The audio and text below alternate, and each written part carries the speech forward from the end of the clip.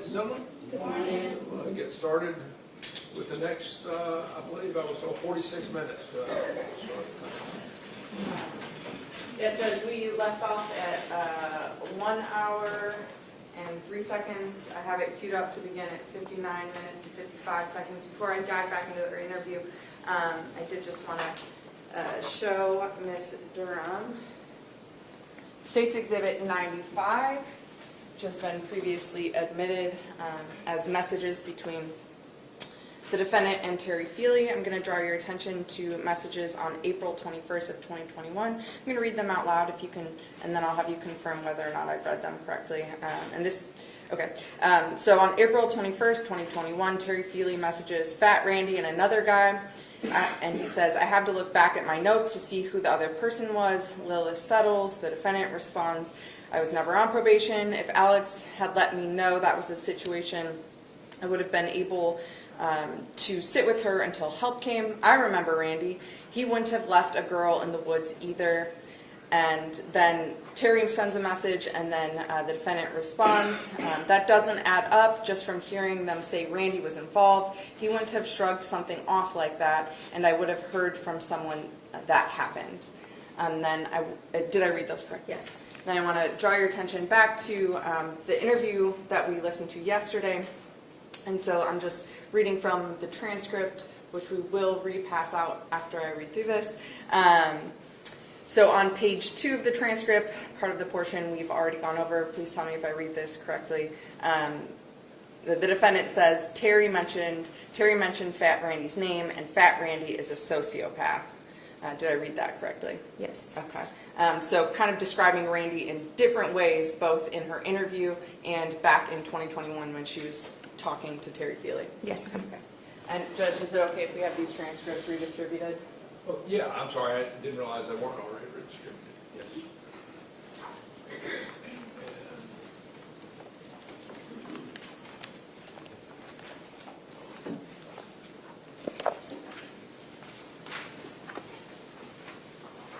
We're on page 18. Yes, page 18.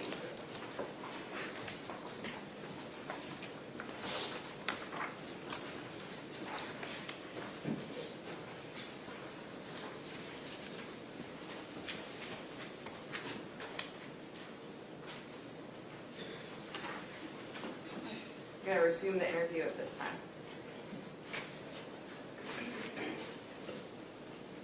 One of those dark time things that you were talking about was really like morbid. Yeah. So back to, so he came to you, you were on the porch and you were kind of trying to keep tabs on him. So you were trying to hear if he was talking to a friend or something. And then he told you about the books. Yeah. And was his mom on the porch then too, you said? Or just you by yourself? No, I was by myself. This was a couple, I think this was maybe 2 days later. Oh, okay. Or 3 days later. So 3 days after the 26th? Yeah. Okay. So I have been trying to quietly keep tabs on him because, I was scared. Yeah. I was really, really scared.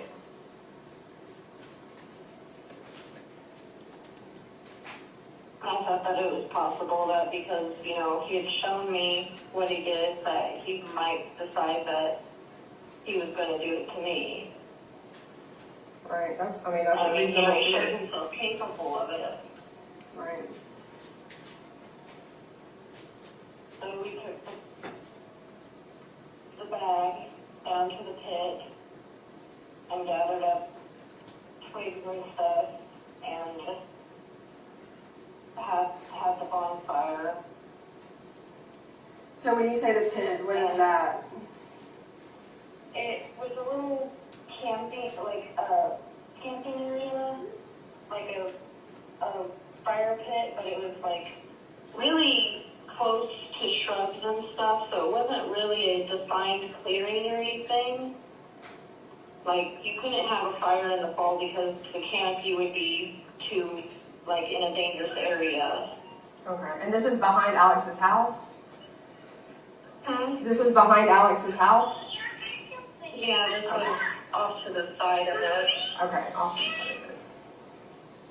So it's a little, like, I don't know if it would be easy to re-find unless you have a good idea of where it is. So if I like send you some pictures of like the area as far back as I can get, would you be able to at least be like, it's kind of go this way and then in this vicinity right here, sort of? Yeah, I think Like so. aerial pictures. Yeah. Okay. So after that, within a couple weeks, he started talking about, you know, we should like go somewhere, or we should find a place to live together, and that was definitely not something I really wanted to do. Right. So my response was I talked him into like, hey, let's go to Illinois, because as you know, Illinois is where my grandmother lives. It's my safe place. I have a support system here, and I knew that if I could just get here, I would be able to get rid of him. Right. Like I would be able to get it to where he can't see me no more, where he has to leave and leave me alone. So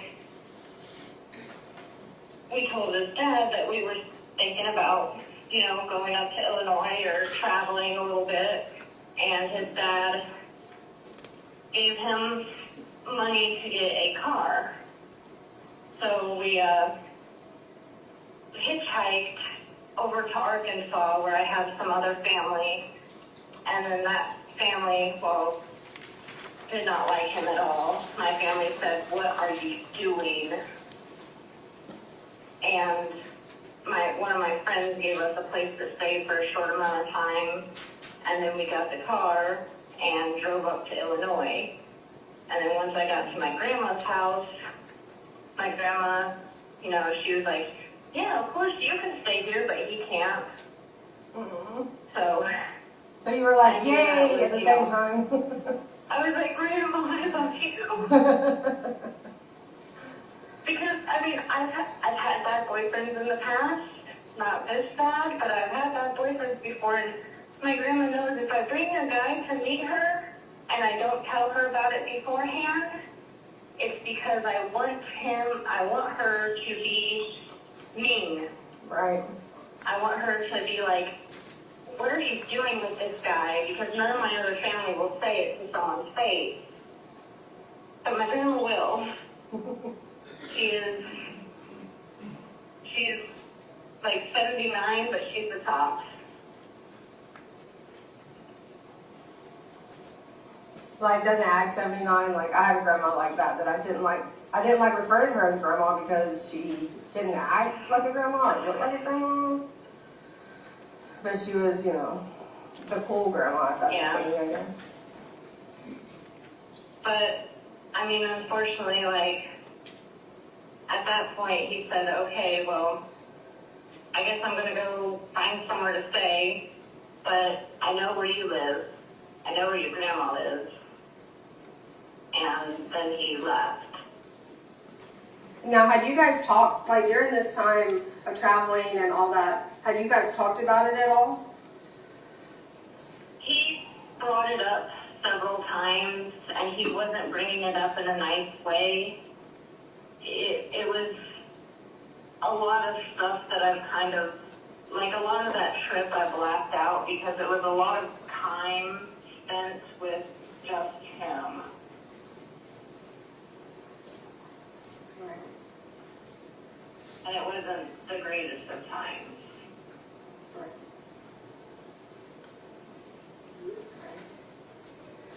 So he says, "I'm going to go stay somewhere else," and he's probably like, okay, like looking at you like, "Are you coming?" or whatever, or he just was like, "Peace out, I'm staying somewhere else," like it was amicable, or? He was looking at me like if I was coming, like going with, and I was like, "Well, look, you're planning on camping out some more, and you were talking about going to California, but I kind of want to catch up with my grandma because I haven't seen her in a while, and I just want to stay here. I can't do camping out, you know. Me either. So, yeah. I kind of had to play The girl card. I'm too delicate for camping. I mean, use what you got, so. So he left, and then were you in contact with him during that time? Or when he left? After I that? was in a little bit of contact with him during that time. I knew that he had gotten a girlfriend in East Peoria for a short time, and eventually, like, they broke up, and then I lost contact with him. And it wasn't till, I think a year later, where me and my ex-husband, when we had first started seeing each other, took a road trip out to California because, you know, he'd been out to California before. I'd never been out to California. I wanted to explore it. And we took a road trip out to California. And just randomly, like in either Venice or like either on Venice Beach or it was LA, he spotted me. Like he was out there. Pausing interview at 1 hour, 8 minutes, 32 seconds. And then I am going to direct you to State's Exhibit 5, specifically page 4,521. And I'm going to direct you to a conversation at the bottom where it appears that Lil of Chaos is messaging with another person. I'm going to read through it, and then I'll have you confirm whether or not I've read it correctly. Okay. So the defendant says, "Hey man, do you know where I can find Alex?" ? And then she says, "Garza." The person she's speaking with says, "I haven't seen him. I have been in he says Monivs, but possibly Monica." Then she responds, "Think he's still out there? ? Is he introducing himself as Garza now? ? The person responds, "That's how I know him." The defendant responds, "I'm out in Venice for a few weeks and trying to find his crazy ass." And then the person responds, "I'm not sure. Everyone started with meth, so I left." And then the defendant responds, "I hope he didn't get into that shit." And then the person responds, "I don't know. He was with some chick, then he dipped on her." And that person again responds, "If you find him, please let me know." The defendant responds, "Yeah, I heard about that. He can be really unpredictable." And then the person responds, "He's cool though." The defendant responded, "If you are down by Santa Monica or Venice and you see two clowns, that's me and my guy." The person responds, he puts UO, so possibly up. "I'm up by Portland." The defendant responds, "Cool." And all that conversation was happening on April 5th of 2017. Is that correct? Correct. And then we jump to April 19th. The defendant then is the next one to message. And at that point she says, "Found him." And the person responds, "He okay?" And then the defendant responds, "Yep, still has his girl with him and doing pretty well." Did I read those correctly? Yes.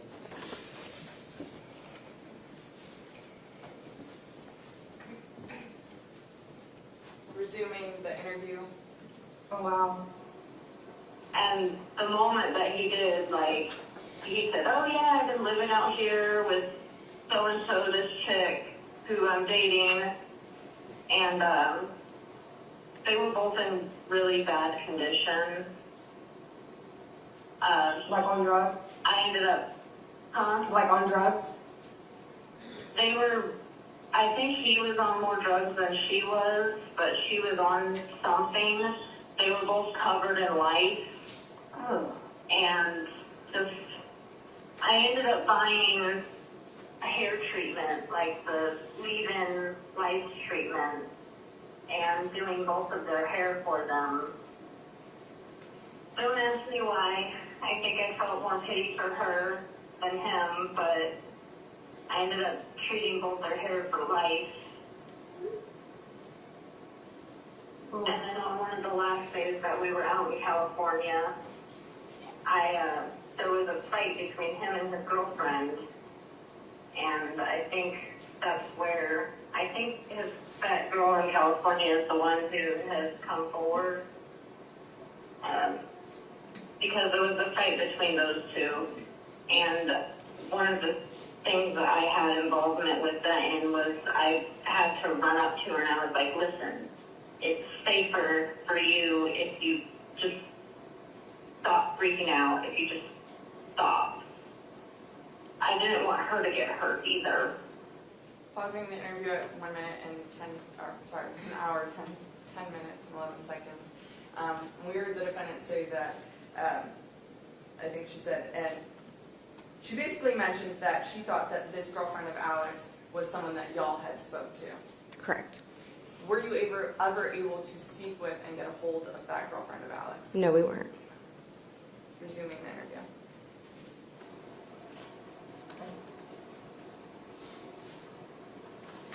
Because he had already, like, body slammed her onto the ground in front of people at that point. Like, this was on Venice Beach, and it was in front of people.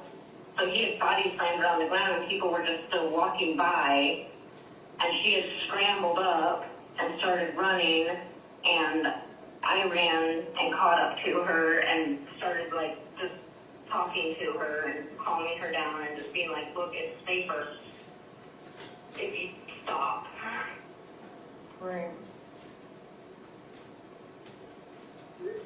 I get that. Pausing the interview at 1 hour, 10 minutes, and 52 seconds. So the defendant described some sort of interaction and the girlfriend wanting to go and get help. Did she also describe that she's the one that intervened and prevented that girlfriend from getting help? Yes, she did. Resuming the interview. We Okay. totally learn how to survive in those situations, and it just becomes instinct, and it's not healthy, but it's like, it's not good. I get that. So when you saw him then, did he mention anything or insinuate to anything at all about anything about Morgan? He had mentioned it and talked about it again in a joking manner in front of that girl. And the whole time, like, I was telling him, I don't want to talk about this. Like, shut up, please. I don't want to talk about this. I don't want to go into any details of what you did or nothing.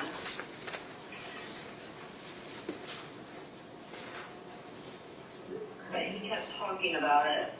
Like, what kind of thing? Like, in a threatening way, or he was just, like, nonchalantly or bragging, or, like... It was like nonchalant bragging. It was like he couldn't stop talking to other people and bragging about it. Yeah. Like he wanted people to know what he did. You think that was the drugs, or just how psychotic he is, or... I don't know which one it was. I mean, early on I had heard stories about him having been arrested for biting a girl. I heard stories about just him getting arrested for drug use and all these other things, and fuck, I was a dumb teen. Hey, I've been there, don't worry. I would have whooped my own ass. This is why I'm controlling over my teenage girls. They just don't understand it. I'm like, you don't know what you're capable of, so just let me control you. If they're around like 15, give them 10 more years. Oh, my kids are, yeah, I have 17 and 18 and 22 and 26.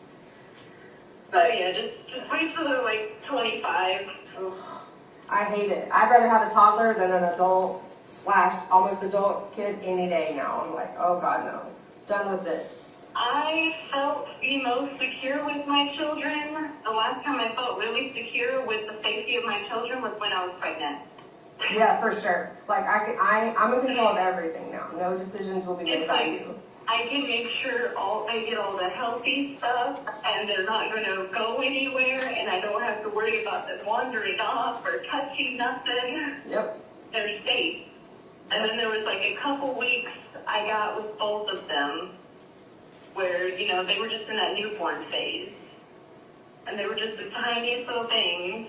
And it's like, they're so sweet, but I'm also really anxious.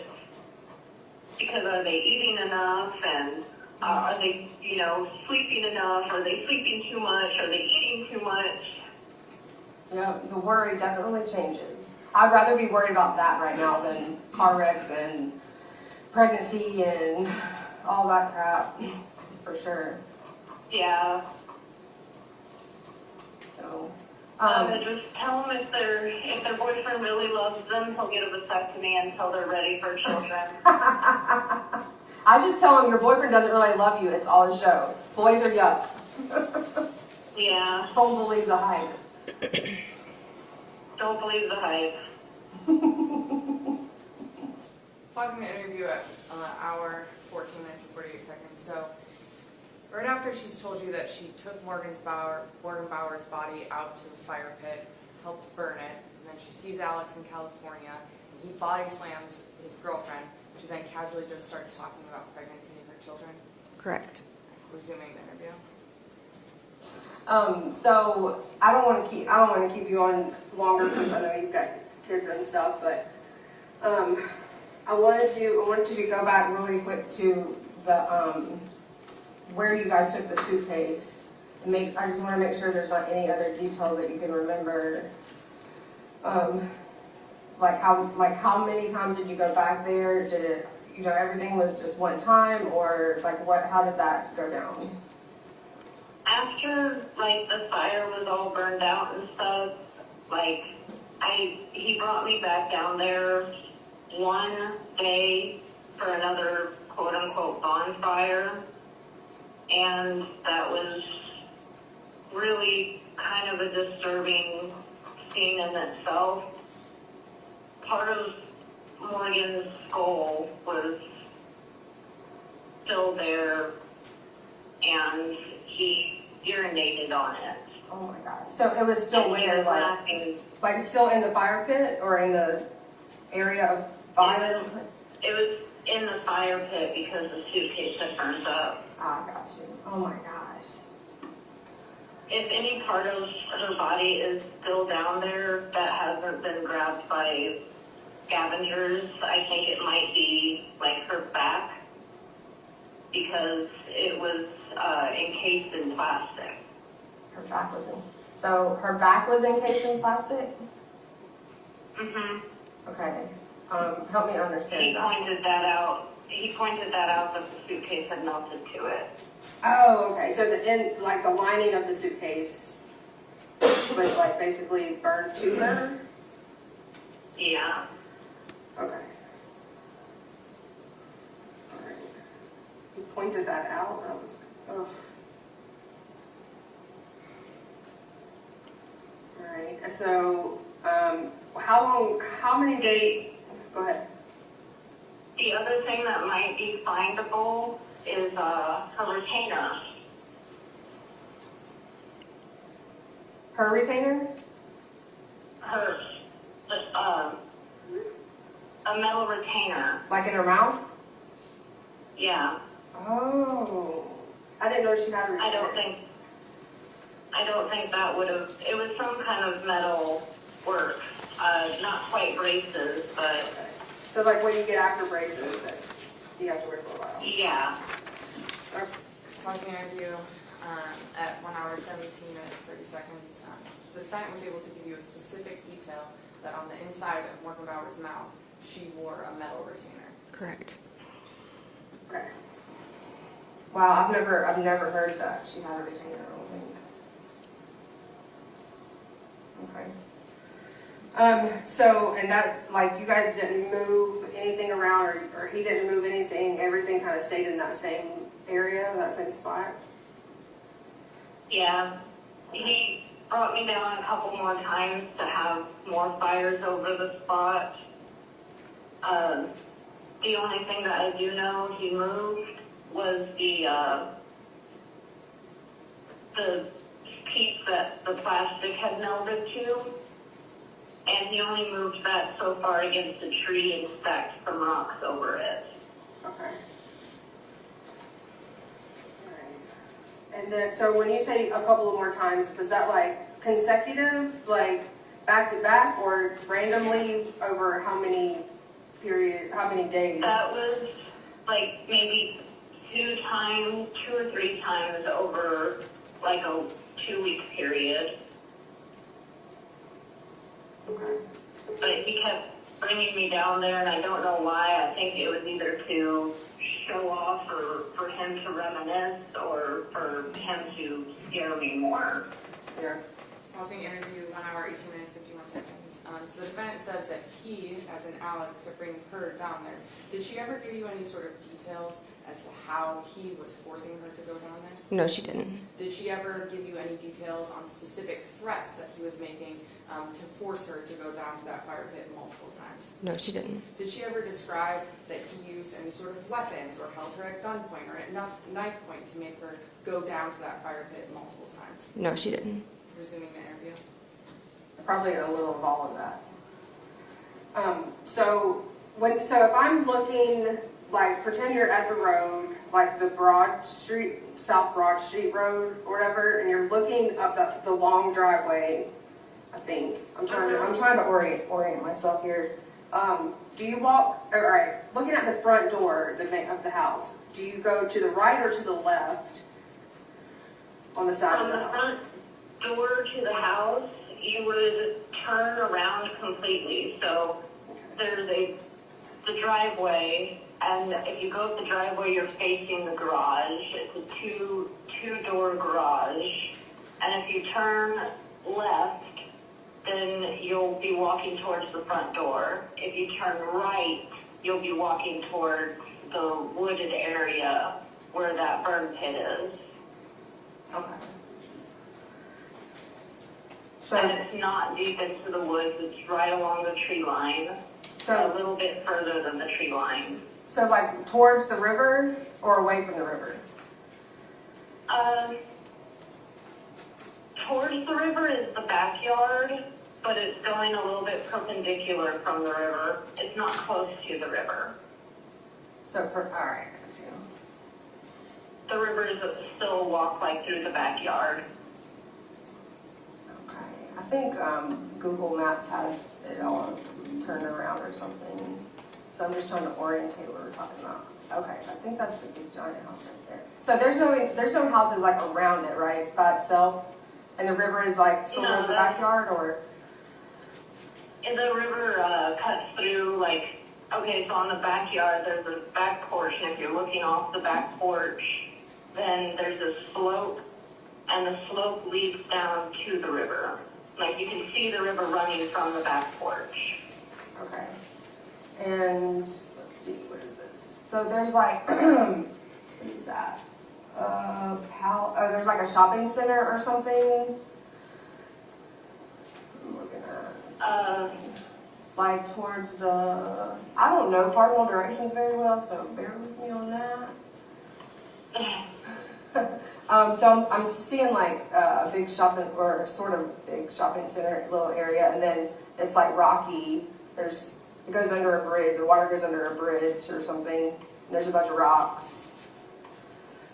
The aerial. That's a little bit of a walk away, I believe. That's back towards the road if you want to get to that bridge, and then you walk along the road until you reach that bridge. Gotcha. But that's not the right area. Okay. So let's see. Let me make sure I have the right address first, and then, so I've got a couple. I've got this 2 South Broad Street, and I have 4 South Broad Street. And then, I think there's another one. But it intersects at Elm Street. So Google Maps, if I remember correctly, had a really hard time pinpointing the house. Mm-hmm. It's a big, like, renovated plantation home. Right, I think I found that. It's got a really huge long driveway and it's got like some stone things in the front yard, right? Yeah. Okay, all right.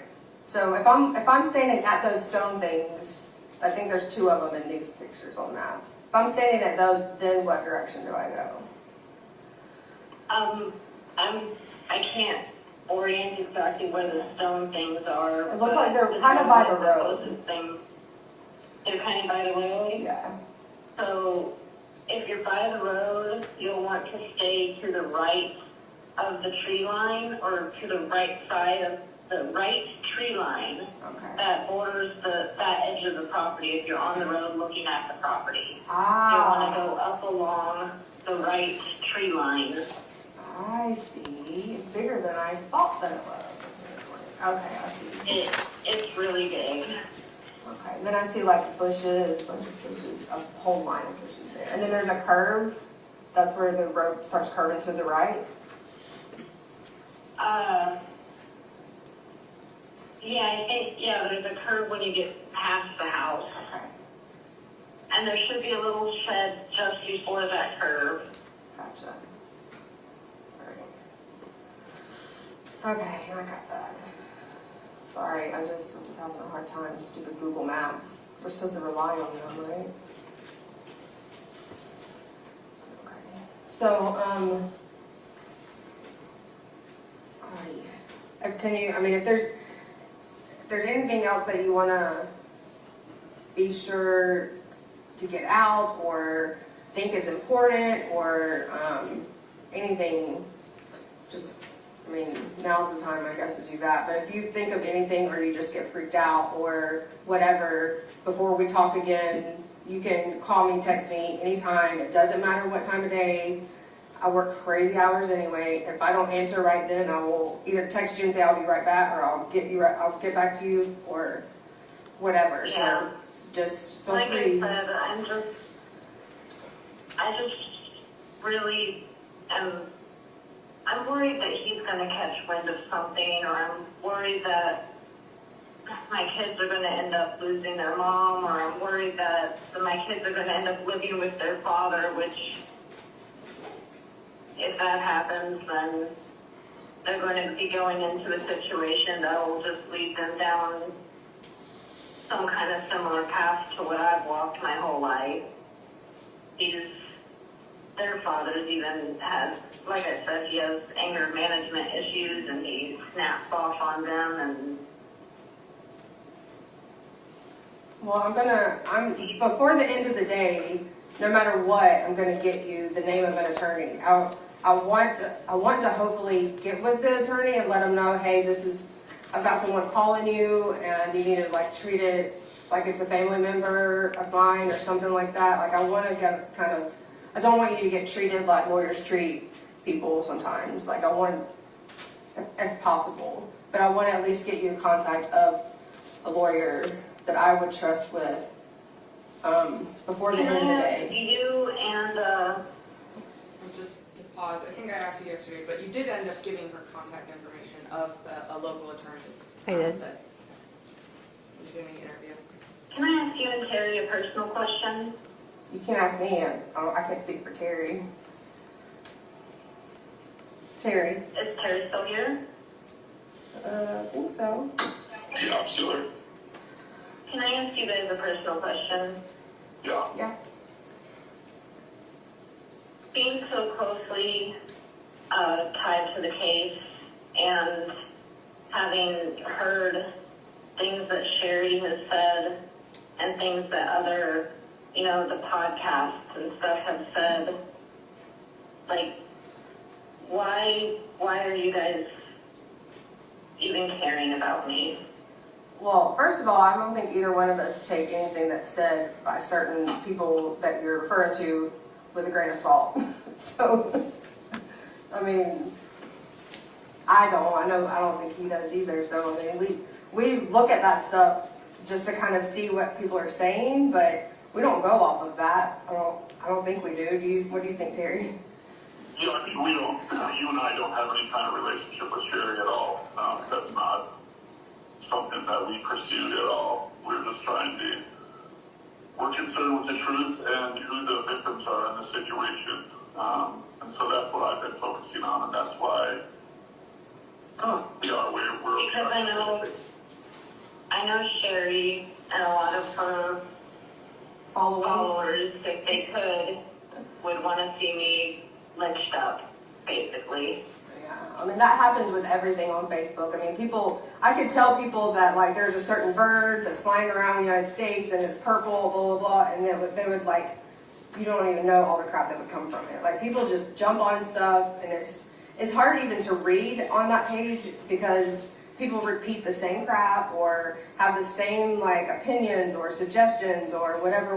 Like it's hard to even look at that stuff. So, and it's obvious to us anyway that some of her information is not accurate, and so, you know, she's not going to get any more information than we've gotten or come up with. So we just don't. I'm just not like that anyway. I'm going to form my own opinion, and I'm not going to use everyone else's opinions. I mean, I might take it into account, but I'm not going to base my opinion off of anybody else's.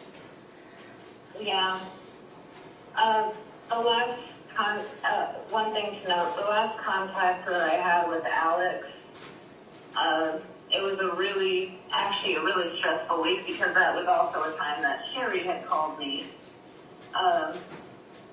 I had just given birth to my daughter, and she was still a newborn, and Sherry had called me, and then shortly after Sherry had called me, like a couple days after that, Alex had called me from a blocked number or a private number, and basically all he said was, you know, I heard you had a kid, congratulations, and like I hung up.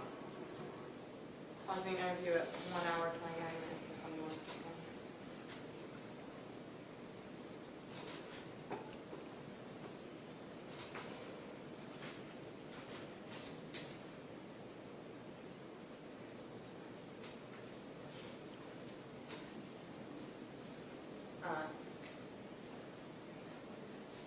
When she mentions that Alex had called her to congratulate her about her child, did she give you any details about any threats that Alex made towards her? No, she didn't. Did she give you any details about any threats that Alex made towards her children? No, she didn't. I think she literally just said that he called, said congratulations, and she hung up. Correct.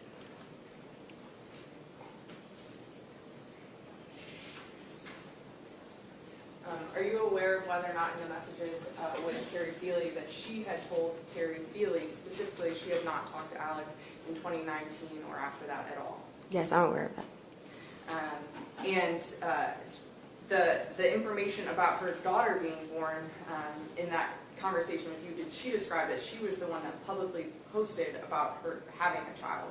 Yes, she did. Okay. So she was the one that put that information out to the public for anyone to see. Correct. Resuming interview.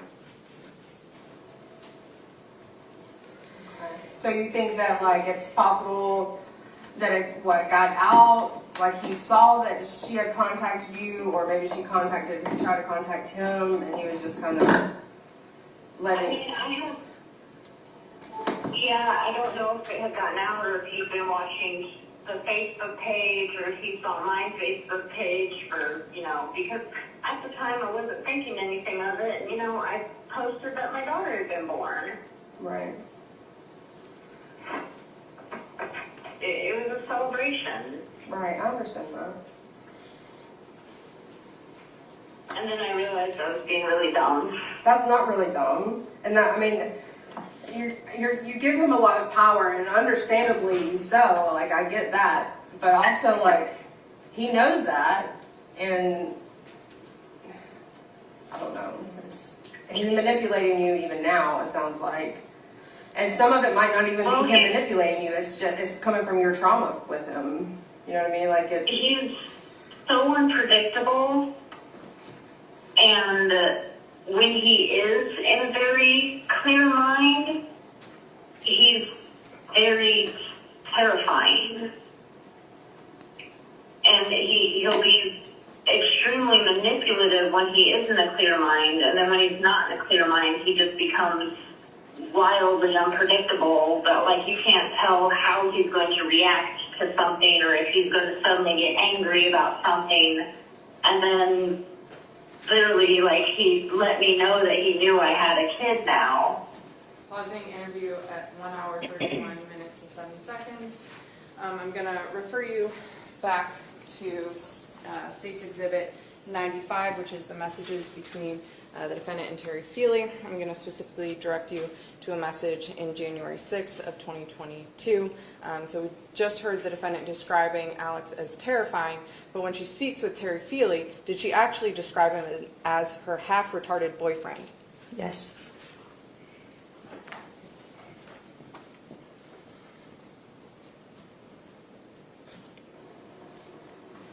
Right. So he didn't try to call you back or anything when you hung up? No, he didn't. And you said it was a blocked number, right? It came up as like private number, and the only reason I answered was because I was waiting for a call back from like the hospital and stuff. Yeah. She was just a newborn, and I had left a message with the nurse's station about her looking a little jaundiced, so I didn't know. Right. I get that. Okay. So, I'm trying not to get into any kind of like what I would want for a defense if I were in your shoes. So I'm trying to kind of stay away from that. But once you get with an attorney and you tell them, like, let them know you have a PI, blah blah blah, then there's some things that I want to talk to you about regarding that stuff. If that makes sense to you. I'm kind of blabbering now, but Yeah. I just don't want to like hinder that part. It's just, life, and sometimes you get caught up in bad things, and then even though you try to leave it behind, you can't escape things. Yeah, that's true. Wherever you go, there you are. I hated when people said that to me. Like, that's so stupid, it doesn't help at all. Yeah, it doesn't really give you advice on how to make amends. Yeah. Well, And one thing that kind of there's helps. been so many times. Sorry. Well, I was just gonna say one thing that kind of helps with the guilt and the shame that I'm assuming that you're carrying from everything that you call fucking up. Like one thing that helps with like other people that's been in your path is acknowledging and accepting and kind of taking, like owning it basically. And I know that kind of sucks to hear too, because I wouldn't want anybody saying that to me. Yeah. But, You also learn how to put your foot down more often, and you learn how to wield yourself with a little bit more venom. Yeah, that's true. I know I've become a lot meaner of a person since then. Maybe not meaner. Maybe it's just more on purpose. Like I'm quicker to judge people. yeah. I'm quicker to be like, yeah, no, I'm not even going to have anything to do with that person. They seem sketchy. Dude, I'm like that with everybody too. I'm suspect of everything all the time. You're also, you also do detective work. So all day you see sketch. Yeah, true. Well, I mean, I like I said before, I think that you're brave, and I mean, I have no skin in this cat. Like, it doesn't matter if you I've believe been that a or coward not. for 6 years.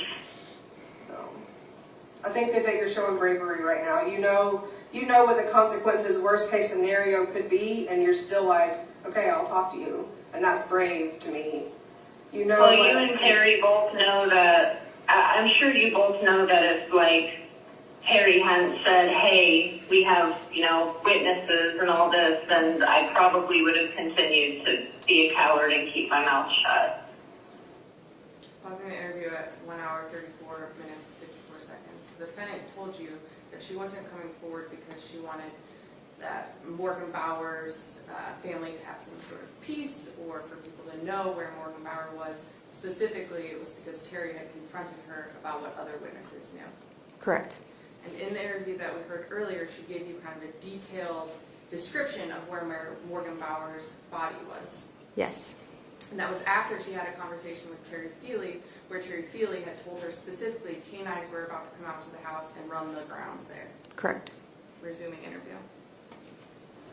Well, I mean, whatever works. I mean, whatever. I think at some point you were gonna, how has it eaten at you? Like, have you thought about in the past, like, reaching out and saying something and then you kind of come to your senses or anything like that? There's been several times where I've thought about I should just, go to a police station and tell them everything, or I should give her location on Morgan's on the Facebook, or there's been plenty of times where I've visited the Facebook to just consider saying something and then start reading the comments that people say and then get scared. Or and go down a then rabbit hole. Yeah. Pausing interview at 1 hour, 35 minutes and 46 seconds. So the defendant was kind of telling you there were times in which she wanted to go to the police. For years, are you aware and have you reviewed the messages that Terry Feely was sending to her? So she had someone that she could have gone to. Correct. Instead of going to Terry Feely or going to the police, instead she was saying things to Terry Feely like, I'm going to sue Morgan and her mother. Yes. Resuming interview. Yeah. There's been times where I thought about just being a lot more open with Terry, but at the same time, I didn't have trust for him. Right. There's been times where I've also considered, I'll just go in the basement or wherever's convenient and hang myself. It's gotten bad. I can understand that. Well, I'm glad that you're wanting to say something, and I want to help because you're doing that. Like, we're all for helping you with the direction and like as much as we can. So making it more of a controlled kind of thing, I guess.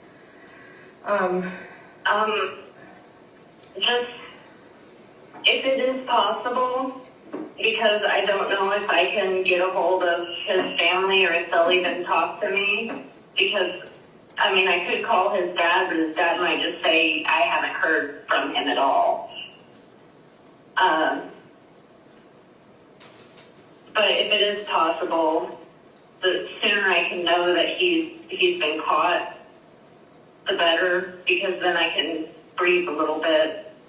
Right. So I because you don't have a lawyer telling you what to do yet, I'm gonna step in and say, I don't want you to do that. I don't want you to contact anyone because we don't know how paranoid and how what kind of place he's in mentally, and reaching out just that innocently could totally make him paranoid, and we don't want to give any indication at all that we're talking about him. Yeah, we don't want to send him on a manhunt. Yes, exactly. So we want whatever they got going on. At this point in my life, I don't care if he ever comes for me because I've lived for so long thinking that it's a possibility. But I have my kids. I have a 5-year-old daughter. She's turning 5, and I don't want him getting his hands on her. I have my little son. I don't want him getting his hands on him. I don't want my significant other having to try to defend his own house. Right. Pausing interview at 1 hour, 38 minutes and 12 seconds. At any point speaking with the defendant, did she ever say that Alex had threatened her or her children? No. Resuming interview. Right. I understand that. I'm gonna make sure that's stressed big time. And I don't see why that wouldn't be. I'm gonna make sure that you talk to a detective that knows, that's been given to you by another detective that I'm super friends with, so that can be trusted. I don't want you to have any kind of worry about that. And as much as I can pull those strings, I'm gonna do it. Yeah. And there's I have a couple of different ways already in my head that they/me/all of us can figure out where he is. So just don't worry about that part. In a perfect world, they would be, super secret spies already out looking for him and grab him and put him in a holding whatever and talk to you, and he'll never know anything. You'd think that with so many cameras everywhere in America, too bad it's not like CSI. Right. right? like a huge nationwide camera database. Oh, is it not? Because in my head, it's totally like that. It's not. Oh, dang. These guy lied to me. Yeah, exactly. So I want to make sure that I get you, or Terry can send you my information. So if you ever are just like freaking out or have a question or think of something, call Terry, call me. I have different hours than Terry sometimes. So if it's like straight middle of the night and he doesn't answer, I'm always open. So don't ever just sit and freak out on yourself. I think the person who's most stressed right now, besides me, is my significant other. He's the one who's like, you know, before you go into anything, you need to make sure that they can promise you, like, witness immunity and this, and he's looking up laws and... Yeah, that's going to be for your lawyer to do. I don't want to promise you that, because, and I wish that I could, but I can't. So that's why I want to make sure, you have a good lawyer, because he'll be able to make that happen if so, or whatever. And I want you to go on. And he actually got a little... Just pausing the interview at 1 hour, 49, 43 seconds for a little clarification. I know she mentions her significant other. She also mentioned her ex-husband. When she's referencing significant other, she is not talking about her ex-husband, David Settles. Correct. Resuming the interview. He got a little cross with me because I said, okay, but can we make a worst case scenario plan? Oh, girl, that is totally and he's like, so you're giving up already? No. That's how I think. Like, my world is daily. I'm always a worst case scenario. I will just in case myself to death is what I call it. I always have to have a worst case scenario. And I feel like it keeps me I'm more in control if something bad happens because I already planned it out in my head, see? My family hates scenario already is I get a death penalty or something. Yeah. Well, I mean, we'll see. I can't say for sure. I just from my own experience with law stuff and court and trials, I feel like a good lawyer is gonna, I don't even know how to say it. I don't think you're gonna fry in prison or anything like that. I think that you're gonna have to stay off of social media because people are gonna just think whatever and say whatever they want and assume all kinds of crap, and then one old person half reads a comment and they just run with it, and it's all kinds of craziness. So yeah. And you don't get anything out of it anyway. There's never any new good information on there at all, ever. Like, usually me and Terry are like, yeah, we already knew that, or that's not correct, or that's not even the right person, stuff like that. Pausing interview 1 hour, 42 minutes and 8 seconds. So the defendant was talking to you about like worst case scenario. She's already thinking about worst case scenario. But in the conversation that she had with you, she never implicates herself in murdering Morgan, right? Correct. Okay. And she's talking about this worst case scenario, but what she's revealed to you at this point is that she just helped take the body down to a fire pit. Correct. Once everything's all said and done, whether I spend some time in a cell or not, even if I do spend some time in a cell, I'm probably going to want to have my kids moved out of the country. Well, if you're worst case scenario, and I don't see it happening, if you're spending time in a cell, that means that he's spending more time in a different worse. Well, no, I mean, because people are going to be, like, even when my kids get older, people are going to be telling my kids, oh, your mom, she helped kill somebody, or... Nah. People get over things. People leave. No, people get past things. Once it's out of the news, it's out of the news. Like, I've had to keep things in the news sometimes just to keep chatter going. Like, once it's gone, it's gone. And you'll have a You'd be different surprised. I mean, the right people can totally bring something up, you're right, but I mean, your kids, we might not even have internet on the news or whatever by the time your kids are grown. I'm just going to pause the interview at 1 hour, 43 minutes and 14 seconds. The rest of this interview, is it just kind of more of that same conversation about consequences and her kind of putting her kids into the conversation? Yes, it is. Was there anything more substantive about her interaction with Alex and Morgan Bauer throughout the remaining portion of that interview? No, there wasn't. Okay. And I'm going to end the interview at this time, and we can have those transcripts picked back up.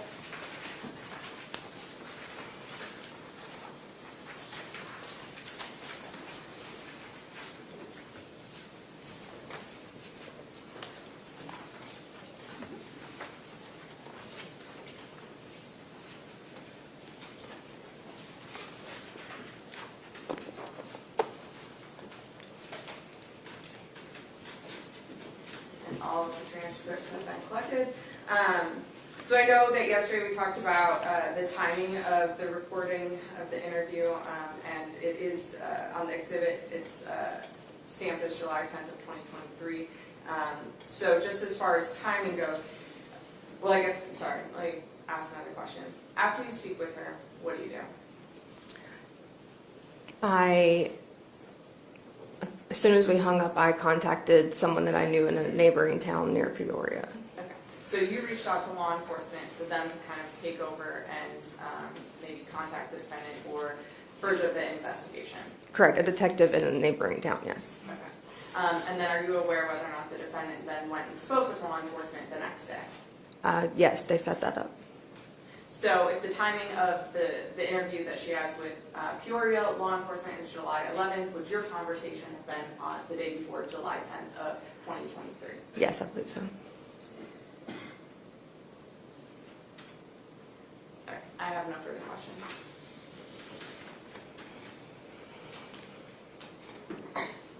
Cross. Yes, sir. Good morning, Ms. Durham. How are you? I'm good, how are you? I'm doing well, thank you. Just want to ask you a few questions.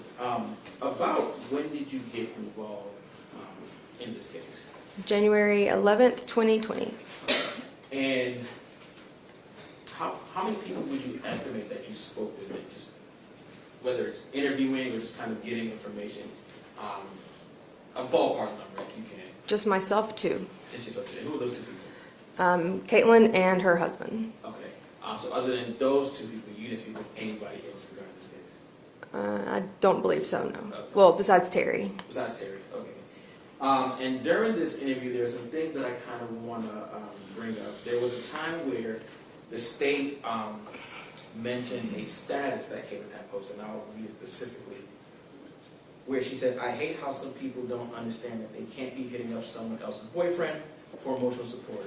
Leave us the fuck alone and understand that just because I've been nice so far doesn't mean I won't get scared if you cross me." You remember when the state wrote that? I do. In that status, she doesn't mention any names, does she? She doesn't in that post, no. Okay, and even in the interview, she kind of gives an explanation of who she was referring to. She did. And that person wasn't Morgan. No, it wasn't. Okay, it was someone by the name of Sarah. Correct. Did you ever find this Sarah? We knew about her, You yes. knew about her, Mhm. okay. So you knew that this Sarah did exist. We knew she existed, Okay. yes. Based on just from everyone you spoke with, which is, I believe, you said Mr. Settles and Katelyn, did you have, you didn't have any reason to believe that Morgan was trying to, I guess, whether hook up with Alex or talk to him on the side or have anything sexual in nature to do with Alex? I didn't have enough information to think that, no. Okay. So there was no reason to believe that she wasn't talking about Sarah, other than what she told you? No. Okay. Now, she also mentioned, during this interview, she mentioned times where she thought that Alex was scary, essentially, correct? Yes. And the state had brought up text messages between her and Terry where she referred to Alex, I believe it was half retarded, you remember that? Yes, she did.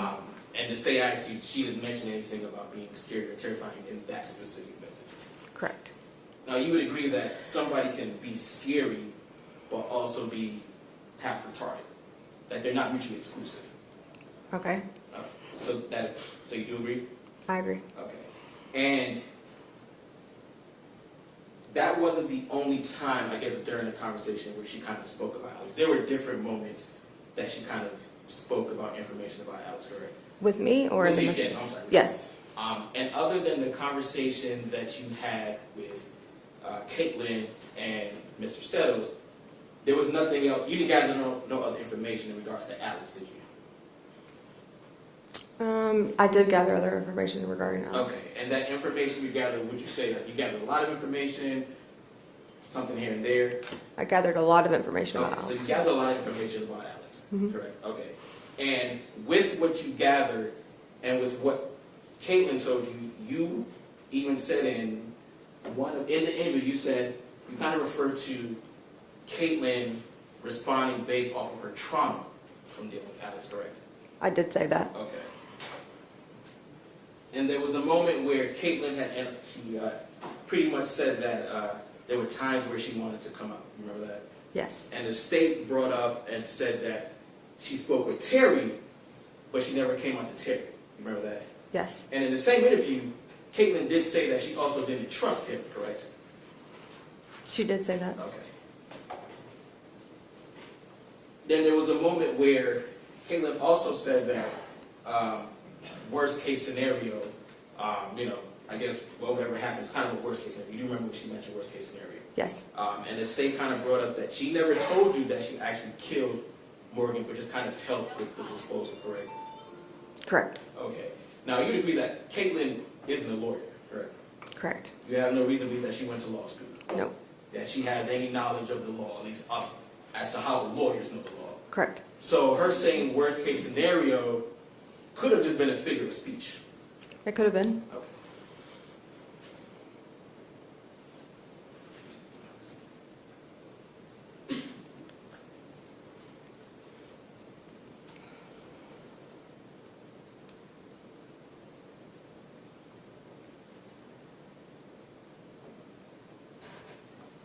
And I want to talk about the moment where she kind of discussed when she was in LA, I believe it was in Venice Beach, when she referred to where she found Alex. When she had that conversation with the person on Facebook, that person didn't specifically say, hey, Alex is at this point. No, that person didn't know where Alex was. And when Katelyn, or when the texts were read and she said found him or spotted him, she didn't say how she found him, did she? No, just that she found him. That she found him. So we don't know if he actually found her or if she found him, or, we don't know how they found each other. No, just that she found him. Okay, so it is possible that she could have just been walking and Alex could have spotted her. In Venice Beach, sure. Okay.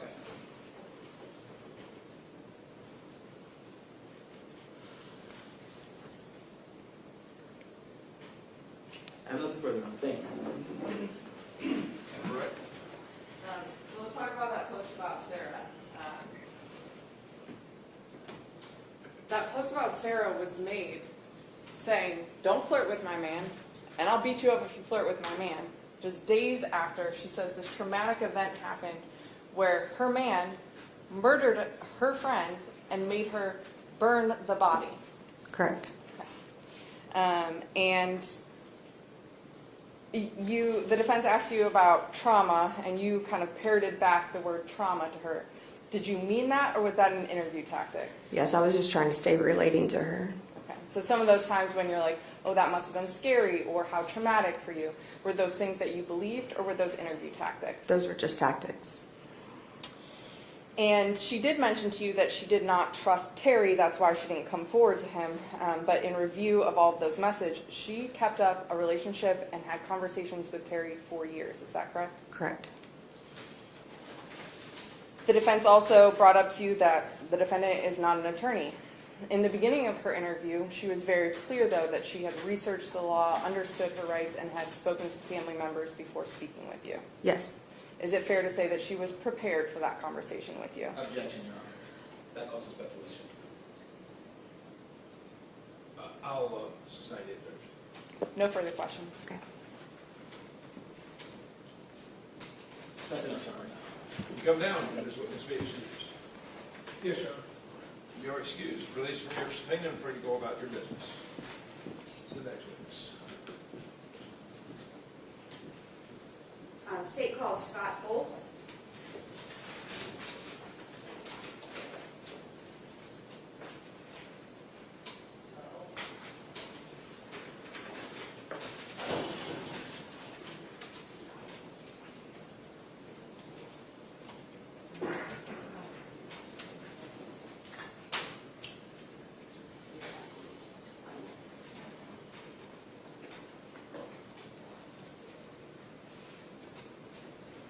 Have a seat right here, sir.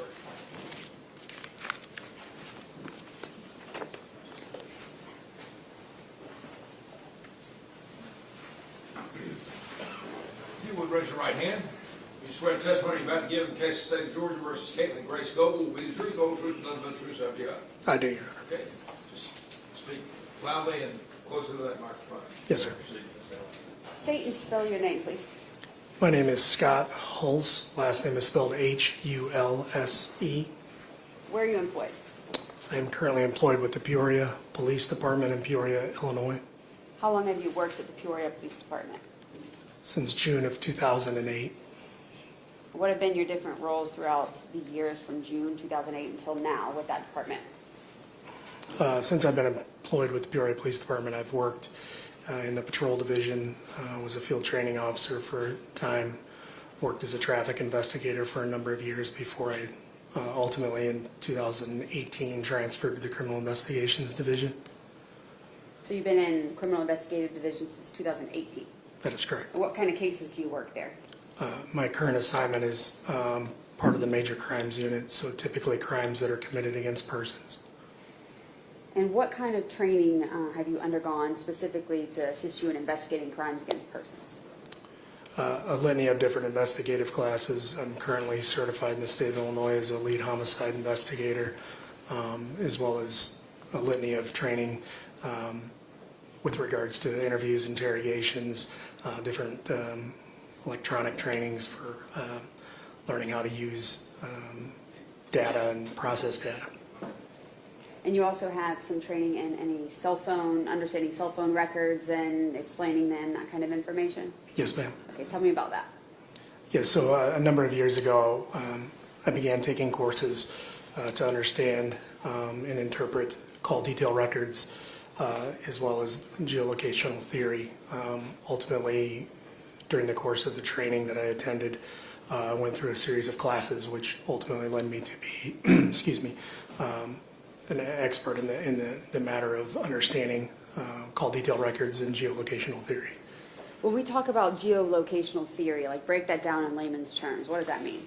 Yeah, essentially, it's understanding what cellular networks, the data that they provide for phones that are operating on the wireless networks, understanding what the data is that they provide you, and what you can learn from the data as far as locating the device and understanding the pattern of behavior that a device and essentially the user of the device is partaking in their normal day-to-day life.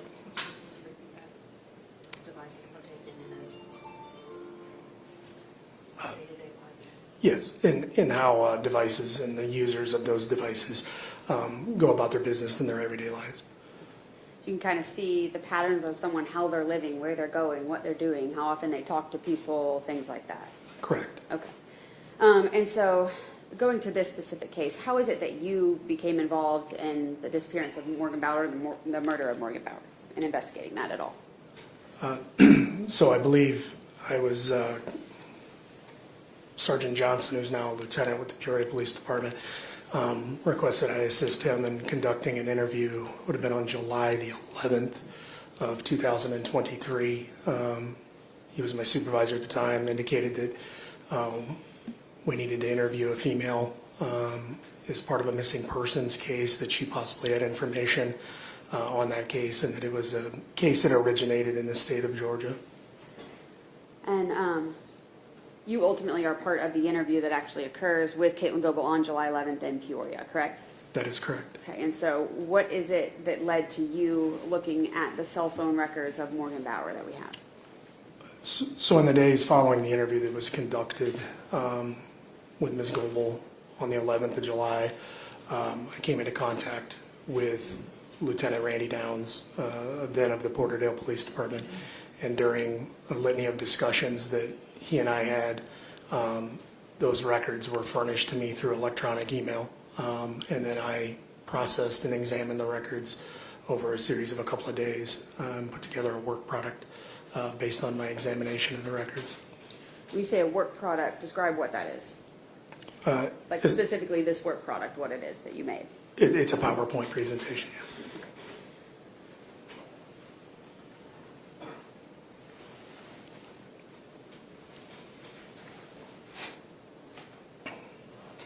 right, Judge, I'm going to tender states 100, which is the Verizon cell phone records for Morgan Bauer's cell phone. They're self-authenticating. There's a business record certificate attached on Exhibit 100. It's on the hard drive, State's Exhibit 1. Okay, that's clear of it.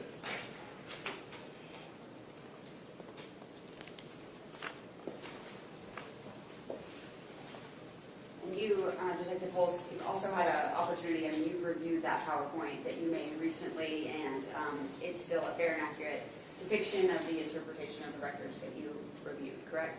That is correct. All right, I'm going to tender states 101, which is that presentation you made based on the records.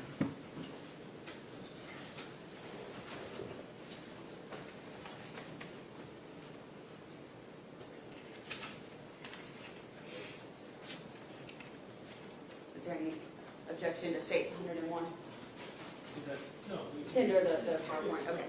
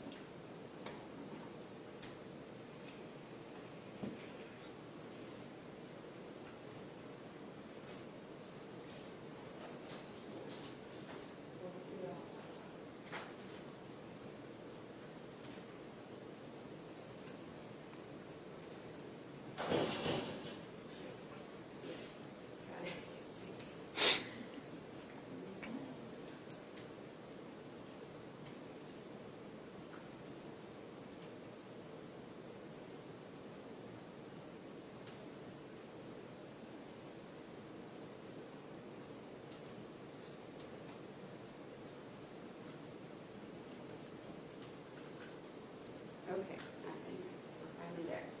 Sure, thank you. Can you dim the lights for me? Okay, is this the first page of the presentation that you made regarding Morgan Bauer's cell phone records? Yes, ma'am. And what dates range is it that you were looking at her phone records specifically? Like from what date to what date? Would have been February the 1st through March the 16th, 2016. Do you use any like software, any programs that assist you in analyzing this data?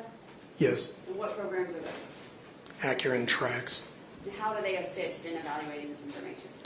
Accurate Tracks essentially is a it's kind of a work engine for these types of records. Allows us to import the records into the workflow to then analyze the records in Google Earth to actually look at them on a kind of a global setting so that we can actually see the records expressed in a manner in which we can start to look at the records as they are kind of in real time on a map. All right, and so you actually have a mapping explanation guide contained in this presentation, correct? Yes, ma'am. All right, so explain to us what this is indicating. This slide indicates that the records that were provided for analysis, the last four digits of the phone number would be 3512, and that phone for this record set was operating on the Verizon wireless network. It also shows that what the actual cell site looks like when it's mapped in Google Earth, which is the red ball affixed to the top of that black column. Okay, what does this explain? Essentially, this is showing what a cell site looks like when it's mapped using Google Earth, and in this case, this is actually showing a call detail record, and it's showing that it's essentially which direction the antenna is facing for that call specifically. So again, it's marking where the cell site is, what kind of call it is, and then in which direction the antenna is orientated towards the cellular device that is making that call. Okay. And I think mostly in this day and age, people know that cell phones communicate with towers, and that can provide like a location, basically, right? Correct. But how specifically does that work? Like, how can you narrow down that location? Is it different, different parts of the tower? Like, explain the process there. Yes, so cell sites, or what most people refer to as a tower, affixed at the top of the cell site is a series of antennas. Typically, there's three sides to it. So it looks like a triangle at the top, essentially. And as you see, there's antennas on each side of the triangle. Cell sites, by their design for the cellular networks, as they correlate to the devices that are operating on the respective wireless networks, the goal of the network is to provide every user on their respective network the best quality of signal. Cell phones, when they're built, the chipsets and the programming for the phones are to receive and communicate with the cell sites and always seek out the best quality signal. So essentially, when a phone is on, and not necessarily in use, but at least is powered on and operating on a wireless network, the cell phone is constantly communicating with the tower and the cell site, and the cell sites surrounding the cellular device on the network. All those cell sites are constantly kind of in battle with one another to provide those cellular devices the best quality signal. So essentially, when the cell sites send out a radio frequency, which is what the cell site's core job is, it sends out a radio signal, and the cell networks can measure the time in which it takes for the radio frequency to be broadcast from the cell site, and the time it takes for it to go from the cell site to the specific cellular device and back to the cellular site. And in doing that, the networks measure the distance and the time in which it takes for the cell site to broadcast that signal and for it to be returned back to the cellular site. And in that time and distance measurement, we can then, using that data, start to draw conclusions on where that device is at based on those measurements.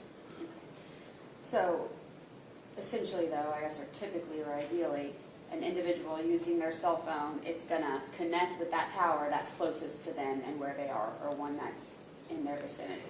Yeah, so that's part yes, part no. So typically, if a cellular device is extremely close to one cell site, and then within, let's say, a reasonable distance, there's another cellular site, both of which are on the same network, it's not necessarily true that a cellular device will get the best quality signal from the cell site that is closest to it. That's not necessarily the case. There's a lot of factors in that, but the phone will always connect to the cell site that is providing it the best quality signal. Now, that may be the site that is closest to it, and there's cases where it's not. But typically, these towers are going to be within a short distance of where somebody is operating their cell phone. Correct. Okay, and what is that distance? I mean, a few miles? Again, with radio frequencies, the distance in which they travel, there's a lot of factors. Cell site density, terrain, water is another feature that can extend the range. So there's a lot of, I guess there's not a set parameter on how far a signal can travel from a specific cellular site. But there's, like I said, there's a lot of factors in that go into play in that. I guess just to break it down as simple as possible, though, someone's using a cell phone, it's communicating with a tower that's close to them, providing that location. Correct. If a cellular device is communicating on a cellular network, it's going to be connecting to a cellular sites that are within proximity of the device itself. In proximity of the device. So if we're here, it's not connecting to a tower in Illinois, it's not connecting to ones there, right? Correct. Okay, it's connecting to the location and the area that the person's operating the phone at that time. Correct. All right. Okay, so here, this is just, I think, some of the background information that you had been provided, correct? Yes, ma'am. Okay, and that's including that you believe Morgan Bauer to have left South Dakota and to be traveling to Atlanta in February of 2016. That is correct. All right, and so did you look at those records to observe if Ms. Bauer actually did go from South Dakota to Minneapolis and then to Atlanta? Yes, ma'am. And what did that show? So in examining the records that were provided to me, they were Verizon Wireless records. When I began examining the records, I could clearly articulate from the data that was provided that in the early part of February 2016, that mobile device that was using that Verizon Wireless phone number had originally been in the area of Aberdeen, South Dakota, prior to departing from that location and traveling away from the city of Aberdeen. Okay, and is this an illustration in Google Earth, those maps like you're talking about, that you're able to kind of show that movement? Yes, ma'am. And what is this little yellow house there, I guess? It's my understanding at the time that these records were generated, that was the residence in Aberdeen in which Ms. Bauer had been residing.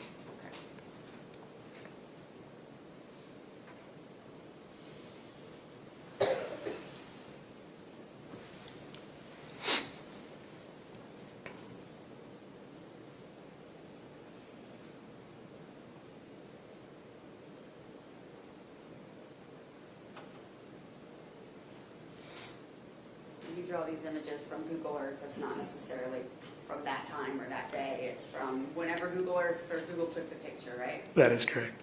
It looks like it's not really plain, but, okay.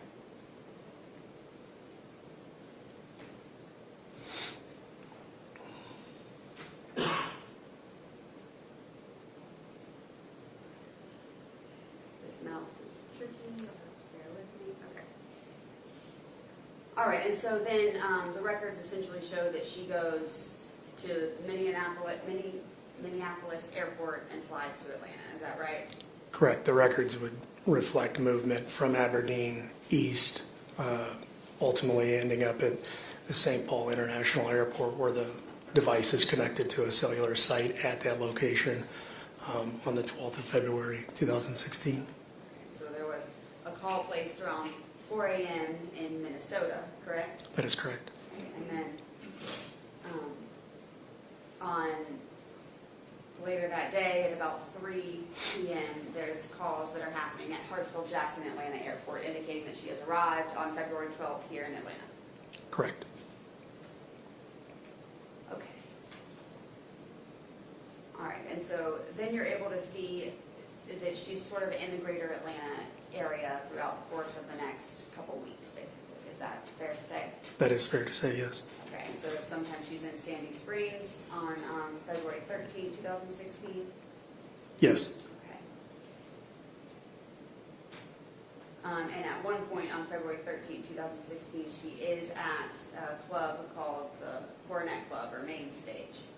Yes, there's records provided by Verizon Wireless would indicate the phone was in very close proximity to that establishment at that time in 2016. Okay.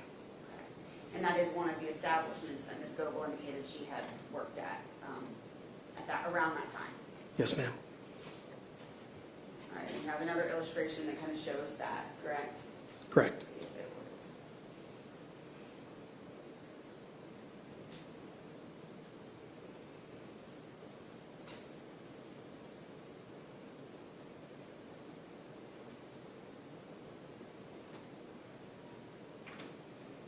So these are all just the different towers she begins interacting with as she moves to that location. Correct. It's showing the movement of the device on the Verizon wireless network.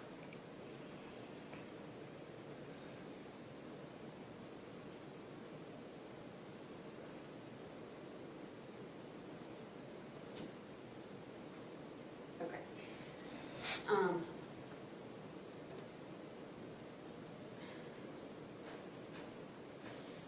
think this computer gets a little bit tripped up when we do those Googler videos, but okay. It also shows she goes to Decatur on the 14th and then Lawrenceville, Georgia on the 7th, correct? That is correct. All right, and you're also able to determine that from Lawrenceville, she's also going to Gainesville, Georgia. Yes, ma'am. The records indicate she's kind of going between Lawrenceville and Gainesville, daily frequency, essentially, at around the 17th, I think, into around the 24th or the 25th of February. Yes, ma'am. And what is this right here that you obtained? This was provided to me, I believe, by Lieutenant Downs, and it was essentially a record of an audition that Ms. Bauer had partaken in at the gentleman's establishment named the Top of Gainesville. And that was on 2/17 of 2016. Correct.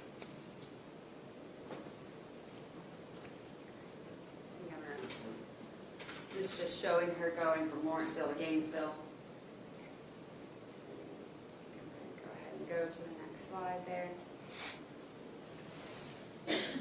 And again, like we talked about, she's kind of going back from Lawrenceville to Gainesville while she's working there at Tops.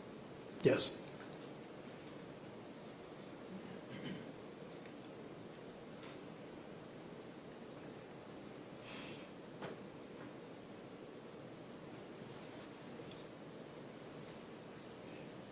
Again, going back and forth, Lawrenceville to Gainesville on the 20th and 21st.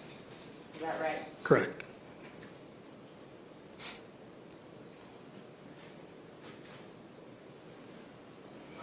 All right, and on the 22nd of February, she's back in Gainesville, still going between the two of them. But on that date, that she starts interacting with Towers just in Gainesville, and your understanding is that's when she starts staying at the Georgiana Motel on February 22nd of 2016.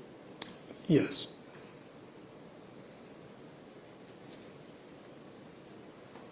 All right.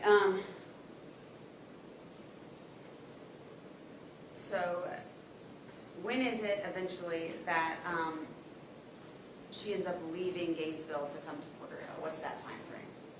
Yes, so the time frame would be the we'll call it late evening hours on the 25th, early morning hours the 26th of February 2016. Okay, so that's February 25th into the 26th. She's going from Gainesville to Porterville. Where did she go from Gainesville the day before that on the 24th of February? Back down to the Atlanta area. In close proximity, her phone was interacting with cellular sites that were close to the T's Adult Entertainment Club in Atlanta.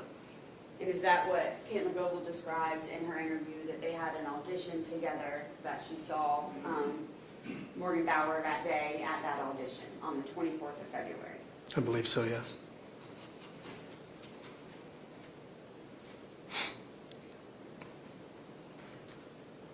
What day is it?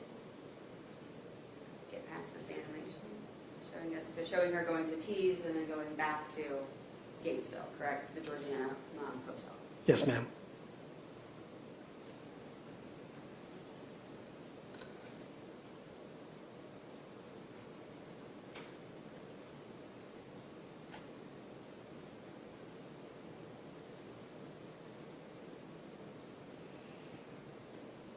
And then on the 25th, so, about 24 hours or so, early morning hours on the 25th, before she goes to Gainesville, does she make a 911 call, actually, while she's at the Georgiana Motel? Yes, ma'am. Did you know about what time that phone call was? It'd be on the 25th of February 2016 at 02:52 hours. So that's 2:52 a.m. Yes, ma'am. And these records that you got, when we're talking about these specific timestamps, are they in Eastern Standard Time already? Yes, and on this exhibit here, it shows the time zone marked as market time. That's a synonymous language with Verizon Wireless circa 2016, where they would provide records as they're generated in the respected time zones rather than providing them directly in UTC time. Okay, because we've heard about UTC time, which I think is a common time used today for lots of phone providers and social media records providers, correct? That is correct. But back in 2016, you're talking about this market time. Yes, Okay, so that's what they were using a lot then. correct. So that market time, going ahead and converting this for us to what is happening, to what the real time would be based on the time zone that she's in. Correct. It would be reflected, the market time being that of the time zone in which the cellular sites operating on that network would be in at that time that those records were created. Okay, and that is, this 911 calls at 2:52 a.m. on February 25th. Yes, ma'am.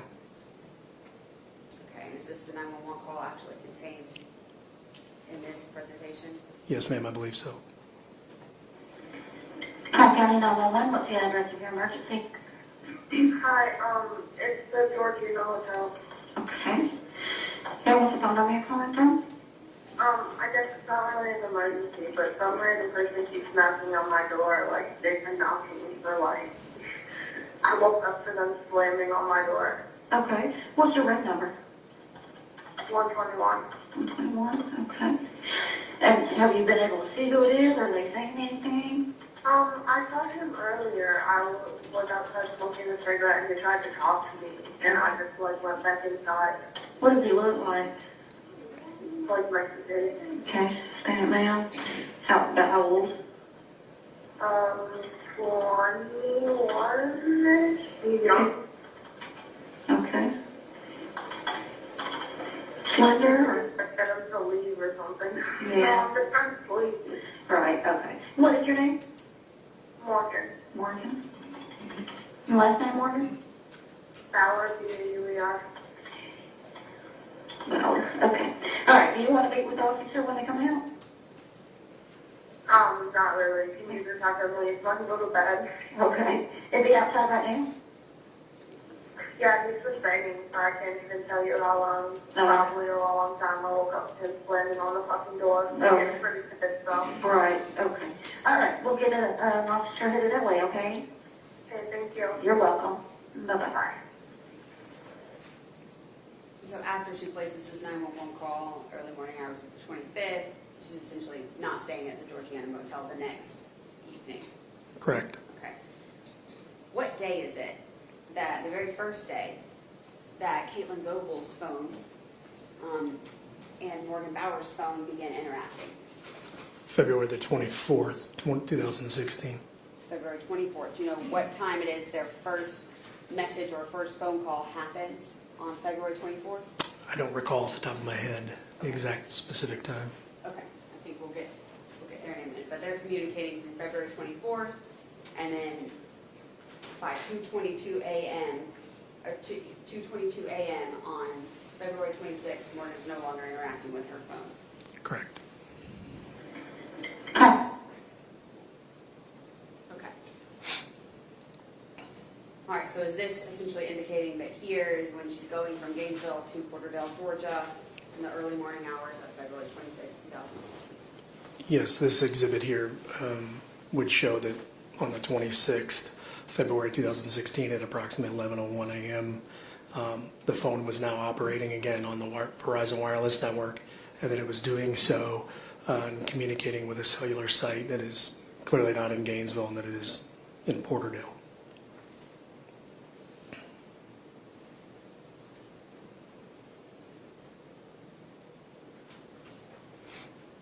This is the animation showing her going from Gainesville to Porterdale, Yes, ma'am. where the phone eventually no longer communicates.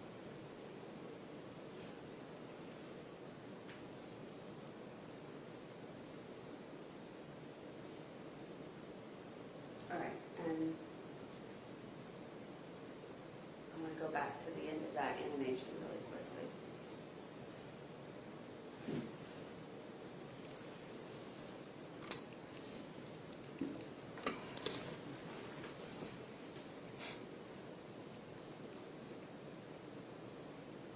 that's the proximity of the tower that's communicating and Alex Warren's residence, correct?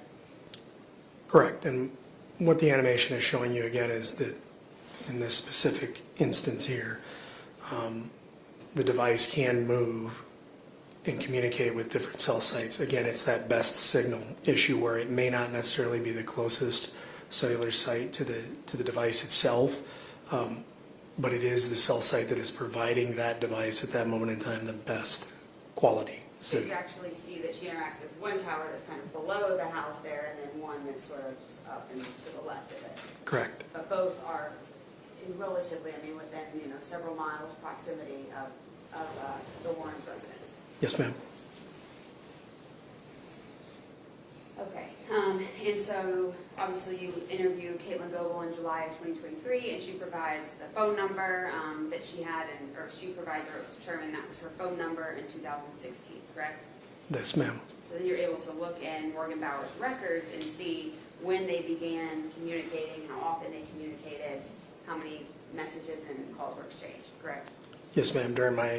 During an analysis of cellular records, one of the things that is commonly done by an analyst is to look at frequency of contacts, who they're talking to, how often they talk to them, whether that's voice calls or SMS messaging. And so here it says that the first phone call was an incoming call from Katelyn Goble to Morgan Bauer on February 24th, 2016 at 4:24 p.m. Yes, ma'am. So that would be approximately 36 hours before Morgan is no longer communicating with her phone any longer. Yes, ma'am. All right, and the last call is actually after basically the time that Katelyn ultimately indicates Morgan would have been dead and killed in that bedroom at 12:46 p.m. on February 26th. Correct. So she, knowing that she's deceased already, calls Morgan Bauer's phone hours later. Yes. And they have a total of 14 voice calls over this day and a half period that they have phone numbers exchanged, right? I believe it was 16, but yes. All right, and you also are able to see SMS messages or text messages between them, correct? Yes, ma'am. There's a very similar timeline there. On February 24th, the first text message is at like 5:30 in the afternoon, correct? Yes, ma'am. And then, again, knowing Morgan Bauer's deceased, Katelyn Goble text messages her at 11:58 a.m. on February 26th. That is correct, ma'am.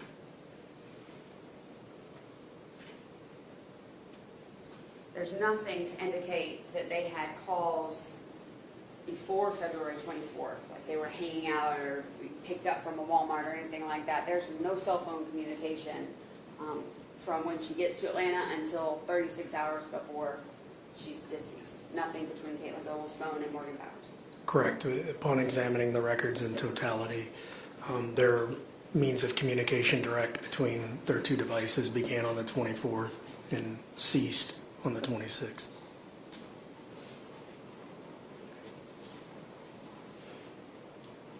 It's just kind of showing a timeline here of when she's answering calls, and then you can see her activity just kind of really stops at that point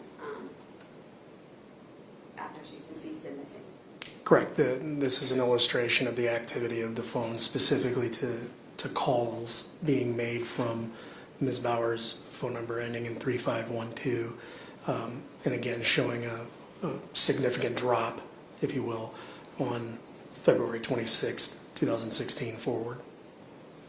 And the last phone call that Morgan Bauer makes, an outgoing phone call I should say, that she makes, is on February 26th at about 12:54 a.m. Correct. That is the last outbound placed call from that phone using the number ending in 3512, which would be at 0054 hours on the 26th of February 2016. Every call from that point forward was inbound only, and all of them went unanswered. And then what is the essentially last time that Morgan Bauer interacts with her phone? She sends a text message. At what time specifically? Yes, so the last outbound SMS message was placed from Ms. Bauer's mobile device at 2:22 a.m. hours on the 26th of February 2016. And then from that point forward, all of the messages that were recorded in the record set were just incoming only. There were no responses, nothing outbound from the device after 2:22 a.m. So when you talk about pattern of life, when you're seeing her interact with her phone regularly, get messages, send messages, is that how you're able to determine that basically something is different here? Yes, and in examining the records, Ms. Bauer was obviously very actively utilizing her cellular phone, specifically from the 1st of February to the 26th.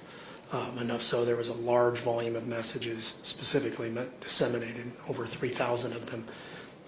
And this was the only time in the record set provided to me for analysis that I saw a complete drop of outbound communication, both SMS messaging or text messaging, if you will, or placing of outbound calls. And that this would have been the last outbound communication from the device at 2:22 a.m.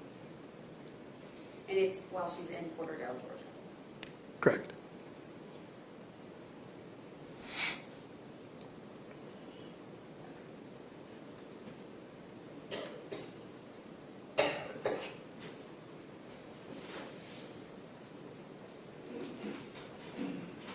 All right, and so you indicated kind of the first thing you did in this case, really I think before you're even looking at the records, is this interview on July 11th, 2003 with Katelyn Goble.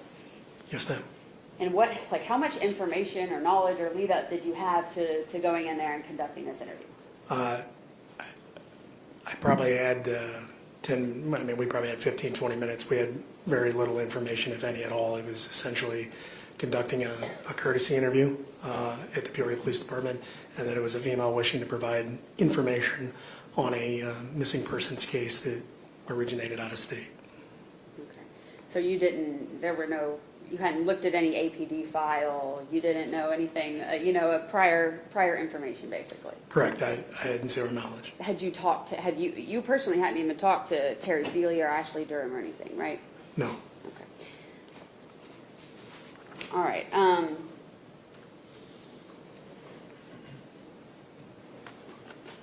What's the standard practice in that situation? I mean, is it a frequent thing that happens that you do these courtesy interviews and?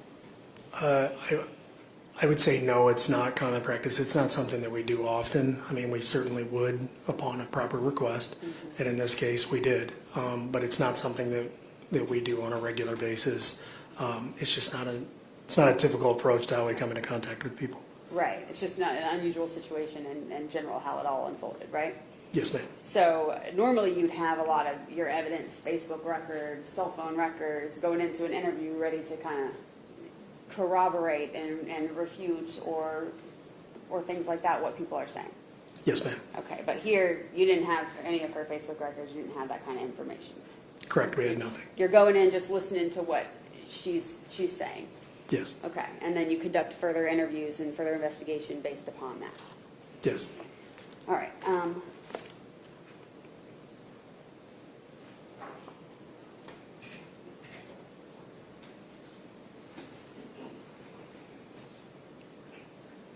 Yes, and Judge, in just a moment, I'm going to tender a longer interview. It might be a good time to take a comfort break, as we're calling them. Yeah, it's been about 2 hours. Why don't we, ladies and gentlemen, again, don't discuss the case among yourselves. If anyone wants to discuss it with you, we'll take a 20-minute break. Check with you at the door. All rise for the jury.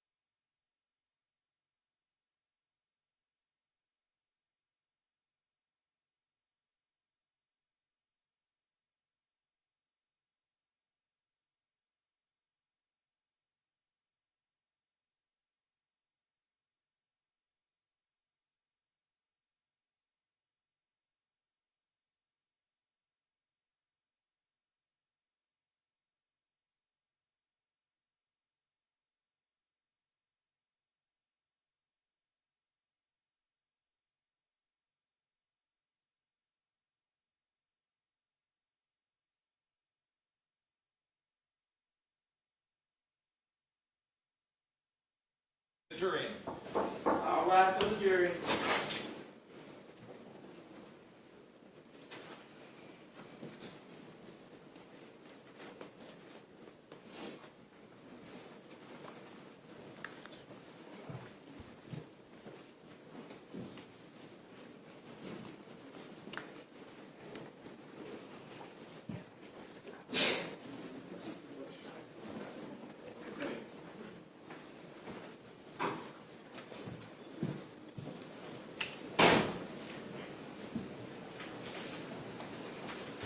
Couple more. You have a seat. Have a seat. Go ahead, take a seat. Couple more questions before we play those interviews. In the first interview on July 11th, second interview on August 2nd of 2023, Ms. Goble's basically telling y'all that they come home and then she leaves again and she's at work and she's gone whenever the murder were to happen, correct? Correct. Okay. And she maintains that on July 11th and all through the entirety of the second interview, right? I believe so, yes. And it's not until you confront her with this information that in the third interview, the August 3rd interview, that no, this shows that the phone interaction ends at 2:22, that she's obviously not alive anymore, she's not interacting with her phone at all, and that's when she changes her story, right, and says that she sees it happening. Correct. During the August 3rd interview, the inconsistencies were pointed out, and that's when the story changed ultimately. All right, and you have had a chance to review all of your interviews, correct? Yes, ma'am. And what you reviewed, that's a fair and accurate depiction of the interviews that occurred? Yes, ma'am. All of them, including the July 11th, the August 2nd, and the August 3rd interviews? Yes, ma'am. And there's a part, sort of a part two to the August 2nd interview where Ms. Goble and another officer that came up with Lieutenant Downs go to a different room so Ms. Goble can kind of smoke cigarettes, right? Yes. And is that room still being recorded when they go in that room? Like there's still a camera going and it's being recorded, correct? Yes, ma'am. And that recording was like in good working order at the time that all these interviews were conducted, right? Yes, ma'am, it was.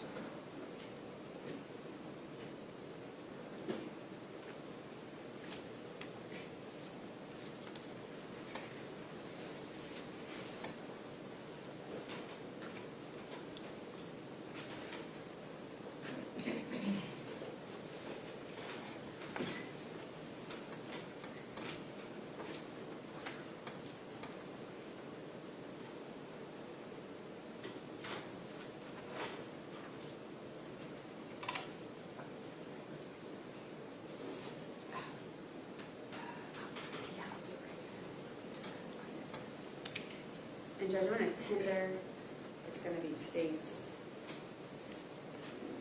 102, which is the interview itself. Objections? No objection. Submitted. I'll also tender states 103, which is a transcript of the interview just for the record. Okay. And if we can go ahead and get those transcripts to pass out to jurors while I...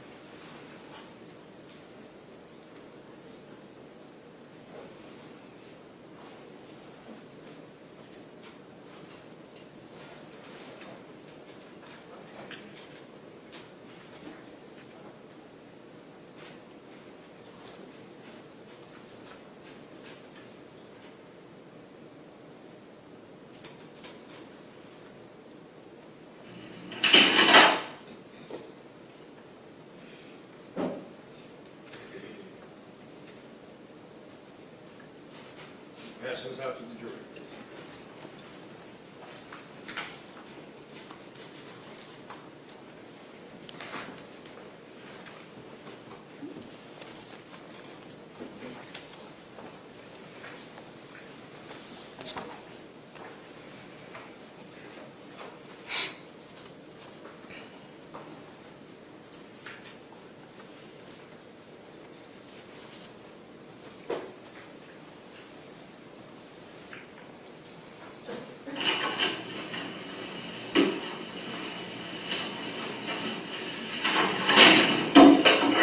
just so you know, the room is audio video recorded, especially with the investigation that we're dealing with. Clarification again, I introduced myself. I'm Sergeant Johnson. This is Detective Pulse. I'm just going to start just by getting some basic information from you, okay? Again, just to confirm your identity, can you spell your last name for me? Stop this at 7 seconds in. Gio. Yeah. And spell your first name for me. K-A-T. I was trying to play it through VLC in hopes that it wouldn't skip. Here. Okay. But turns out the video's not going to play on there, and it is a video interview, so I'm going to try it in the Windows.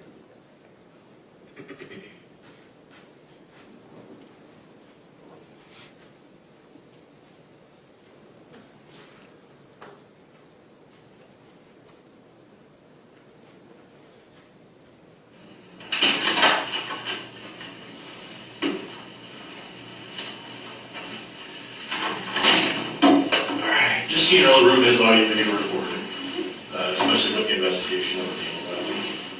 Clarification again, I introduced myself. I'm Sergeant Johnson. This is Detective Pulse. I'm just going to start just by getting some basic information from you, okay? Again, just to confirm your identity, can you spell your last name for me? G-O-B-L-E. Gio. Yeah. And spell your first name for me. K-A-T-E-L-Y-N.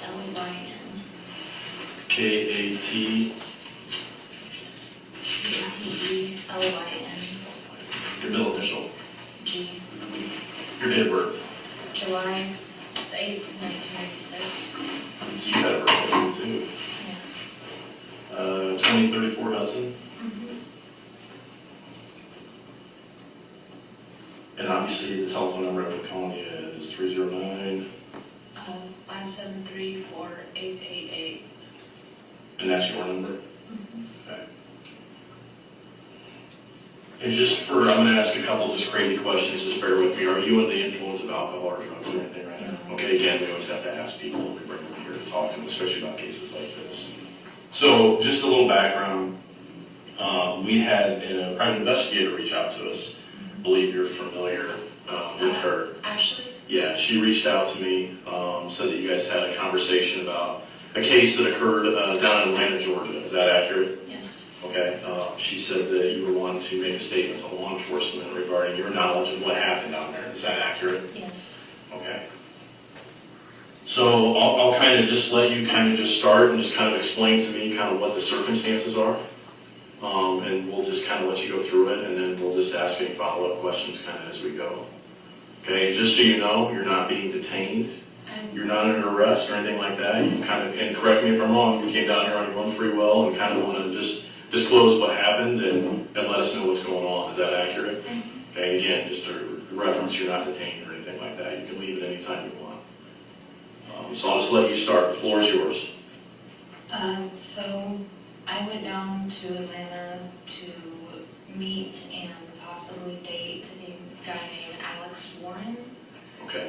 And at the time I wasn't doing any like dancing or anything along those lines. I had just gotten out of basic, so. And military activity? I funked. Okay. Basically, couldn't handle it mentally. That's not easy. And I was trying to, explore and go somewhere new because I was still like 18 or 19. Sure. Maybe 20. No, I think that was 19. And we met and he talked me into starting to do dancing because he didn't work. The guy he was living with in an RV didn't work, and they needed some kind of income to pay for the lot rent and everything. Okay. I ended up not being able to make enough to cover his friend's lot rent. So we ended up going and staying with Alex's mother and father. And they're really nice people, especially for, taking me in. They don't know me from Adam. Okay. Around that time, I was working at a place called Club Cabaret, or maybe that's that, and I'm getting it confused. But there was a club in like the suburbs of Atlanta, not in Atlanta, Okay. that had like a split, so they had male dancers and girl dancers. Okay. And at that time, that's when I met Morgan. And she had come in there to audition, but when she auditioned, they had just raised the age, and I was only working there because I had gotten grandfathered in. So she was... So they want you to be 21 years of age or older, is that kind of the assumption I have I here? think it was. And you weren't 21? Yeah. Okay. So I kind of got grandfathered in because I was already working there before that district area raised the age. Okay. So I ended up talking to her at that time because she was someone else who was, young in there, and I had seen her trying to get an audition. And we ended up talking, and she told me that she had just recently moved there too, and we talked about that and family and just trying to go on, trying to grow up, basically. And she seemed really nice, so we exchanged numbers, and I thought, maybe I found a friend there. So I was kind of excited about it. She was very outgoing, and she was really sweet. So a couple weeks went by, and I don't know if I had messaged her to check up on her or if she had messaged me, but we had talked about going over to T's to audition. And when you guys would message back and forth, I'm sorry to interrupt you, was that social media driven or was that on? I think that was just text. Just text, okay, I'm sorry. But she had, one of us, or I think she had suggested going and auditioning at T's. And at the time I was working at a different club. I think that was over in Sandy Spring. All right, I'm pausing this at 6:08, 6 minutes and 8 seconds in. She's describing here that she's text messaging over a couple week time period with Morgan. Is that what she's trying to tell y'all there in that interview? Yes. Okay. But the phone records show that they only had communication for the last 36 hours of Morgan's life. That is correct. Is this still the Atlanta? Atlanta suburbs, yeah, Okay. not in Atlanta. Sure. Because I had the license for the other club and I had a license for Sandy Springs, but I didn't have a license for Atlanta. So just for clarification, different kind of cities or townships, you had to have an adult license for They do each adult place you had? license for Okay. different districts that you're in. And we had met up and auditioned, and that was like a 3-hour drive from where I was staying, but we brought her back over to a hotel near Gainesville, I think, because she had been working at top of Gainesville. Okay. Even though she wasn't supposed to be working there. Is that another club in the area then? It's another club and you do need a license to work there. Okay. But that's not a club that I ever worked at because it was known for being a bit of a, step into the direction of prostitution. Okay.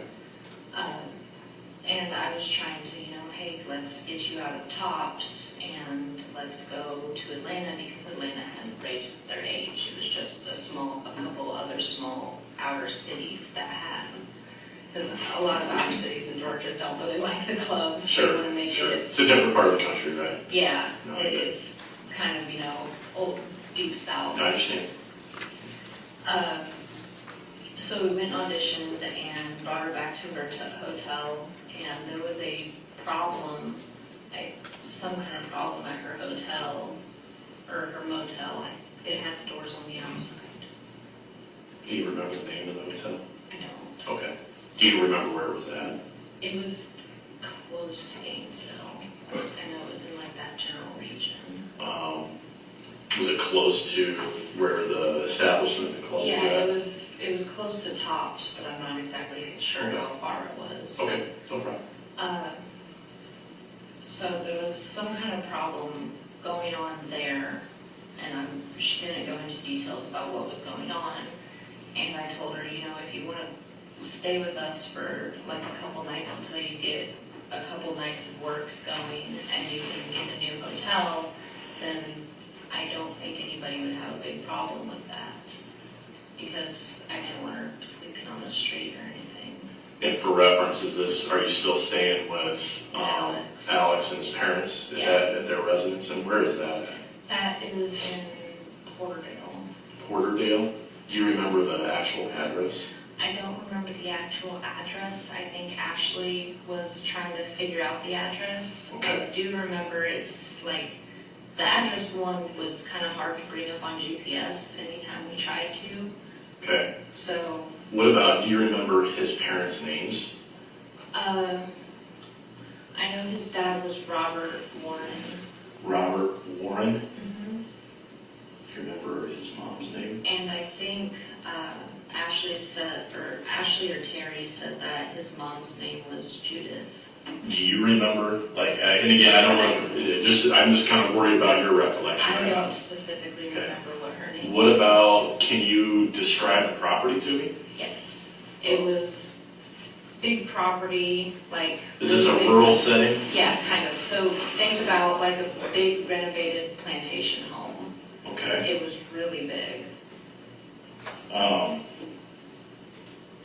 What color was it? White.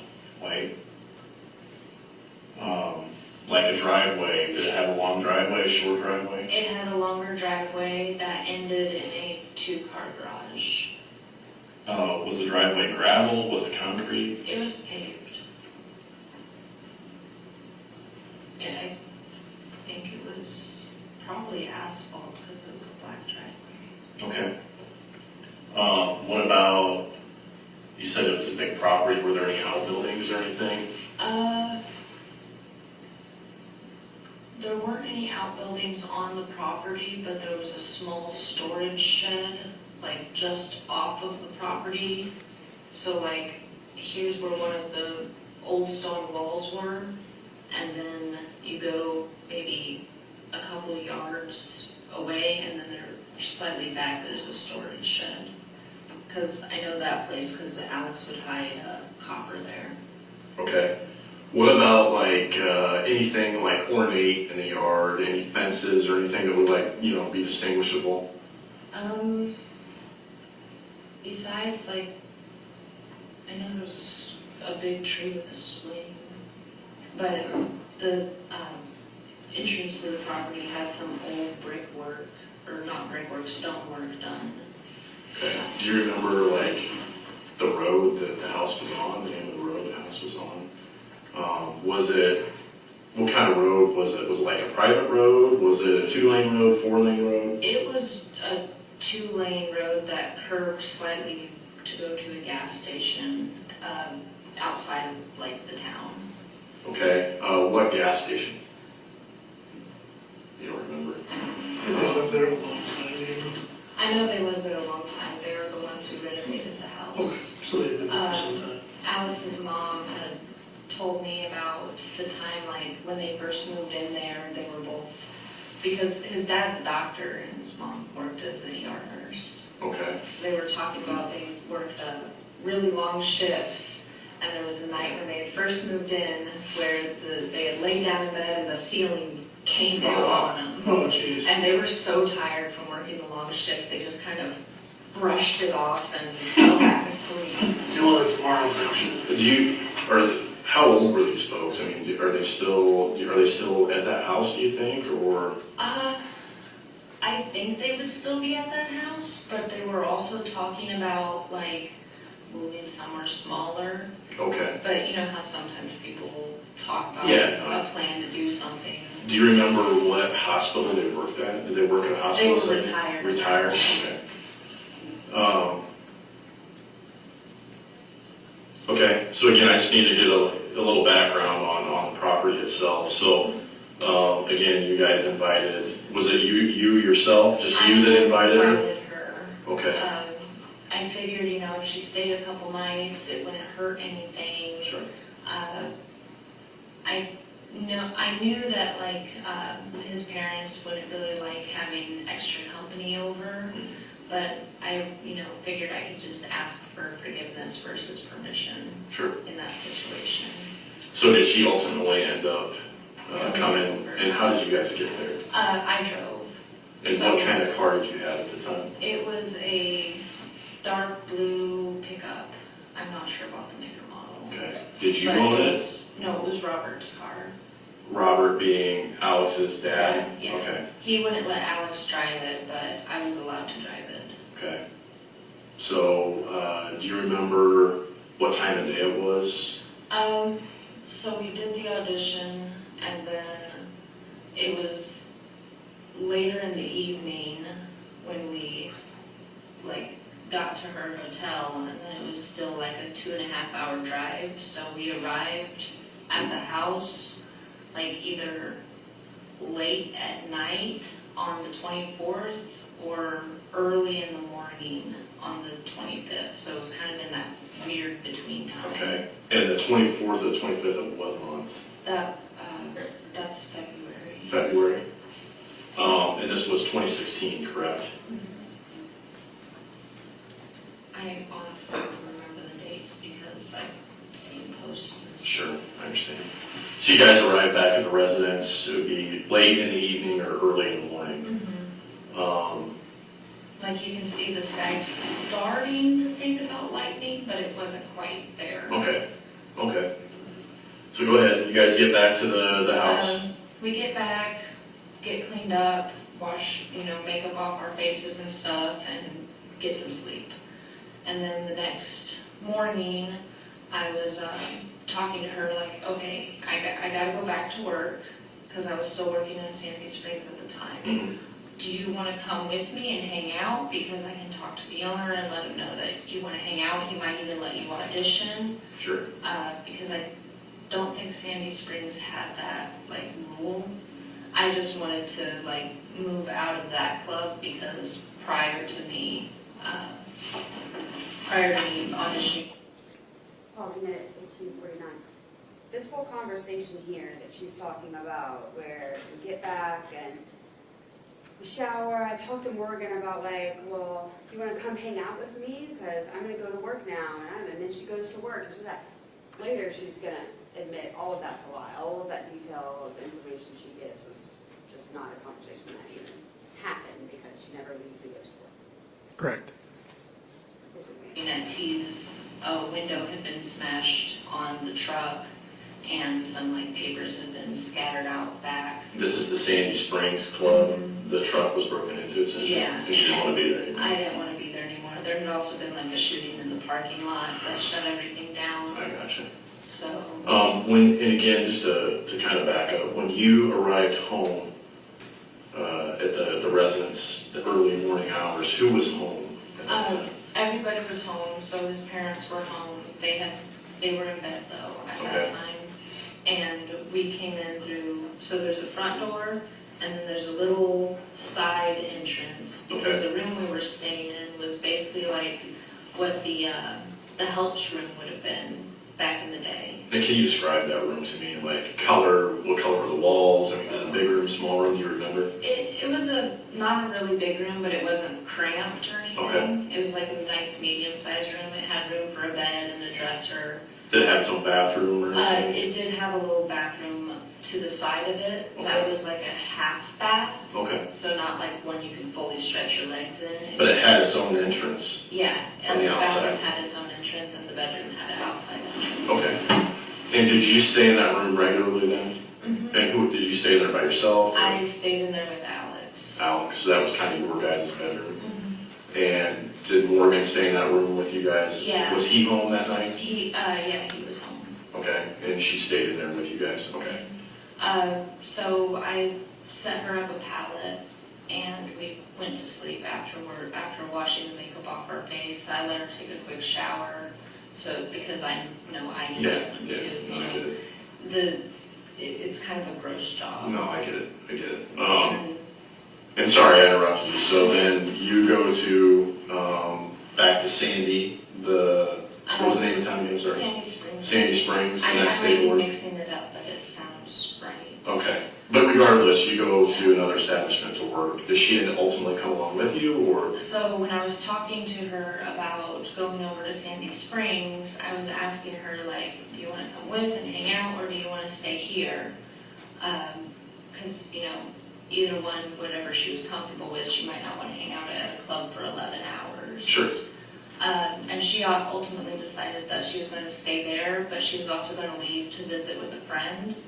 Okay. So she was going to go off and do her own thing, and I was like, okay, you know, just Porterdale's kind of a quiet town, so just be safe and make sure your friend, you know, picks you up and drops you off.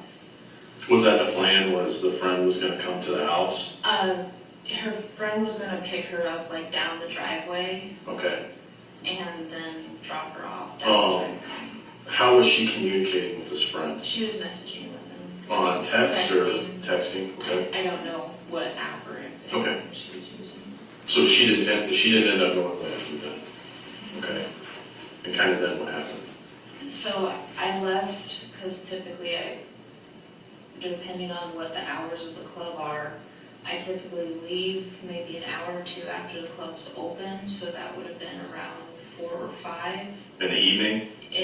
Yeah, in the evening, because then it would take me an hour to get there, and I would arrive at like 6 or 5 or 6. Okay. And then I would work until the club closed. So we're thinking you left, it would have been on the 25th, about 4 or 5 in the evening to go to the club. Okay. And then, yeah, so I went and I worked until the club was closed or close to closing. So I think that club was a 2 o'clock or a 4 o'clock club. So this is going into the 26th now. Mm-hmm. Okay.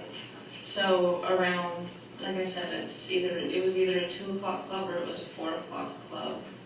So I would have left around either 2 or 4 in the morning, and then it's an hour drive back. So I either arrived at 3 or 5 in the morning on the 26th.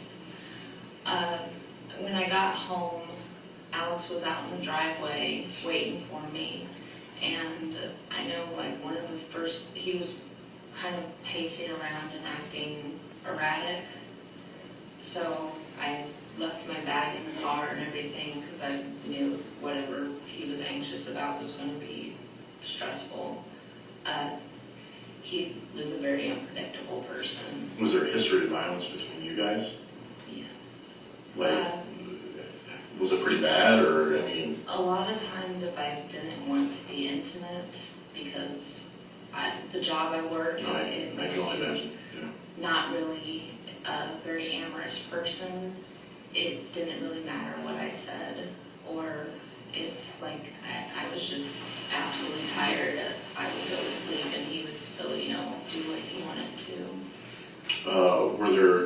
Were you ever hospitalized or anything like that? No. Did he ever hit you? There were a couple times where he had, like, struck me across the face, but it was always open-handed. Okay. Closing at 21:25. Investigator, or Detective Hull, excuse me, I'm going to show you a page from Exhibit 94 that's already admitted into evidence. These are some messages. They kind of read up like this, okay? So I'm just going to read them. You let me know if I read it correct. This is Terry Feely saying, would it surprise you if he did hurt Morgan? And Miss Goble saying, he never raised a hand at me, so I don't think woman beating was his thing. Did I read that correctly? You did. All right, thank you.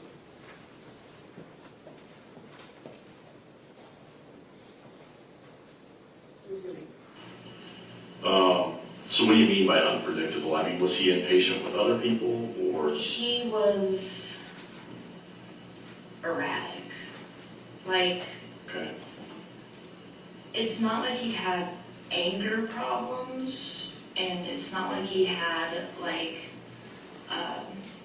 it wasn't anything like a narcissistic behavior. It wasn't anything like that. It was like his mind was that of a spoiled child, and he would have tantrums that made no sense. Or he would, like, when he was clear-minded, then he would be very, like, cold and manipulative. But then when he was, like, either on something or anxious or stressed or something else going on in his mind, because he wasn't clear-minded very often. Okay. But when something else was going on in his mind, he became really nonsensical and erratic and and he had also told me that he got arrested before for biting a girl. Okay. Which, I'm really bad.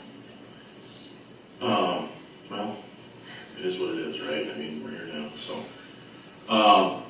Again, so you ride home, are you driving the vehicle? Yeah. You said what, a blue pickup truck, is that correct? Do you remember the make or model of that? I don't remember. You don't remember? Okay, so you ride home and he's in the driveway? Mhm. Okay. Kind of go from there. So he was doing his kind of erratic pacing and seemed to be talking to himself or yelling at himself.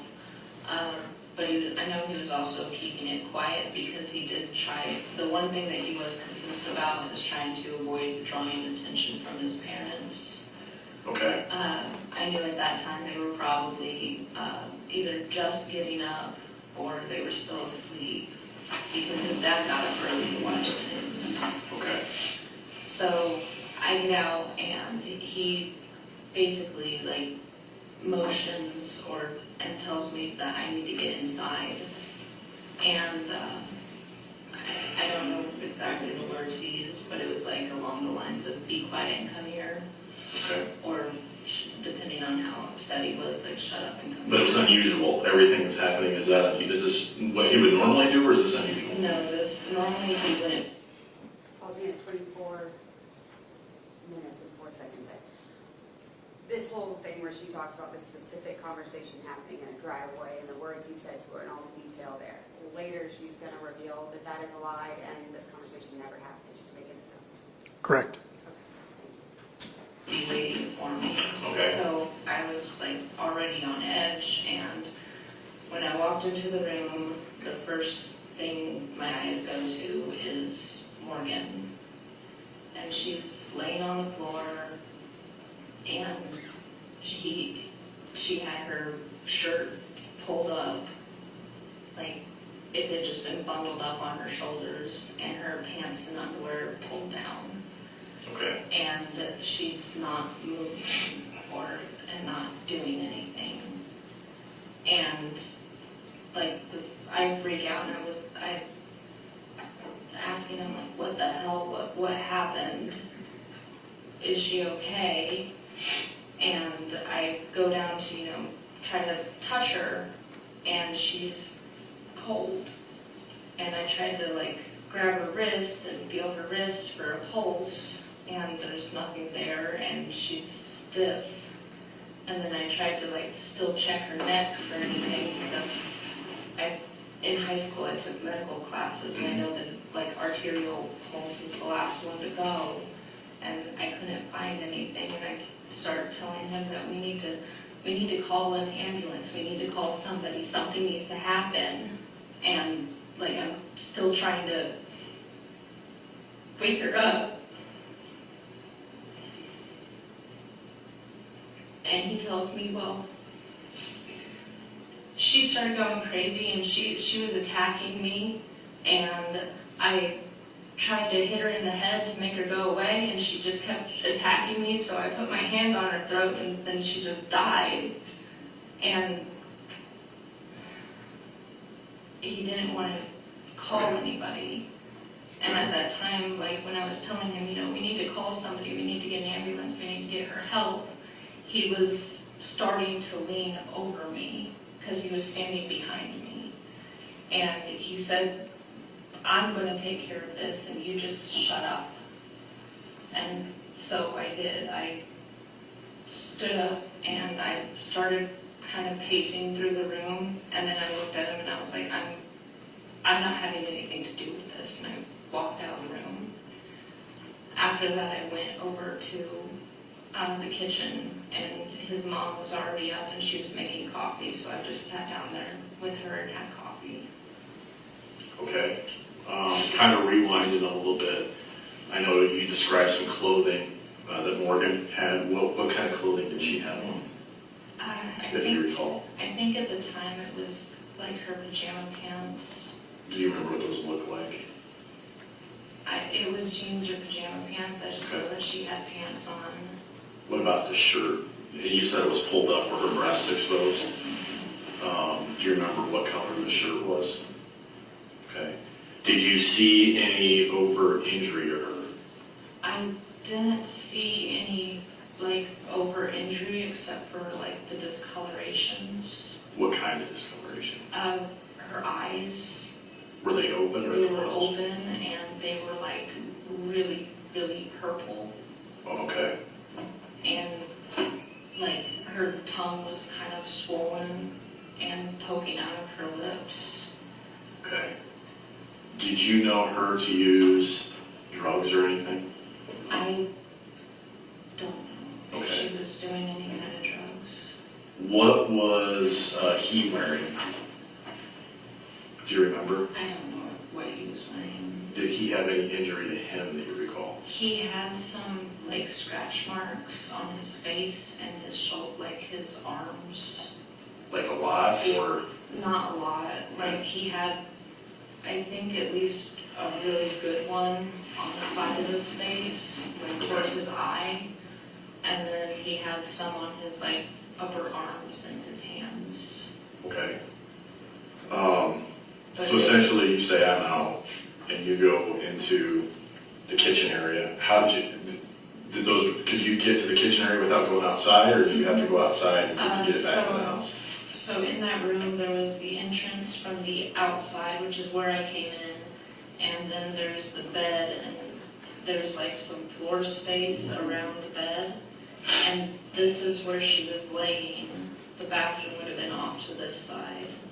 And so after that, I walked around the bed and went out a door that led into an old dining room, and then there was a hall, and then there was a living room, and then that went into another hall in the kitchen. So I basically put myself in the furthest room from that. And to ask a little bit more about the house, where were his parents' bedroom at in that house? His parents' bedrooms were upstairs. Okay. So was it you said it's a big house, would it be a long way from where your guys' room was at? It wouldn't be a really long way, but it was a pretty good, well-built house, and I know they slept. He constantly would tell me that they sleep with a noise machine. So he told me, don't worry about being loud or anything in the house while they're sleeping. If they sleep with a noise machine, they'll be fine. Okay. So you make it out to the kitchen with his mother. Is there any conversation or kind of what happens from there? She just asked me how I was doing, and I'm all right, and then just sat and drank coffee. And Were they aware that Morgan was in the house? No. They didn't know she was there? No. Okay. I was going to talk to them about it that day when Okay. I got home from work. So this is still around that kind of early morning hours, 5 to 6 o'clock in the morning. Is that kind of what you're estimating? And kind of what happens from there? From there, I did my best to kind of avoid that room. I asked his parents, I told his parents, we're not getting along right now. Would I be able to kind of sleep on the couch or something for a bit? So I was sleeping out on the couch, and I was trying to avoid that space. Okay. I did see him come in and out quite often, but I just was trying to avoid talking to him. Was this throughout that same day? Or how long did this go on? That was for about 3 days. Okay. Did you guys have conversation about ultimately what happened to Morgan after you left the room? Or do you have knowledge of what happened to her after you left the room? I don't have complete knowledge about anything that happened to her when I left the room. Okay. So the last time you saw her was in the room. Do you know where her remains are at now? I do, because after about a week or less than a week, he ended up coming up to me and he's like, hey, we're going to take this suitcase, it's full of clothes and books, and we're going to drag it down to the burn pit. And we're going to have a fire. And just basically at that, he was kind of telling me what we were going to do, and I wasn't in the position of being defiant. Okay. So we And got, whose clothing and looks were these? that's just what he told Okay. me. We ended up going down to the fire, and he had me help pick up like sticks and bits of things and put them on top of the suitcase, and then he lit it up, and he just sat there kind of joking, and he made some really uncomfortable remarks about like one of her tattoos. It had been like some kind of quote. Do you remember what the quote was or anything? Can you describe this? Was it one suitcase or what? It was just one. And what did it look like? It was it was like a basic black wheelie suitcase. Okay. Was it like hard container? Was it soft? Or? It was a soft container, but Was it it? had like the plastic lining. And if you had to describe how big was it? Not carry-on size. Like a full one you would take on an airplane, like Yeah. that size? Okay. And what kind of remarks was he making? He was making a couple random nonsensical remarks, like he thought he was trying to be funny, and he also made a couple kind of on the grosser side remarks. Like what? He was talking about that Morgan would have been a better lay than, I ever was, and how he knew that. And then he went on to make the remark about the tattoo, and then he went on to make a remark towards me, and this is where he went from being goofy and silly to looking at me directly and said, if you say anything, then I can do this again. So, to me, that was just... Okay. So where is this burn pit? Where is it? It's on the property? So if you're going up the driveway and you're facing the two-door garages, Okay. then on the left, that's where you're going to go to the front door. And on the right, that's going down to like this wood line, and it's like just kind of down and then inside the wood line. Okay. It's not like an open clearing or anything. So do you remember, was this a few days? Like how long was the incident, the burn pin, from when you saw Morgan last? It had to have been a little less than a week. Less than a week. Did anybody else, did he have any friends or anything? He kind of had friends, but the way that all his friends acted was it like he was the friend where you don't really want him around, but he kind of inserts himself there. Okay. And then, like, or he's good to have around if people are, being drunk and dumb and that kind of. Just kind of like a life of the party kind of guy or what? Or just... Not really life of the party, just the one you can't get rid of. Okay, I got you. Did anybody else in that week in between, did anybody else come or go from the house? No. Did you go to work as normal and all these other kind of things? I did try to go to work a couple nights, most of the nights I just ended up sitting in the truck. Okay. What about, did he have a vehicle? No, He did not have a vehicle. he didn't even have a license that I Okay. remember. That or it was like suspended. Did you ever get an inkling that his parents knew what had happened? No, they... Were they be the type of people that would help him facilitate No, anything? Or? absolutely not. They would have been the type of people... Pausing in at 36, 38. So there she's just telling you that she's getting in a vehicle after this is happening, after Morgan's dead, and she's saying he's made her burn the body and everything, driving to Atlanta, working or maybe just sitting in the car there or driving back just multiple times right after this is happening. It doesn't stop to tell anyone, doesn't stop to tell police, doesn't get help, doesn't do anything. Yes. People who would have been like, why? Like, we gave you everything, why would you do something like this? And just throw him to the dogs. So ultimately, did that suitcase burn completely to nothing, or what happened? Did you ever look inside the suitcase? Did you ever figure out what was inside the suitcase? I didn't look inside the suitcase before it was burned, but I did see the remains a couple days later when he brought me back down there. He had come up and he said, hey, I have something to show you. And I walked along with him, and he brought me back down to the burn pile. And part of the spinal column was encased in melted plastic, and he had moved that over next to a tree. And then part of her skull was still there, and he decided he was going to urinate in it. And he was laughing about it. And did you witness this? Did you? Okay. Was this a large burn pit, or like, you know, I grew up on a farm that my dad burned everything, right? I mean, we had a giant pit type thing, or is this like he just went out and found a spot and you guys piled some stuff on it and burned it? Like, it wasn't like, it was a dedicated burn pit, but it wasn't like a huge burn pile kind of spot, because my parents had one of those too. But it was like for a small campfire. oh, it did. Okay. Okay.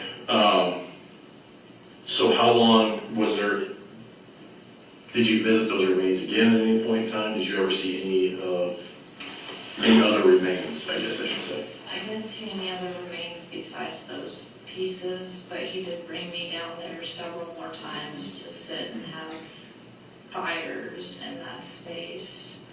And at that point, when he would ask me to go down there, if I told him I didn't want to, he would start acting irate. And so that was the only choice at the time I had, was to go down there. Okay. Did law enforcement ever talk to you about this man? Yes, so after the burn pile and stuff, I tried to spend as much time away from the house as I could. I was babysitting with, I think her name was Amanda or Amber or something along those lines. One of kind of Alice's friend's wife or girlfriend. Okay. And she had a little girl, and I was over and I was babysitting with. Is this the same town? Is this Porter? Is it Porterville? Or Porterville. Okay. I went over and I was babysitting there, and a police officer came over there to talk to me. I just told him what, Alex had told me to say if anybody approaches me. What did he tell you to say? He wanted me to just basically give the story that she had went off with a friend, and we didn't know where she was. Did you guys name that friend or anything? Or? So I know, and again, kind of backtrack to reference, when she said she was going to be picked up by somebody, ultimately, and that's why she didn't go to work with you. Did that ever happen? Did she ever have contact with anybody else? I think it did, but I don't know if it I think it did because of the Blue Shoes video. Explain that to me. That is because I of course looked online and looked on the Facebook page and stuff, and there's been several times where I just wanted to say something, but What's the Blue Shoe? I'm going to be 100% honest with you, Katelyn. I didn't know anything about this investigation until about an hour and a half ago. So there's some things that, and so if I'm asking you questions that may seem kind of like, how do you not know about that? So she was walking in a park and, talking, and this video was posted around that time. But she was walking in a park, and there's a guy walking behind her wearing a certain color of shoes. Where is this park at? I'm not sure what park it was. Okay. But I thought it was like in a Covington or Conyers Park, which is close to Forkdale. Okay. So, again, and who's Alex? What's his name? You keep referencing Alex. Jonathan Alexander Warren. Okay, and you were in a dating relationship with him at the time. Can you describe him to me? He was kind of a average height guy with really kind of curly hair that was blondish color, brownish color. But he's a white male, I'm assuming, Yeah. based on the conversation here. Okay. I think his eye color was blue, if I'm remembering right. He does need glasses to see, and he's a bit on the heavier side. Okay. But knowing his drug issues, he probably has lost a lot of weight. So this is 2016. I mean, how long were you in a relationship with him? When was the last time you spoke with him? The last time I spoke with him was actually a couple weeks after my daughter was born, and it wasn't really just speaking with him. He had called from a private number, and he said, "Hey, I saw on Facebook that you had a daughter. Congratulations." And basically to me, like, I jerked the phone away and hung up. Okay. I was already like on a really stressed schedule and stuff, and that just, I was shaking. When did you ultimately, do you recall when you actually were done with him and left the residence? Do you remember when that was?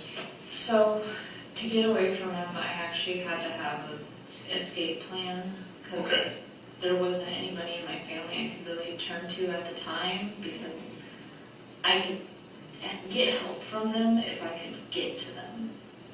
But they couldn't like send any money for me to grab a bus or anything. So how did you execute that? So he had already been talking about, hey, let's, get a house somewhere and live together. And like I knew if he was talking about like living together somewhere in an apartment, something, he was expecting me to, keep working and pay for it. And I was like, okay, well, how about this? How about we go out to California? And we can go live out there, and I can work out there. So he thought that was a great idea, and he was like, okay, well, how are we going to get out there? And I was like, well, we can just hitchhike. And we presented that idea to his dad, and his dad said, I think that's a really stupid idea, but if you guys are really wanting to do it, then you can. And he sent Alex a check to use in the future to buy a vehicle, like a cheaper vehicle, and drove us to like the border of Georgia and Alabama. Yeah. So we got to the border of Georgia and Alabama and just kind of started walking towards Arkansas. When we got to close to the border of Mississippi, because we got a couple rides along the way, but when we got close to the border of Mississippi, I was able to call my grandfather, and he came and picked us up from that border, because he lives over in Bauxite. Is that which state's that? Arkansas. Arkansas. Tells me at 45:31. So here she's telling you that her plan of action was to decide to go hitchhiking with the man that she's saying just killed her friend, and that he may help burn the body, and that she's terrified of, that she would go alone, the two of them hitchhiking. Yes. Okay. Did you guys have, on the hitchhiking adventure, did you guys have contact with the police, or were you guys... We didn't have any contact with the police. It was just kind of... Because I just know people here walking along the side of the highway, it seems like, it's illegal here, so you get stopped, and sometimes you get tickets just to see if there's a trail anywhere that we can... We caught a couple rides with people. We didn't have any encounters with the police. Okay. When we got to Arkansas, my friend Tristan let us stay with him for a little bit and his family. And one of the things that he told me, he's like, I need to let this guy, what are you doing?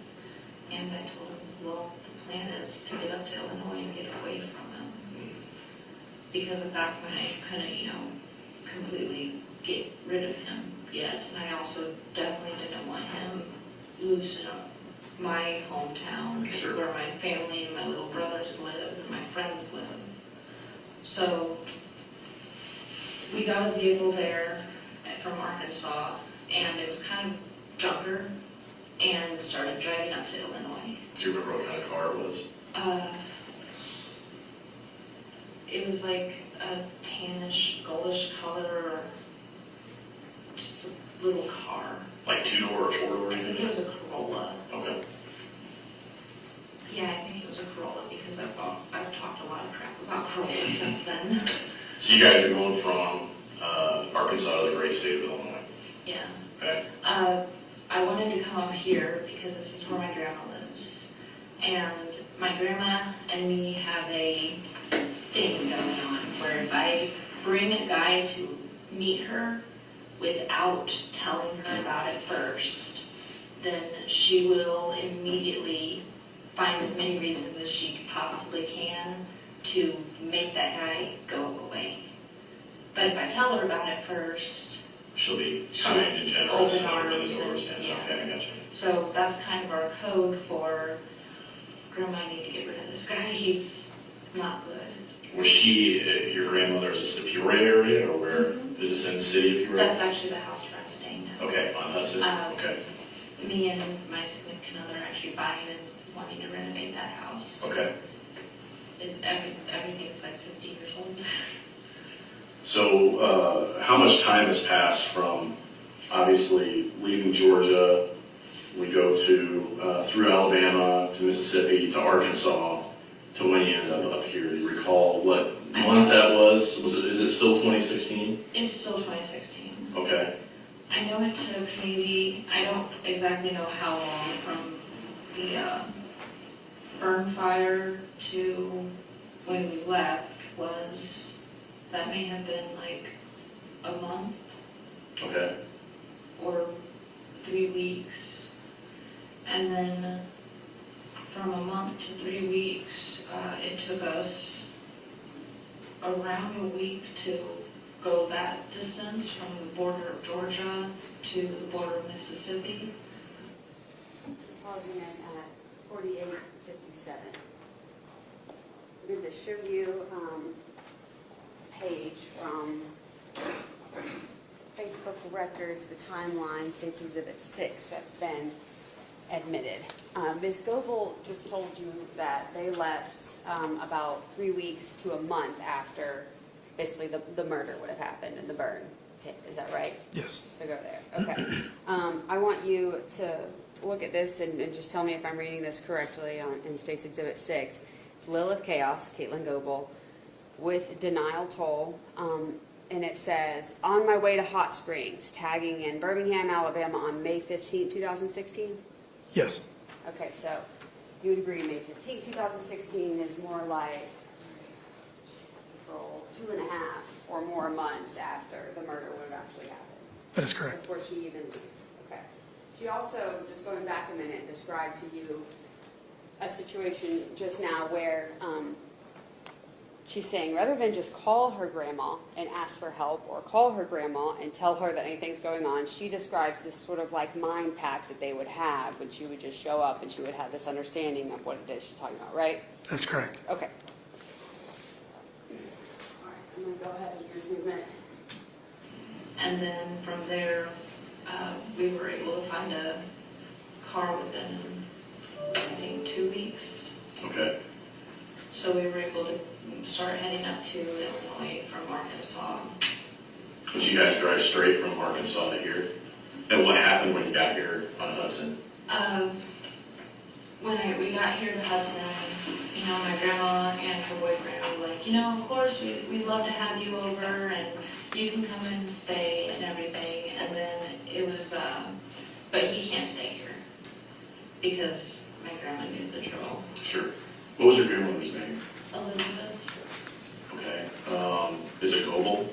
No, it's Bilchin. Bilchin. And you said she had a boyfriend at the time? Mm-hmm. Who was that? Mark Merritt. Okay. Are they still alive? Or? Yes, they're still Okay. alive. Okay. Yeah, no, I didn't, again, I don't know. So again, just trying to get some background here. So he couldn't stay there. Yeah, he couldn't stay there. And then He couldn't even camp out in the backyard. Like, did he ultimately just go away, or kind of what happened? he said, okay, well, I guess I'm just going to go find someplace else to stay, but I'll see you later. And at that point, you know, I was like, okay, I'm just going to try to figure out where he's decided to stay and avoid that, like, the plague. Yeah. I did run into him a couple more times from that point. Did you remember where he was actually staying at? He stayed at the Flumes for a little bit. Here in Peoria? What is it? So there's these, you know where the Childers is? Childers? Childers. Okay. There's a little path back behind Childers, the one close to where I live. Okay. And then there's a little path back behind there, and there's these like overpass tunnels. Okay. And people go down there and spray paint and stuff. So I know at one point he was staying down in those. Okay. And then I know at another point he also got a girlfriend and was staying with her and her father. But Here locally? Over in East Peoria. East Peoria. I don't know what their names were. That's okay. And then, so you didn't really see or talk to him after that? Is that, and then the last time you spoke to him is when you said your daughter was born? Mm-hmm. And how long ago was that? My daughter was born in 2018. 2018. And did he contact you social media or how? It was a private number. Private number, but he called your phone? Okay. I don't know how he got my number at that time. But I mean, it doesn't seem that surprising to me. Terry's always been able to contact me. Terry? Who's Terry?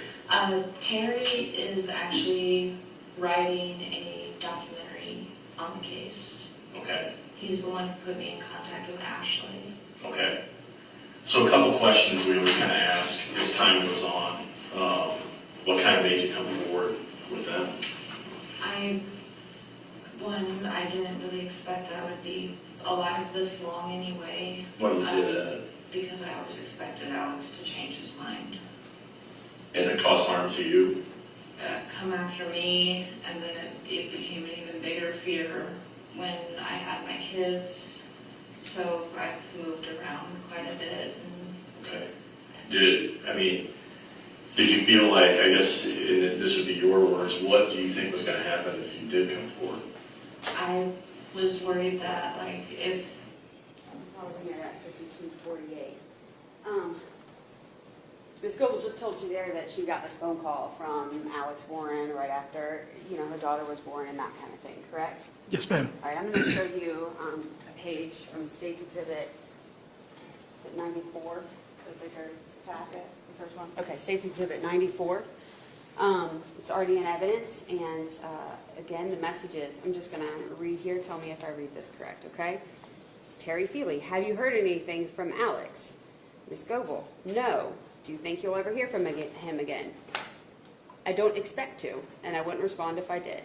And that was on June 29th of 2020, 2 years or so after her daughter was born, correct? Yes.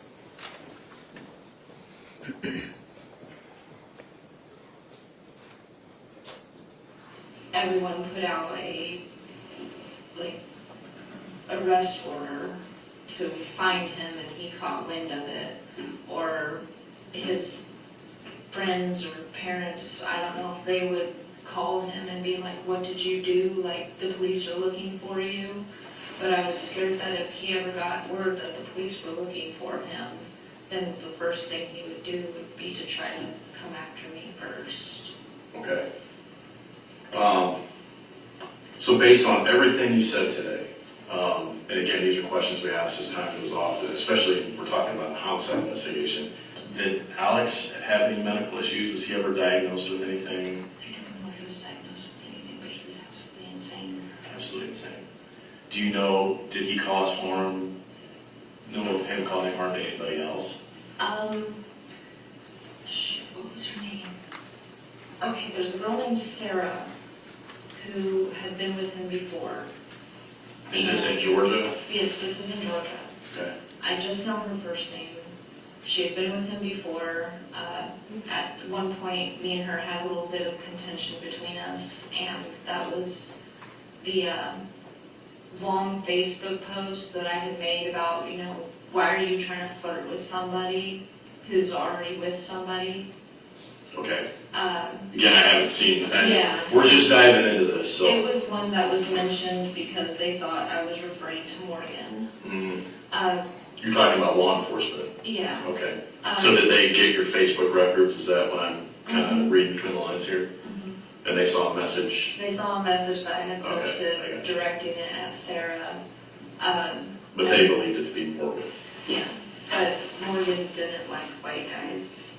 Morgan liked black guys. But I never had any issue or never even considered that she would have an attraction to him because Not her type. he wasn't her type. You know, other questions, I mean, I guess, what investigators, did you talk to investigators from the city of Atlanta? I think in the past I had talked to another detective, like, maybe a year later. Because I was on a train when I was talking to him. Like, Is this on the phone, or? It was on the phone. I was on the red line talking to him. Where is this, in Chicago, or? Yeah. Okay, red line, Chicago. So the house that you guys were staying in, which was Alex's parents, right? Is that in Porterdale, Georgia, or is that in Atlanta? It's Porterdale, Georgia. And is that kind of a, I'm just, and again, I've been to Florida like a jillion times, I've never been to the state of Georgia. Is that a bigger community, or is it kind of a smaller community? It's kind of small. More rural, not like Atlanta. Not city like Atlanta, but it's kind of rural and kind of has it's more of a smaller town. Yeah. Right, okay. It was nice. When did you first come into contact with law enforcement regarding this girl Morgan? She just up and vanishes, right? So how missing persons cases normally work, everybody has somebody in their life, right? So sooner or later, a pattern of life deviates and people get concerned for, like, where'd that person go? So then a report is made, typically through law enforcement, and people get entered into a database called leads as being a missing or endangered person. When did you catch wind of that now someone's looking for Morgan, right? And people want to know, where was she at, who was she with, where was she last seen? Can you fill me in on that? So Alex had told me that, you know, I need to go back to T's and still try to get the job there. Because he wanted to pay for his stuff. Yeah. And he knew, like, he thought that T's would be a bigger income than the little bits that I was making at the smaller clubs, which I prefer small clubs. I'm not working anymore, but at the time I preferred the smaller clubs. They're easier to talk to people. Sure. I'm not great with talking to people. So he wanted me to go back to T's, and when we went back to T's, the manager was like, people want to talk to you. Okay. And the people who wanted to talk to me was actually Morgan's mom and someone who works with missing and endangered women in clubs, like specifically for that kind of field, because it's a profession where... By trafficking, and obviously those things are... Yeah. But that's... So you talked to Morgan's mom and somebody who was in were they in law enforcement, or were they like an investigator hired by fee? I'm pausing this at 58:15. Ms. Goble was just talking about how it's Alex who wanted her to be a stripper and go to T's and get bigger income, and he's the one who kind of convinced her of that in the first place. But is it true that throughout the years in 2021, 2022, et cetera, she's still working as a stripper, like in Peoria and Chicago, on and off, right? I believe so, yes. Okay, so she's choosing to continue that job, if you will. All right, I'll continue on. family? If I can remember what it wasn't like a investigator or anything, it was like a nonprofit at Okay, first. okay. So an advocate. Yeah, like an advocate. Yeah, an advocate. And you guys had a conversation at this gentleman's establishment, T's, Yeah. right? And then you didn't tell him what happened, right? Because, I mean, you're with Alex, you don't want anything to happen to you. Yeah. What do you tell them that? At the time, I told the story that Alice wanted me to tell people that she had gotten in a car Yeah, and picked left up with and a never came friend, back. and that was it. And I'm sorry, maybe I missed that. How long have you known Morgan before all this happened? Couple months, couple weeks? It might have been like a couple weeks up to a month. So really not all that long then, you would say? Do you know where she was from or kind of her? She had told me that she was from like up north, Okay. and that's one of the things that made us click because I had moved there from Illinois and I'd come down there not even 2 weeks before she did.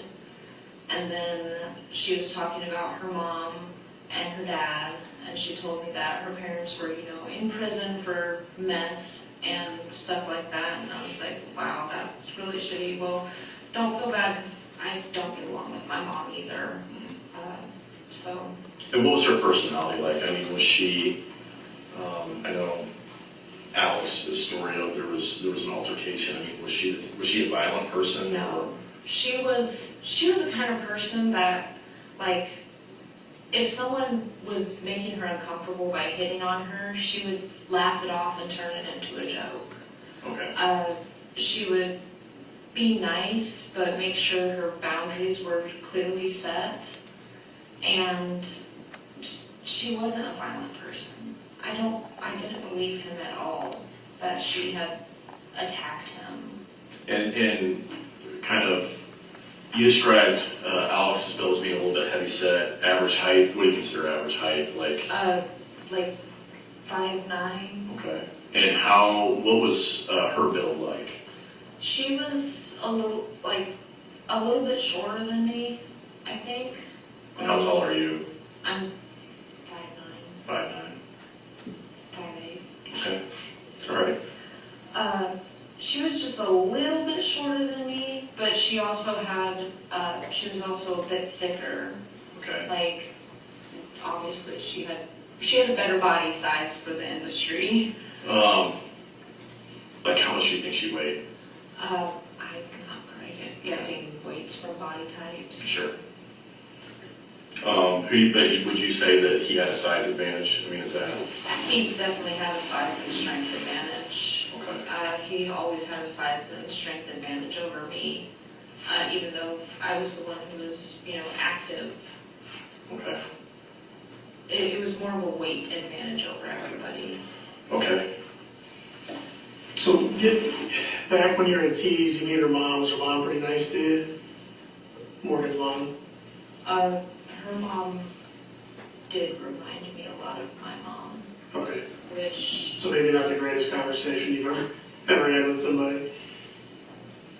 The connections, the things that Morgan had told me in the past about her mom, and then the way that her mom talked and just acted that triggered the view of my mom in that was a quick way for me to, I was going to shut down and stay quiet because Alex was right there, and, this lady puts me in that position that my mom used to have me in too, so it's very easy at this point to just... Get the position you like to be in, essentially. Yeah. After that, does anybody else talk to you from the law enforcement community about Morgan When I disappearing, was essentially? babysitting, there was an officer who came up and wanted to talk a little bit. He did, and I stated the same things. And then, When you say, where were you babysitting at? It was still in Porterdale, but it was like off to the other side in this kind of like This smaller... is Alex's friend's wife or girlfriend, is this what Yeah. you referenced earlier? Okay. And it was like in this smaller little housing area. Okay. Did the investigators ever give you kind of any brief, like, hey, we don't believe you? I mean, did they ever allude to the fact of you're probably not telling us It was obvious that they didn't totally believe me, but I was not in any position at the time to say anything. And then even after I was able to get rid of Alex, the fact that he talked to me again later on, Kind of freaked you out. it freaked me out, and I was like, I have a kid now. Sure. And as my daughter's gotten older, one of my biggest fears is he changes his mind, because, I mean, at this point, I've kind of given up on being afraid that he's going to come after me. And just for clarification, do you have any children in common with Alex or anything like that? No. Again, and I don't know your backstory, so that's things we're trying to just make sure we understand. My kids are with my ex-husband, Okay. and he was kind of the first person I got with after Alex, and he wasn't much better, but... Did you ever disclose what had happened and what you'd seen to anybody else? I had kind of vented about it to my ex-husband. Okay. We're in the middle of a divorce right now, and honestly, one of the reasons why I was like, okay, well, Terry said that witnesses had come forward, and Ashley said like that witnesses had come forward and talked about what Alex had done, because Alex apparently has been talking about it to people, like bragging, like he would brag to me about it. And then at this point it's like my ex-husband already threatened. He's like, well, you know, I'll make sure you're completely implicated in everything that you told me about, and then you'll never see the kids. Because if you try taking me down, then I'll just make sure you end up in prison. Okay. Well, I'm going to ask you a couple just questions just for clarification. They're going to be a little pointed, okay? Again, we're coming out here, we're kind of being honest, we're being open. It's important to keep that dialogue. We have to be honest about everything at this point in time. I'm not in a position to grant immunity people. I'm not an attorney, I'm not a judge, anything like that. Did you assist in moving those remains at all or contributing to her death or anything like that? I did not assist in, I didn't contribute to her death, Okay. except for the fact of me going to work at that time. Okay. And I meant physically. Were you a part of the homicide at all? Did you have any part of it at all? Did you have any part in moving those remains, getting rid of evidence or anything like that? Because now's the time I would probably disclose that if I were you. Like what I had said is I was at the fire, Okay. which I'm pretty sure Did you carry anything out there? he Did had you? me drag the suitcase. Okay.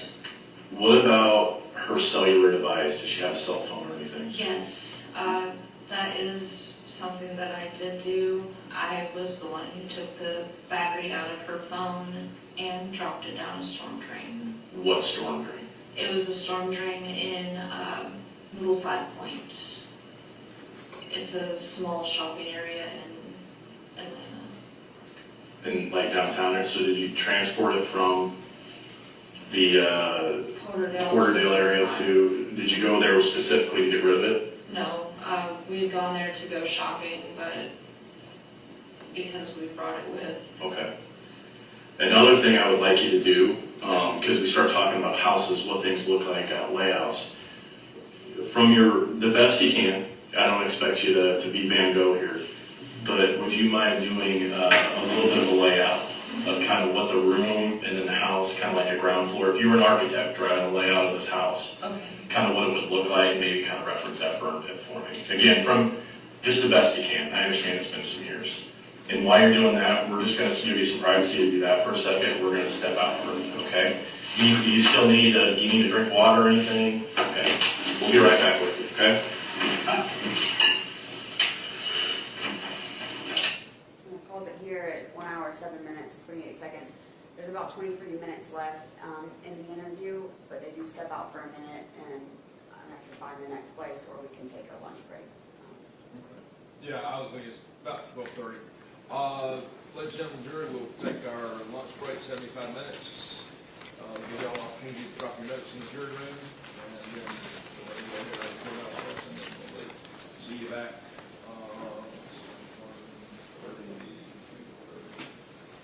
20 till 3. Is that right? 1:45, I believe. Pardon? I believe it's, no, yeah. 1:45. 1:45. 1:45, yeah. So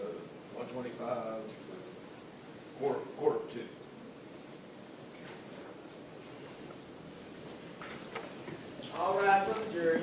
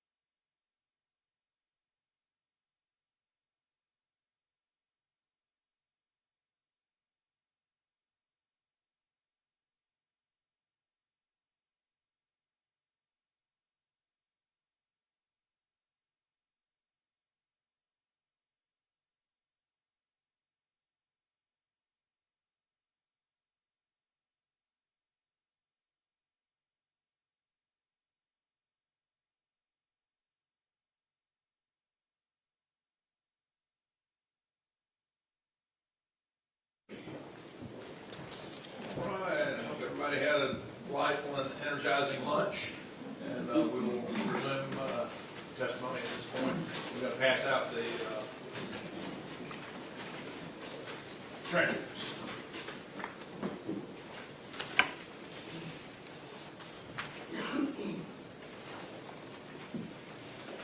What page 20?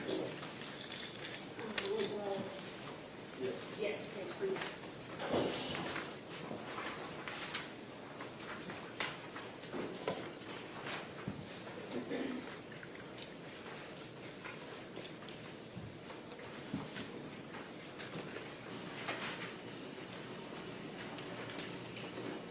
Everybody ready? Hi, you still doing okay? I'm going to show you a couple images here and tell me if you recognize.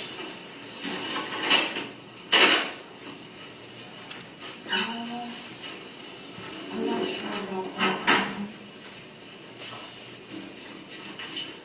It's kind of hard to see. I know you referenced some decorative stuff before.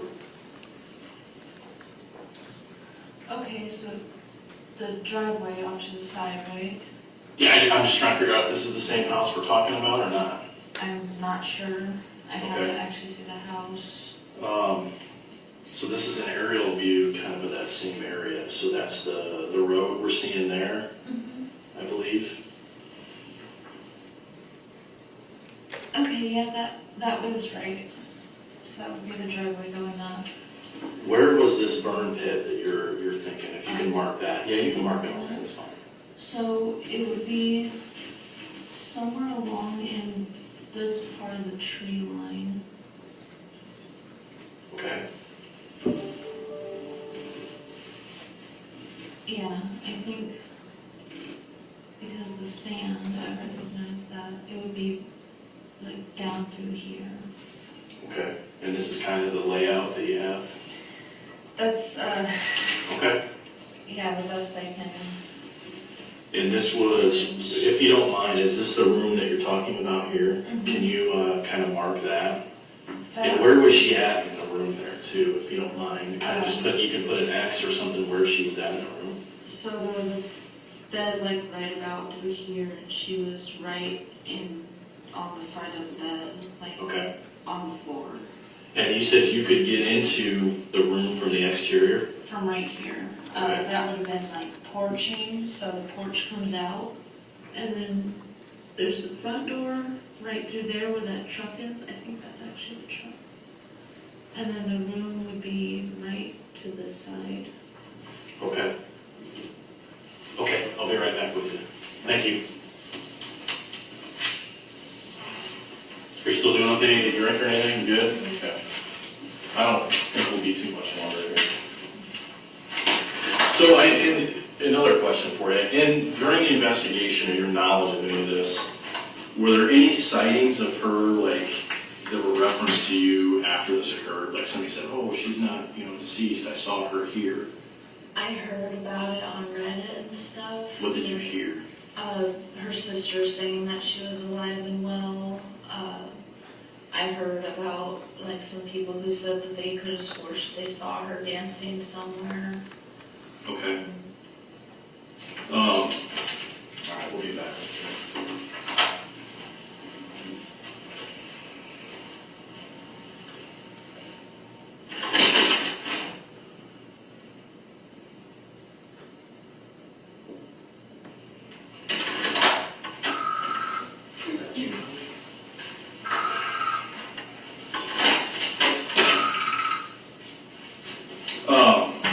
So another question. I know you said that, when did you go to the city of Atlanta with your cellular phone? I don't think it was directly into the city, but I know that was like maybe a week or a week and a half after. What did her phone look like? Do you remember? I think it maybe a BlackBerry or Do you remember what color it was? just a little black, like almost smartphone, but not quite a smartphone. I don't remember if it had a text pad or anything like Okay. that. And you referenced that you went to a location called 5 Points. Is that accurate? What is that location? It's a little shopping district. Okay. So here's an aerial picture of maybe the same area we're talking about. I mean, does that any of this look familiar here?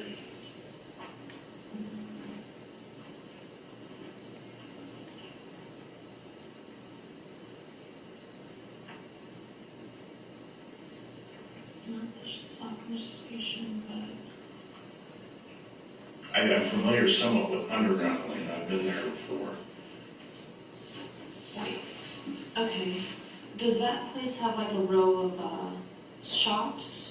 I think so. I thought it was kind of almost like a Union Station kind of thing, if I remember right. But again, it's been years since I've been there. Because I was looking at the red bricking. But it's a shopping area called 5 Points? Yeah, it's in Little 5 Points, but it's... Little 5 Points. Yeah. Let me do some more looking on that before. Okay. You can hold on to that and let us look in here.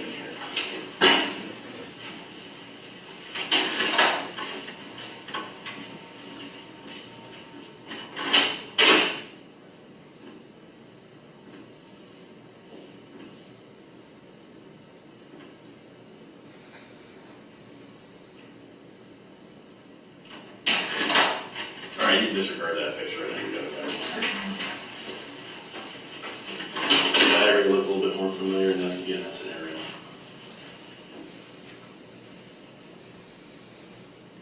Yeah, I think that is. Now, I'm going to ask a crazy question. Do you remember where, like next to a store, or where you might have placed that device? It looks like from what we're looking at, it's like an eclectic. They had like a record store there, a tattoo place. That's kind of more like what you're talking about. Mm-hmm. Okay. Do you remember where you would have like maybe thrown the phone or got rid of it? You said it was Stormgrid originally. It was, I think, past the shops. There would be, I can zoom out a little bit further too if you need. yeah, there would be kind of like these houses here, if I'm remembering right, or it would be this, not too far up, but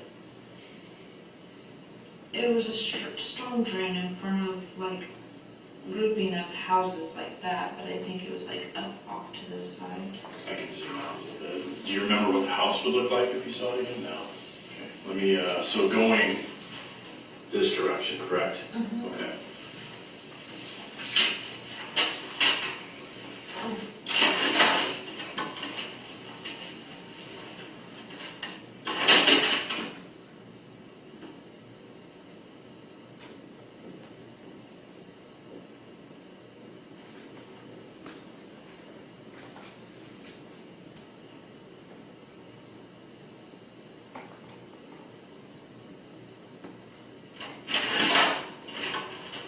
Sorry, it took me a minute. I had a printer kind of going for us here. So this is kind of an extension of that map. So I don't know if you can line up one of those landmarks there, one of those stores. I think maybe that corner store right there is there, maybe. Oh, showing offices. Okay, there. I was looking at this and trying to figure out what road. Do you think it was more over here? I do think it was over there because because of this place, World Peace, the Hampton Freedom Crown. So it would have had to be just along this road at probably, I don't know where to start, but along this road. This is for reference. What's the name of that street? Colquitt. Colquitt Avenue. Mm-hmm. So you think that's potentially where? I think it would be that because I know if he had parked somewhere, his goal would have been to go here. Was he with you? Yeah. Did, whose idea was it to take the phone? He wanted to take it because he didn't want it like around. Okay.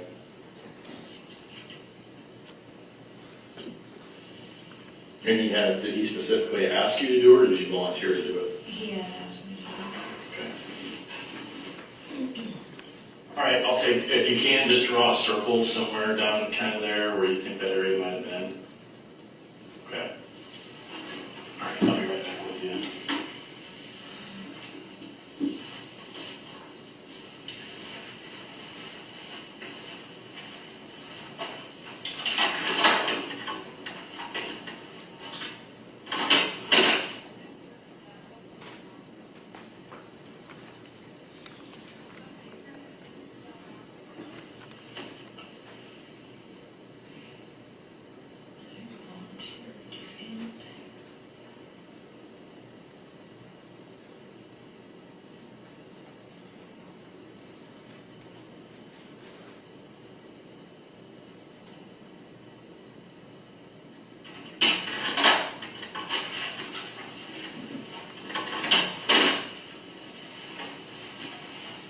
again, just kind of going through some procedural things. Okay, do you recognize this person here?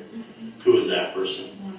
Okay, do you mind initialing or signing your name and then the date for me there? Initial or sign? You can sign it, it's fine.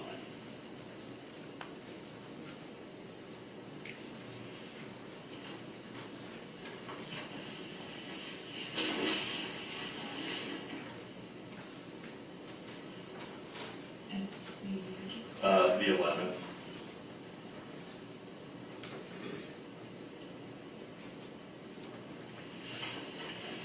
Okay, I'm back with you. You can actually hold on to that in case you need it.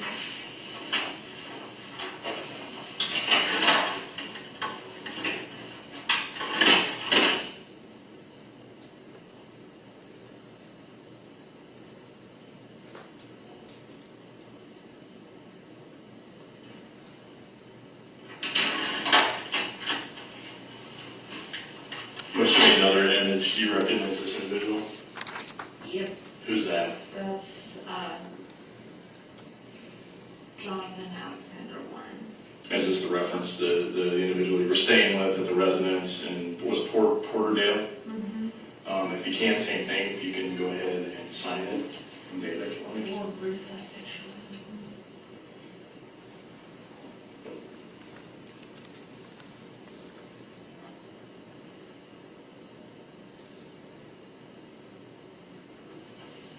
Thank you. And we're about done. There's just a couple minutes here. Is there anything else I haven't asked you think is important? I don't really know. Okay. Then I'll make sure you have all my information. And as we continue on, I'm sure we'll have more questions. We'll work through it together, okay? Stress actually ends up making me really drowsy and my memory goes more. That's all right. We've done a lot today, so just sit tight for a couple of minutes if you don't mind. And then I promise I get you out of here. I'll get you out of here, okay? Would someone be able to walk with me to have, if I could go and have a cigarette? Yeah, give me just a minute. But yeah, that's easy. It's not a problem.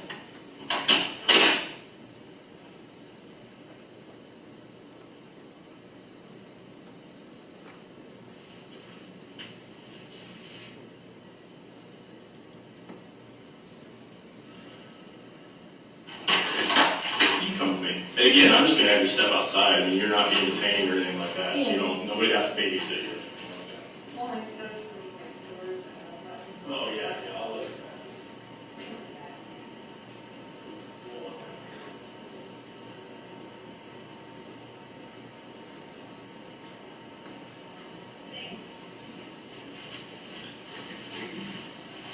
So that door stays in privacy. How hard are you on your dates for the incident? I mean, are you pretty confident that? I'm not super confident on the Okay. dates. I just know that like the 26th was the day that, like the end day. When she was murdered, you're saying it's 26th, okay. Did, as far as her phone, did you guys manipulate the phone? Did you go on her? He tried to open it a couple times, but he wasn't able to. What was preventing him from getting that? A passcode. A passcode? I mean, everybody keeps passcodes on Yeah. their phones. But do you recall him ever talking on her phone or getting into it? You're saying there was a passcode on it and couldn't get into it. Okay. When we were outside, I know you walked out so you could smoke, and I came out and was talking to you, referenced, you ran into him again in California. About a year later, when I was traveling with my ex-husband, we had kind of rebuilt a little minivan to live in. Okay. For a little bit of time, and we'd gone out to California because why not? Whereabouts in California? Venice Beach. Okay.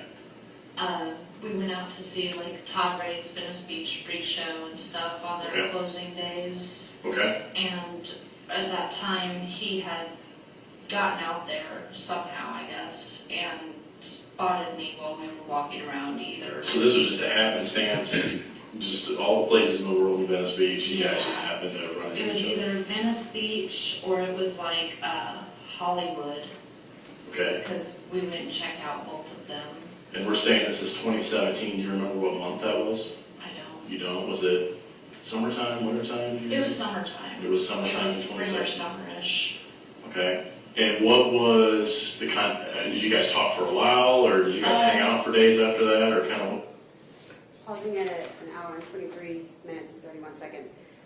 When talking about California, she doesn't say, she says, well, you know, we went to California because why not go to California, right? Yes. She doesn't say, oh, I avoided California like the plague because that's where Jonathan Warren had gone and I'm scared of him, right? Correct. And also, when you guys are conducting this interview with her, you know, she's telling you this is happenstance encounter. She just happened to see him in Venice Beach of all places, right? Yes, ma'am. Kind of sounds like you and, I think you said Lieutenant Johnson now, Sergeant Johnson. But you guys are, that's kind of surprising to you, like, what a coincidence. Is that fair? That's very fair to say, yes.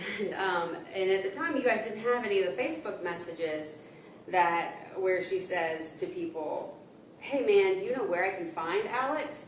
I'm out in Venice for a few weeks trying to find his crazy ass. Found him, he's doing pretty well. You didn't know about any of that, right? That is correct. All right. What was the We hung out encounter for like? a couple days because his girlfriend wanted to, you know, get cleaned up and hang out with us for a bit. Okay. She seemed really nice, but she was also, I don't know if she was doing stuff with him or was just... Like drugs, is that what you're referencing? Yeah, Okay. or if she was, you know, just being with him for a bigger person as security because they were both living on the street. Okay. And you made mention that he discussed the matter involving Morgan while you guys were there. He was discussing a lot of stuff in front of me and her and my ex-husband, and a lot of it was just like, I really don't want to talk about any of that with you. And, well, I mean, me to him. At one point, him and his girlfriend had gotten in a fight, and he started telling me, like, she needs to calm down or I'm going to have to hurt her. Like, she needs to calm down or I'm going to kill her. Okay. Did he specifically reference Morgan at all during that conversation? What did he specifically say that, I guess, that had relevance to her incident?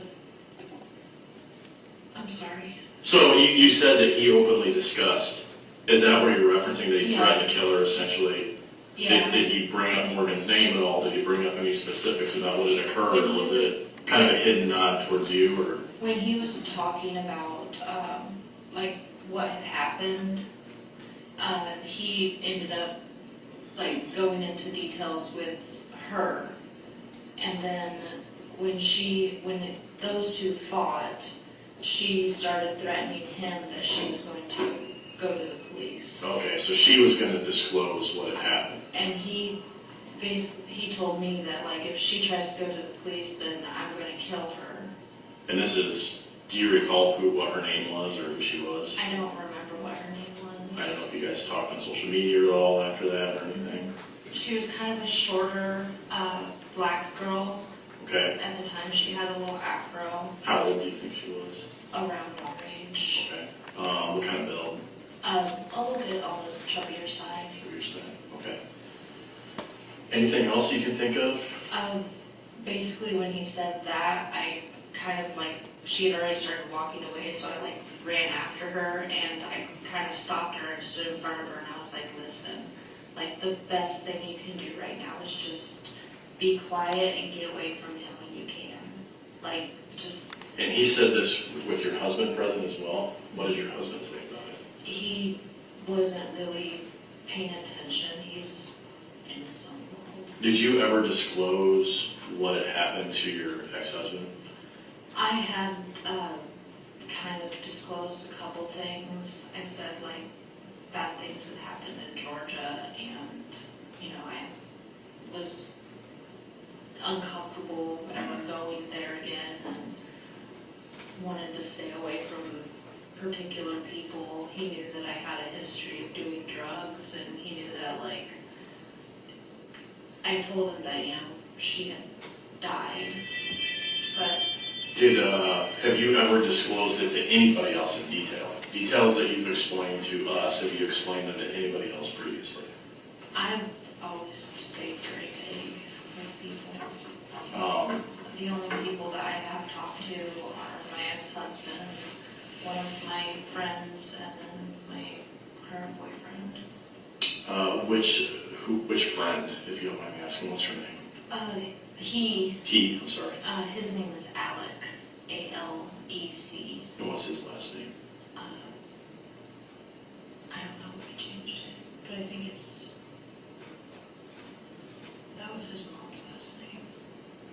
Is he a local in Peoria here, or where's he? Washington. Washington. Edwards. Alec Edwards of Washington. And you guys are pretty close friends, childhood friends, or how would you describe your friendship? We dated for a little bit when we were teenagers, Okay. and we've been just friends. And what specifically did you tell or disclose to him? Same thing that I had talked about with my ex-husband. When you mean vague, like, kind of describe that to me.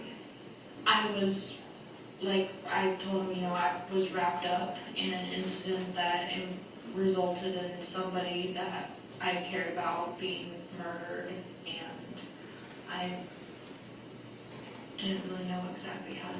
But you didn't tell him, like, her name was this, and this is exactly what happened? I told them her name, but Okay. I said, if you guys were to look into things, there's not a lot of details I can give at that point. Okay. And then, how did you come into contact with Ms. Nurse? She reached out to you through Terry, you said? Mm-hmm. Ashley? Yeah, she reached out to me through Terry. And who's Terry exactly? Terry is a person who's been following the case for a number of years and trying to talk to various people for a documentary, I think he said. Okay. Have you ever physically met with Terry or Ashley at all? Just conversations back and forth over the phone, I'm assuming? Yeah. When did you have a conversation with Ashley where you disclosed the same things That I told you. basically today? When was that conversation? That was yesterday. That was yesterday, and what time of day that was? Probably between 4 to 6. Okay. Because I know after that it was the kid's bedtime. Okay. And again, in these investigations, has anybody coerced you into saying anything? Anybody coached you to come in here and say anything? No. Is everything you said based on your recollection of what occurred? Yeah. Okay.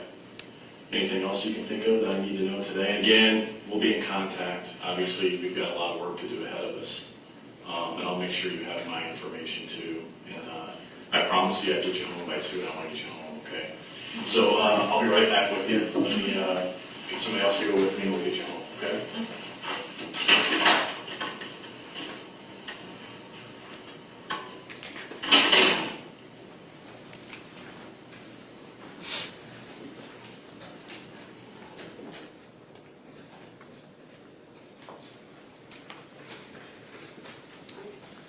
Can we go ahead and collect the transcripts?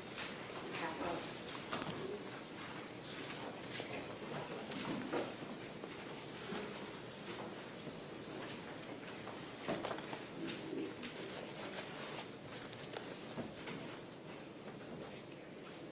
So after you guys have this conversation, this interview, you let Porterdale and people in Atlanta know what's going on. The search is conducted, some remains are found, correct? That is correct. And then Randy Downs comes up to Peoria, and y'all all sit down and have a second interview with Katelyn Goble, right? Yes, ma'am. And I'm going to, that was on August 2nd, 2023. Yes, that is correct.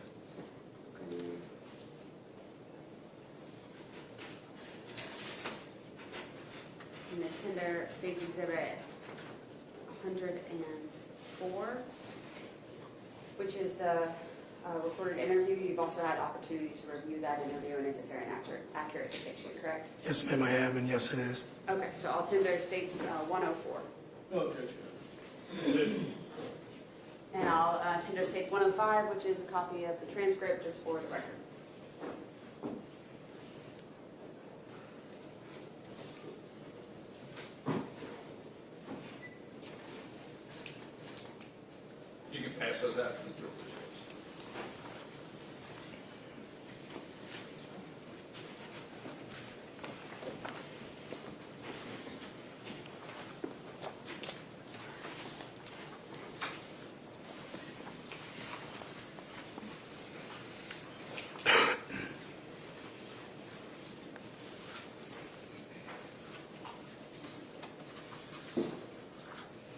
this point, Detective Pulse, nobody has any Facebook records or other messages with Terry Feely or anything like that going into this interview, correct?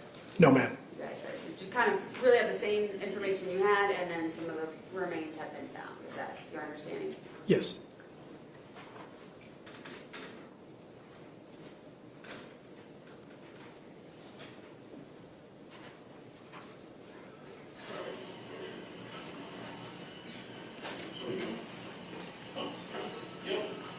Yeah, just make yourself comfortable. And you want a cup of coffee? I can get you a cup of coffee.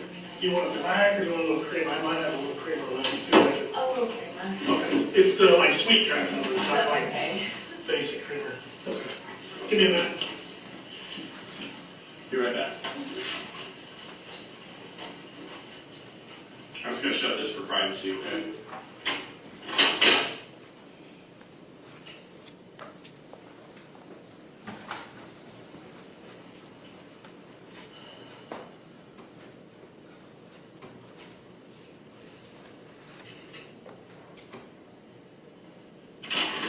I didn't put too much creamer in it. I hope it's not too sweet, so I can throw some more coffee in it. I'm gonna grab my stuff. Sergeant Johnson, I'll be right in, okay?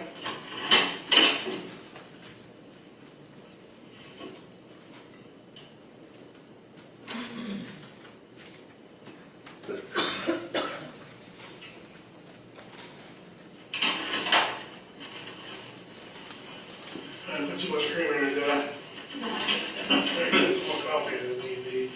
All right, Kate, we're back down here. Obviously, we're the Peoria Police Department. You're down here before. Just, the room is audio video report. Same thing as last time. Nothing different. I'm going to ask you some of those questions that I did before that seem kind of foolish, but we ask them of anybody we're talking to about any type of serious matter. Are you under the influence of alcohol or drugs or anything right now? Okay, and I think, stupid question, but unfortunately I have to ask it. Do you know where you're at and what the date is and those things? Yes, I do. Do you know where you're at? Can you tell me where you're at? Peoria Police Okay. Department, and I'm pretty sure it's August 2nd. Okay, all right, good. So the big thing is, I know I talked to you on the phone just a couple minutes ago. Obviously, you're aware, we spoke the last time. We took that information you gave us and we started reaching out to you. Because I believe what you're telling us, right? And you've been talking to Ashley too, correct? And I've been somewhat talking to her too, right? So we believe what you're telling us. We started reaching out to people, right? So based on what you provided, right, some folks were able to do a search, okay? And they found some evidence down there that we wanted to share. We think you deserve to know what was found down there. Did you find her? We're going to talk about that, okay? But I want to let you know what we found, okay? That being said, we just got thrusted into this 2 weeks ago, right? So, Yeah. and I'm a cop in Peoria, Illinois, right? So I didn't know everything, and I still don't know everything. I didn't know a lot of the details of that case, right? So when you provide a statement, we're looking at what you provided. We're trying to corroborate it against factual evidence, right? That's what we're trying to do. Because we believe what you're telling, we want to make sure that your credibility is high, right? And I believe it is, okay? So that case is now, it wasn't an Atlanta PD case, okay? Now it's a Porterdale Police Department case, okay? They have some investigators that are assigned this case as well, okay? And we've been talking to them. They're new to this game also. They didn't have knowledge of Morgan's case either, right? So we're all kind of new to this. Katelyn, it's always a game of, in our profession, unfortunately, when we hand something off, it's not an easy handoff, right? Because Atlanta PD initially tried to do a report for Morgan, and then fast forward all these years, now we talk to you. Now we are literally, we're just trying to disseminate the information that you're giving us. I had a half-hour heads up. Yeah, we had when I talked to you. walking into it cold, okay? And we really appreciate the help you've given us. I mean, you haven't, not really us, but helping us help them. That's huge. That's really huge, and that speaks volumes for you. But for us, we're limited because we're 1,000 miles away. You know what I mean? Like there's not. So we're just kind of the messengers in this game, and that's kind of where we're at today. And we want to give you some updates and everything, and try to kind of walk through some other stuff. I won't lie when I say that when the news report, because I've kept up with stuff a little bit. Yeah, I'm sure the that. Peoria Police Department, my heart hit my ass. No, I bet. And because if he catches wind of it, he knows the significance of Peoria. Sure, right. Not many other people do. And I can tell you, like, that was not an intentional thing. Like, nobody meant for that to happen. Unfortunately, my experience with these things is you have a core group of people that are kind of the backbone, that are working, that are doing their things, and you have a lot of other people that are trying, best well-intentioned, trying to help out, because these are big operations for us, right? Like, we bring in a lot of people. There's a lot of people we have to bring in. And certain people have certain responsibilities, and some of those, like, you know, you can only imagine being the police and conducting an operation like that, you're going to have a lot of people asking questions. So people do the best they can, right? They're well-intentioned in what they do. Nobody was trying to put you in a compromising position. That was not the intention of that. It probably could have been communicated a little bit better between all of us, right? Like, we didn't know that was going to happen either. And, you know, so, and a lot of the folks down there didn't know that was going to happen either, right? So nobody was trying to put you on blast or put you on front. Like, that was not the intention. It was an honest human mistake. Yeah, I don't think it was putting me on blast or anything. I just felt like, you No, know, it would concern me. if he were to catch wind of it, he knows the significance of Peoria. He also knows Absolutely. where I live. Like, that's Absolutely. my grandmother's old house that we bought. So Yeah. he's seen it before. Okay.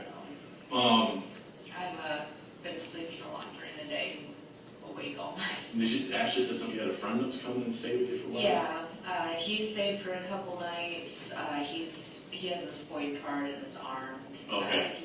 He's the one who works at the EMT. I got you. Well, And is he, you feel more comfortable now? Is he not there now? He's not there right now, but he does come by and Sure. stop in and hang out. That's good. Is he your friend or your boyfriend's friend? My friend. Okay, cool, very cool. And we're sorry that it went that way. We were kind of caught. We were caught in the same boat you were. You found out at the same time we found out. So that's one of those things we understand it, and you know, your safety's always paramount to us. I was just like, oh. You know, I get it, and I don't fault you, and I apologize for you having to go through that and worry about that. And you know, and I spoke to Ashley about that. Like, well, you can provide her my number. Like, we'll do whatever we It's can. better now because my kids are with their dad. Okay. So if something does happen at my house, it's So we're not going to let that happen. involving my kids. Right. That's the one thing I'm gonna let you know. We're not going to let that happen. We'll do whatever we can to prevent that. We're not going to let that happen. I know Ashley was concerned that you were saying they're going to think I'm crazy if I'm worried about this. I don't think you're crazy. Yeah. And I don't think you're crazy. Okay. I don't. So. This being said, you know, again, we had all this information thrust at us 2 weeks ago, right? We had a half an hour to digest it and speak with you. Obviously, we have some follow-up questions, right? Anybody would, right? Especially with the way things are progressing. Like, it's been 7 years, too? That's a long time. Like, and there's probably some things that you don't even 100% recall, but, you know, seeing maybe some of the things that we have might spark some your memory back, right? You might recall it. And also, again, I want to reiterate that Atlanta PD initially was the jurisdiction, if you will, that Morgan was reported missing in. So they were tasked with following up on that part of the investigation, right? Well, that's been 7 years now, and with you coming forward, that's really helped move some things around the board. But now, in light of that information, other law enforcement agencies, including this one, and Porterville have had to get brought into the fold, whereas before, it was just Atlanta. So now everybody's trying to basically get caught up and find out who did what's been done, what questions haven't been asked, and that's kind of what we're all collectively, with your assistance, trying to figure out and put together, because as Sergeant Johnson said, 7 years is a very long time. That's a very long, I mean, your life's changed dramatically in 7 years. I'm sure there's parts of that day that... I went through a portion during that 7 years where I was an agoraphobe and would not leave my apartment, and I've also went through just becoming an extremely high-strung, paranoid person. Yeah, I can imagine. Yeah, so that's what we're saying. We're kind of trying to put all the pieces together and try to help everyone out collectively. It takes a lot of doing, and unfortunately, it's never fast enough. You know, we always want to get things done quicker, but that's what we're kind of after today. So that being said, I have a couple people from the Georgia that are here, okay, they're in the building, and they want to come in and speak with you, okay? I wanted to do this first to talk to you so you didn't feel like you're being ambushed in here by a bunch of people, okay? Because that's not what we're trying to do. We're trying to get a little bit more solid idea of what happened. I know we were talking about your timeline and stuff, and I can imagine 7 years, that's hard to sometimes recall that stuff. So they've got a whole bunch of information they got from, you know, the investigation that was down there, and we just would like to sit down together collectively and go through it. and just kind of pick your brain and just kind of see, you know, what you recall, what you don't recall, because we didn't have that 2 weeks ago. And we would have probably done this quicker, but Yeah. yeah, logistics. We're- They're down there, we're up here, that takes time. And there's a lot of information there that everybody's trying to digest, right? So the last thing I want to do is also drag you out of your house 5 different times to keep coming and doing this as well. So I'm going to go get them if you're okay, and we'll bring them in here, and I'll introduce you to them. And again, we're kind of a united front. They are just now getting in the mix of this too. So I don't think it's anybody you've talked to or anything like that. So if you had any experience with anybody else, these are going to be brand new folks, okay? And they're very interested in hearing what you have to say, okay? And they'll give you a fair shake, okay? We'll probably sell them around here too. He probably don't. I think I gave you my card last time. Gotcha. I'm going to sell out there. I know I gave you my card last time, but I always try to get people my fresh contact information. And I'll circle. Yeah, my EMT friend said, well, things are going to move at the speed of the law. And I was like, what is the speed of the law? And he said, it's slow. Move slow. Yeah. I think people get, watch a lot of television. And you know how it is when you watch the TV shows, they pick up the phone and there's a guy on the other end that gets all the answers, and that does not happen. Like, that is a fallacy that is purely One Hollywood. crazy thing I saw, because I scroll TikTok and stuff occasionally, there are actually people out there who believe in the whole facial recognition camera system Really? that we were talking about. Hi, Katelyn. Hey, Caitlin, I'm Randy. How are you? How are you? It's nice to meet you. Hi, Jimmy Bros. You got plenty of table space. Yeah. Are you okay if we all sit here with you? Okay. Well, it's your police department. Oh, there's no sense in feeling that way, okay? I'm going to grab a cup of water. So, I just want to kind of let you know that we received information from Peoria about an interview that you conducted, I think it was a couple of weeks ago. So we looked into that information, and we conducted a search warrant at the residence in Porterdale, and we did find things that we possibly believe could be related to Morgan Bauer. So that's kind of why I'm here, because let me tell you something, I've never, this just got thrown on me. It's like one day here, and I'm sitting back trying to put the pieces together, and that's kind of why we're here today, okay? And it's just we're going to get into, basically what was said before, and, maybe some follow-up questions with that, but I just wanted to let you know that we're all kind of just trying to figure out what happened.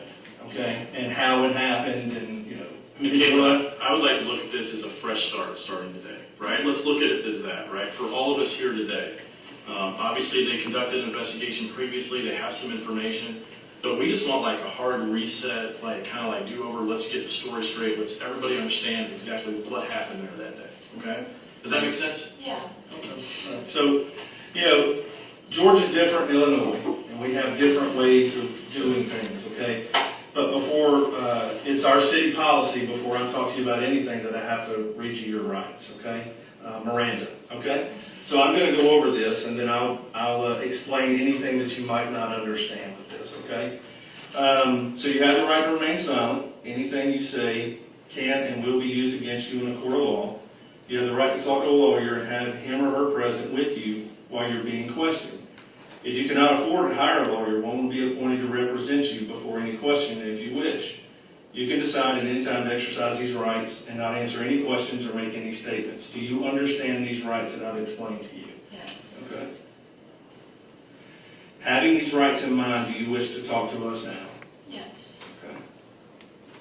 All right, so what I need for you to do, Caitlin, is I'm going to turn this around and let you fill this out. And then when you're done, I just need for you to print your name, address that you live at now, your birth date, your phone number, and then I'll sign it, and then I'll get you to sign it, okay? All right? And Caitlin, we do the same thing because now we're pretty much confirmed we're talking about a criminal matter, right? Right. So anytime we're talking about a criminal matter, a lot of times we like to do this. I like your jacket. It's a shawl. Oh, is it? Oh, I like that.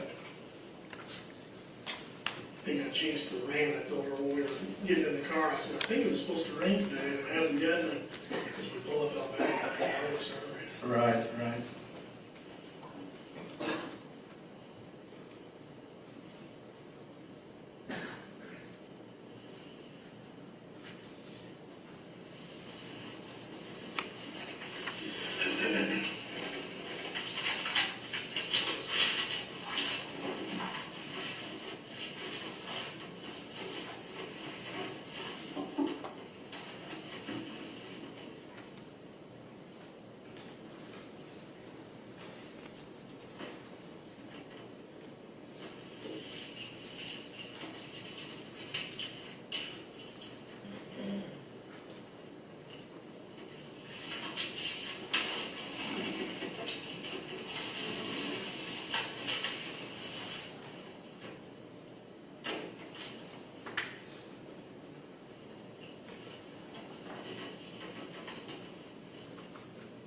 You got nice handwriting too, wow.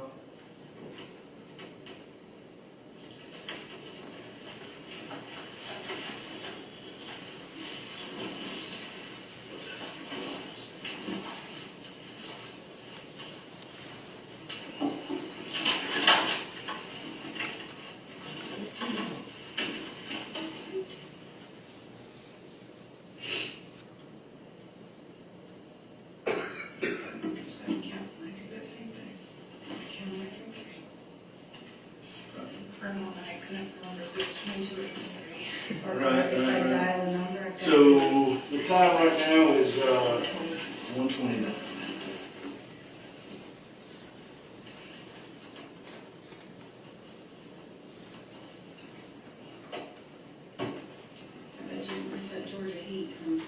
I actually do. The winters here are unbearable. Really? I grew up in Arkansas like my whole life, so I like the heat. And the lakes and the streams and stuff you can go out to, just out in the woods and just relax. Oh, yeah, yeah. The winters here. You don't want to be here for the Yeah, winter. the winters are, there's two ways it goes here. It's either mild or unbearably cold. It's so awful. Yeah, I don't think the snow, I don't like snow. I lived in Buffalo for a while, I got enough cold. All right, so I just want to get to I just want to get to know you a little bit. You know, like I said, I'm just coming into this. I have very limited knowledge of what's going on.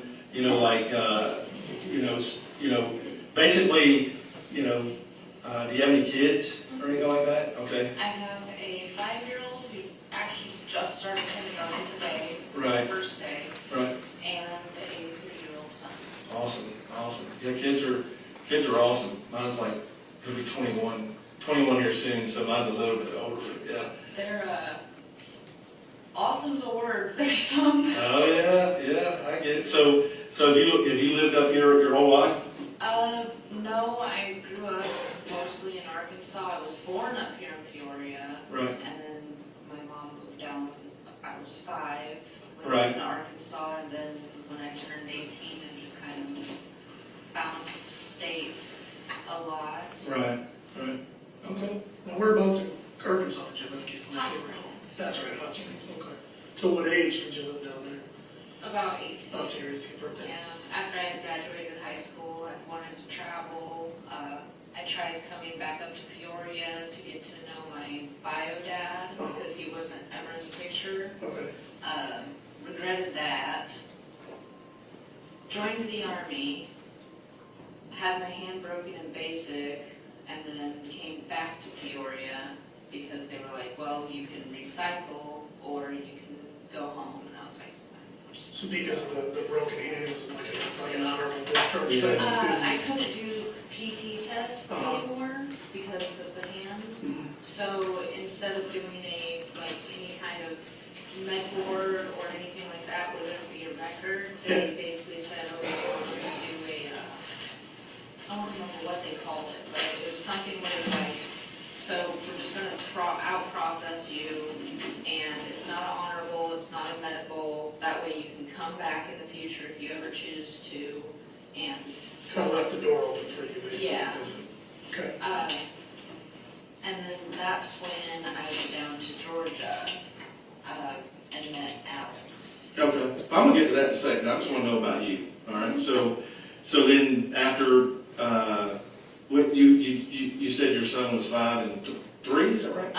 My daughter's 5. She's Right. the one who went to kindergarten. Right. My son's 3. Right. Okay. Right. So I know you got kids too, and you just had them and stuff like that. Okay. Well, I tell you what. So I don't. Like I said, I got limited information about what was told, what you said when you were up here the first time. So if you could just go into that for me, and then, what transpired. And, I really want you to know that this is, the information that you provided was extremely helpful. Okay. And Katelyn too, more details. I know sometimes people skip over things. They go, "Oh, that's small. That's not a big deal." We're all about those small details, right? So even getting back to with Alex, right? So you get out of the military, and then how do you come into contact? First off, how did you end up even in the great state of Georgia down there from where you were at? I met Alex over Facebook. Okay. And we had started talking. I mean, he seemed friendly and funny, over the phone and stuff. Yeah. And I was 19. I was a teenager. I was,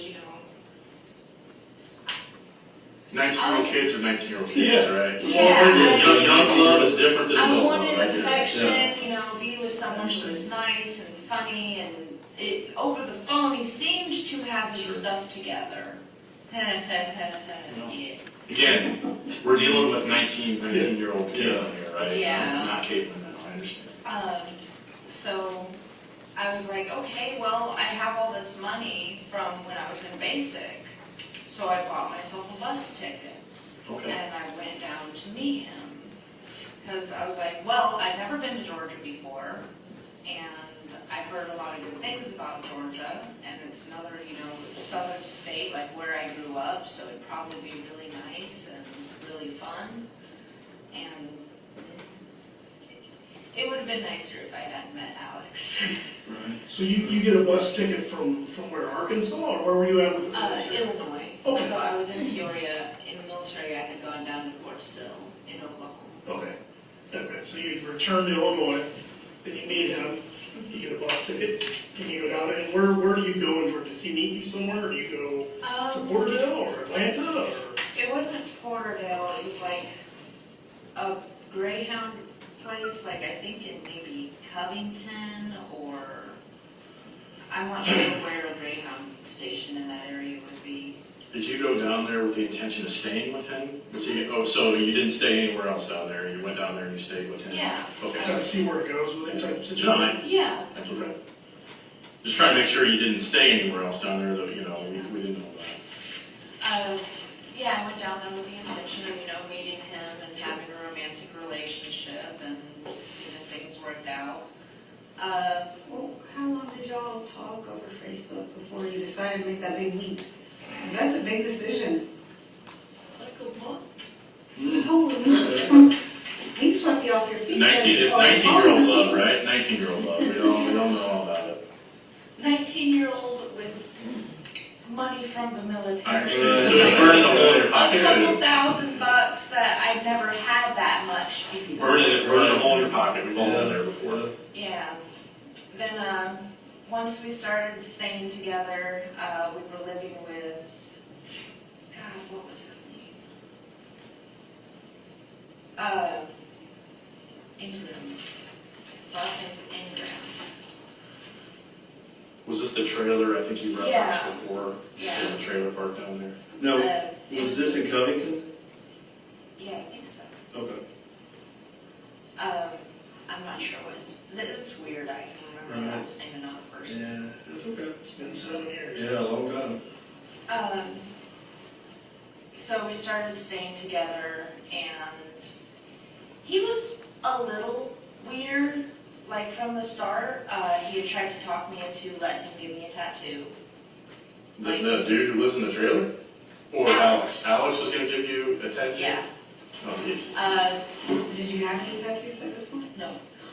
19-year-old Katelyn thought that was a great idea. No, I get it. Sure.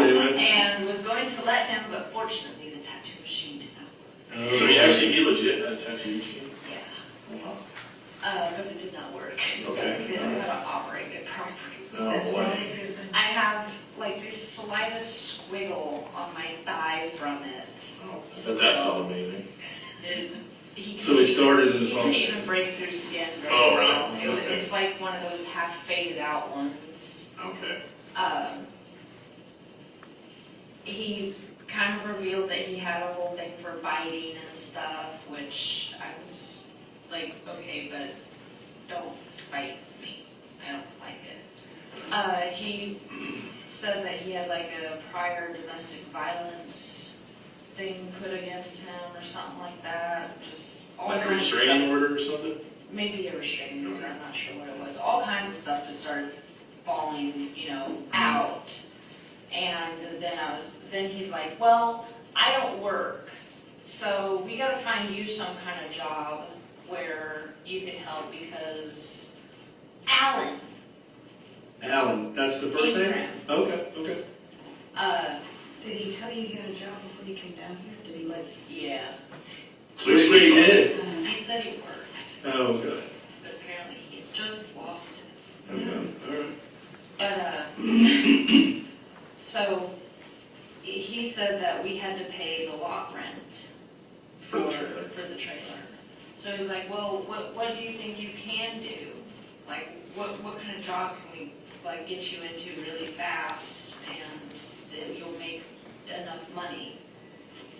And then Alan's the one who suggested, well, we can take her up to the strip club and she can just try out, and that's how that started. Okay, so can I go back to the trailer report? The trailer, was it like a trailer or was it like a RV? It was like a camper. Like It was like the short campers, there's Right. a bed in the back, and then there's the little kitchenette, and then there's a tiny bathroom, and then there's like another small sleeping area right there before the door. It was like a couch or something that Yeah, folds out. like pull Yeah, out. so is it like one you pull behind or one you drive? Like, It was it's a pull behind. Do you remember where that trailer was? His Ingram's family should still live in the lot next door. I don't know if they... So it was like a big trailer park? Yeah, it was Okay, big. I got you. Do you remember what color trailer it was? Was there anything like, some that had like, wolves and stuff on them or anything crazy No, it like wasn't that? anything super crazy. Okay. I think it was like white or yellow. Okay. Was it a big trailer park or something? It wasn't a huge one, I don't think, but it had one of those little like shower and bathroom facilities on those lots. Okay, so when you pulled in, did you pass anything? Like anything. Because I'm trying, you think it's in Covington, so I'm trying to think of the ones that we have. If you passed a pool, or was the bathhouse down a little ways? There wasn't any pools, I know that, but the like bathroom, I think we were either right adjacent to it or just past it. Okay. Was it near an interstate? Yes, Okay, got it. that much I know. Okay, that's great. Okay, so you were talking about how he was telling you that you had to get a job. Yeah. Can you kind of clarify that? So they needed someone who would pay for the lot rent of the trailer park. Right.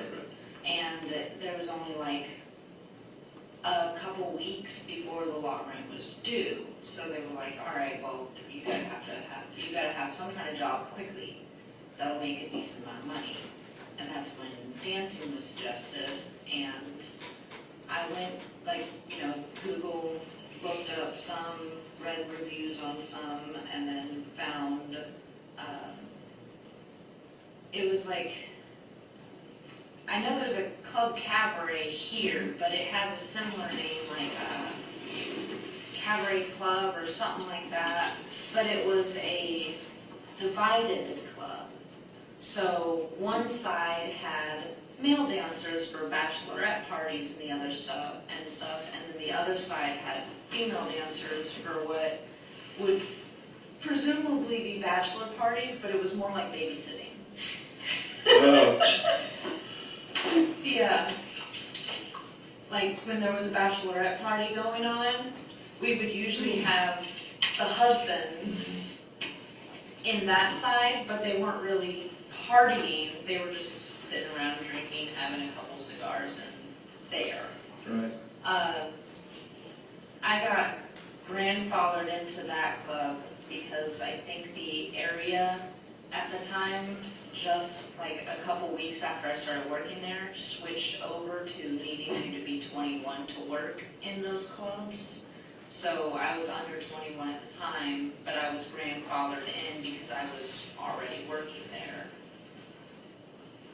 That was a weird experience. The licensing in general was up there? No, the licensing, like getting the licensing was fine. I had to pay my fee, and they let me work like a couple nights to get the money for my fee. So I paid the fee, got the whole fingerprinting thing done, and got my photo taken for that because I like the idea of licensing. I really think everyone should. Well, I think they do in the city here, don't they? Oh, pretty cool. Or they did. Creve Coeur doesn't, No, and Big Al's doesn't. No. they used to. They should. They should. There'd probably be a lot less drama over at Big Al's. Yeah. But, so did all that and started working. It was an experience because, at the time I was 19, I had no confidence in my body image or anything like that, and just trying to figure it out. But one of the older dancers kind of took me under her wing, was really nice, and showed me, okay, this is what you want to do. If you want to stay up by the pole the whole time, you can. She taught me some pole tricks, and then she's like, but you do have to come down and do some floor work so that you can, get attention and give them an opportunity to tip you. I'm assuming talking to people would be a big portion of that. Probably there was a change for you as well. Talking to people was the hard part for me. So I was actually one of the ones who would step outside or step out for a moment and have a couple quick drinks and then go back in because the club would not serve us alcohol.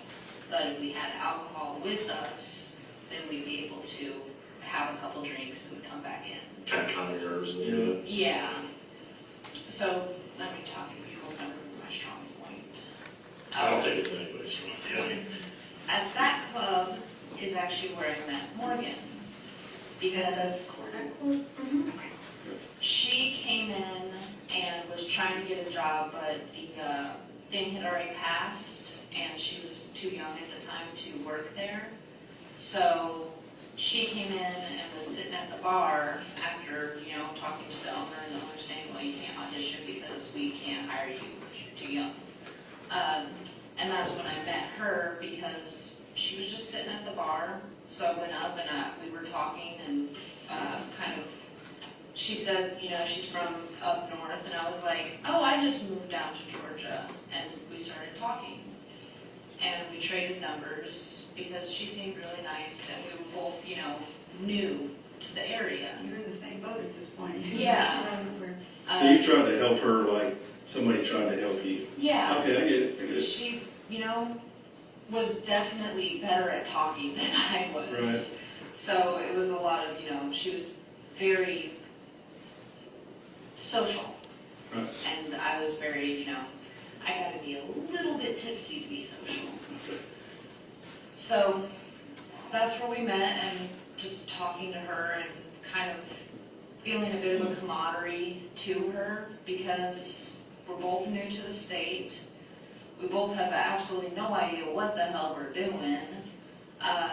She talked a little bit about her family and talked about her mom and her not being on the best of terms. She had actually said that like her mom and dad were both in prison for meth.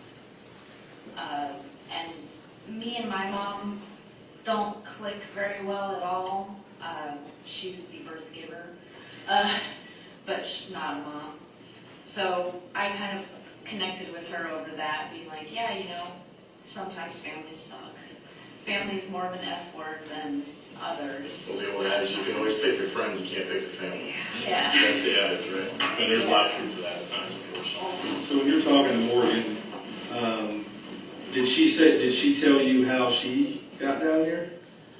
She just said she was, traveling. She wanted to go to a big city. And I was like, I totally get that because, up until then I had been in Hot Springs, which is a tiny little Arkansas town. It's kind of a tourist trap. Right. Peoria, which I wouldn't call Peoria a big city.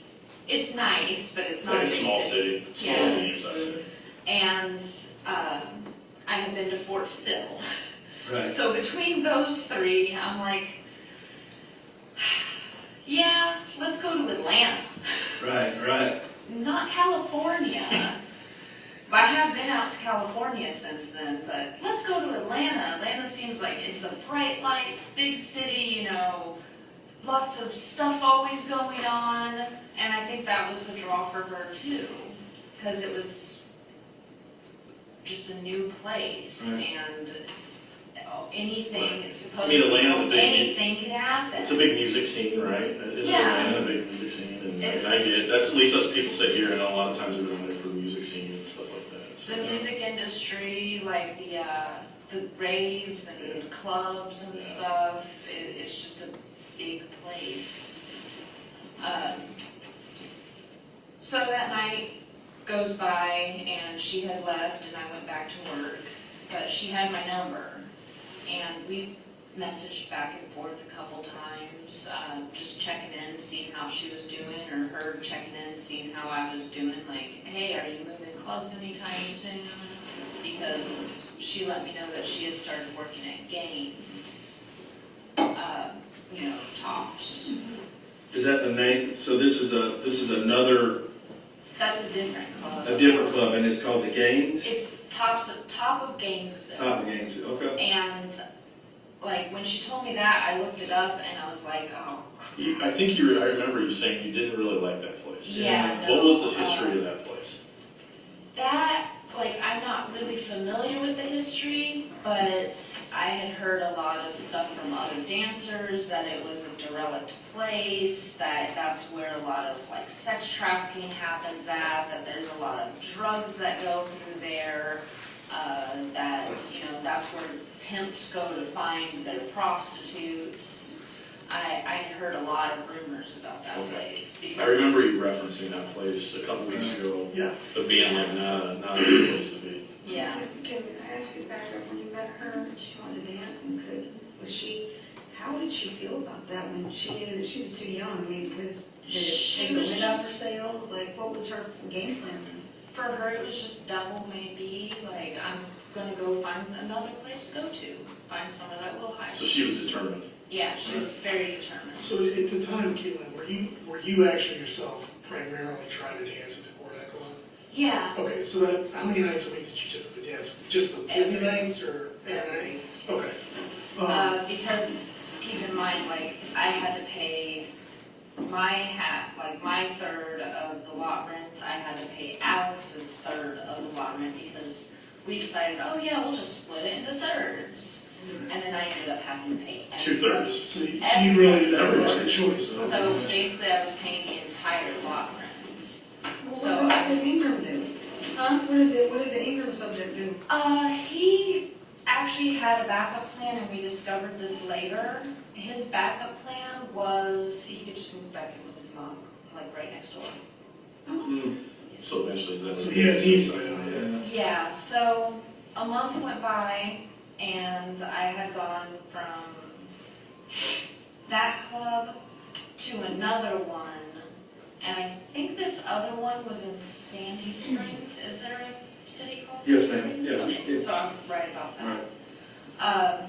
And that was a club that had this horseshoe stage bar, which I loved that because I could actually climb up above the bar and be out of touch range, but still be seen. I got it. Yeah. So guys would tip me when I would hang by my knees and come down and wave at them, and then I would just pull myself back up, out of touch range. Right. I loved that. Yeah, no, I get it. So when you met Morgan at the Cornet Club, she obviously wasn't allowed to work there, right? Yeah. Because of was there an ordinance, is that what they It's passed? the ordinance. Did they let her dance anyways, just out of curiosity? I know some places. They didn't let her dance there at all.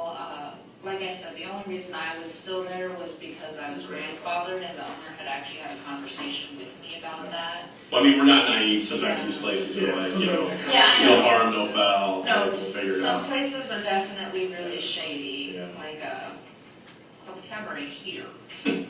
No, you guys exchanged numbers with Morgan, right? You hit it off because you both were kind of strangers in a foreign place type thing. Yeah. When you guys exchanged numbers, did you just talk, I mean, did she just give you the phone number, or were you guys on social media? I know everybody at that age is on social media. Doing numbers because I barely did Facebook back then, and I still barely do Facebook. Okay, that makes sense.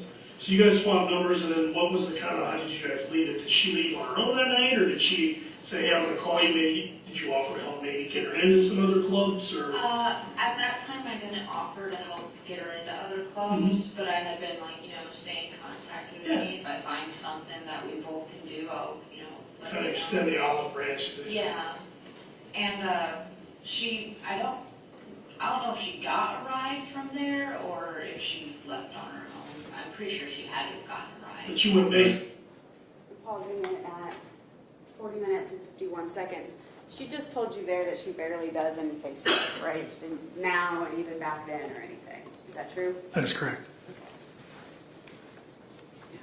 Are you, no, you're right. Are you aware that, you have her Facebook records in this case, and they're in evidence, and there's over 10,000 pages in them of all of her Facebook information. I don't know if you ever knew how big the returns were. Yes, I was told they were rather large. Okay. And then I'll just show you sort of what was on her timeline at the time, and kind of show you different days.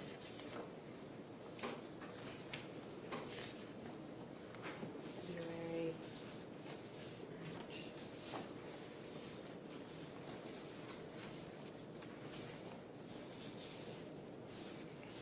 She seemed to be posting a lot around the time that the murder would have happened. I would say so, yes.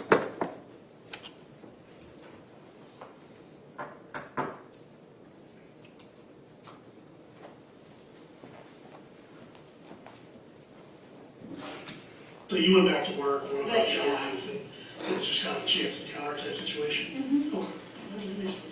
So, after a month, I was working at another club over in Sandy Springs. I don't remember the name of that. I just remember what it kind of looked like. That was a really nice one too, because they had a bunch of safeties and stuff, but I also found out they still had the same ordinance. So I wouldn't have been able to call Morgan over there. They actually do breathalyzers at the end of every night if you're underage. Wow.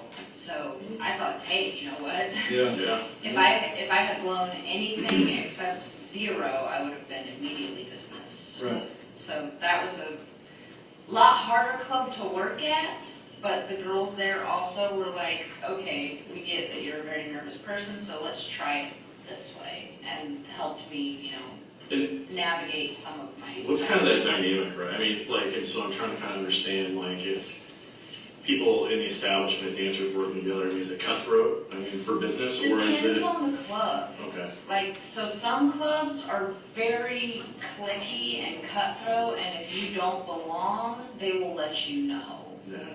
Other clubs are very, they're usually the smaller clubs that are super friendly, and it's just like, hey, if I'm not making money, then, and she's not making money, then if we work together, There's plenty to we go make around. money. Yeah. I was just curious. So it depends on the dynamic of the club and what the owners encourage, that kind of stuff. Okay. So was there ever any point where you and Morgan did work together? We never got to that point. Okay. So I had heard of teas at this point, and had, being in Atlanta, for some reason, the city jurisdiction at the time wasn't 21 and over. So that's when I think me and Morgan had been texting back and forth a bit at that point, and I said that I was going to go apply there in the city, and she wanted to go with. So that's when we met back up and went out to tease. And I need to know, was tease kind of like, you thought you could make a lot of money there? Is that the vibe that you were We getting? thought that we could make a lot of money there because it was a mainly black club.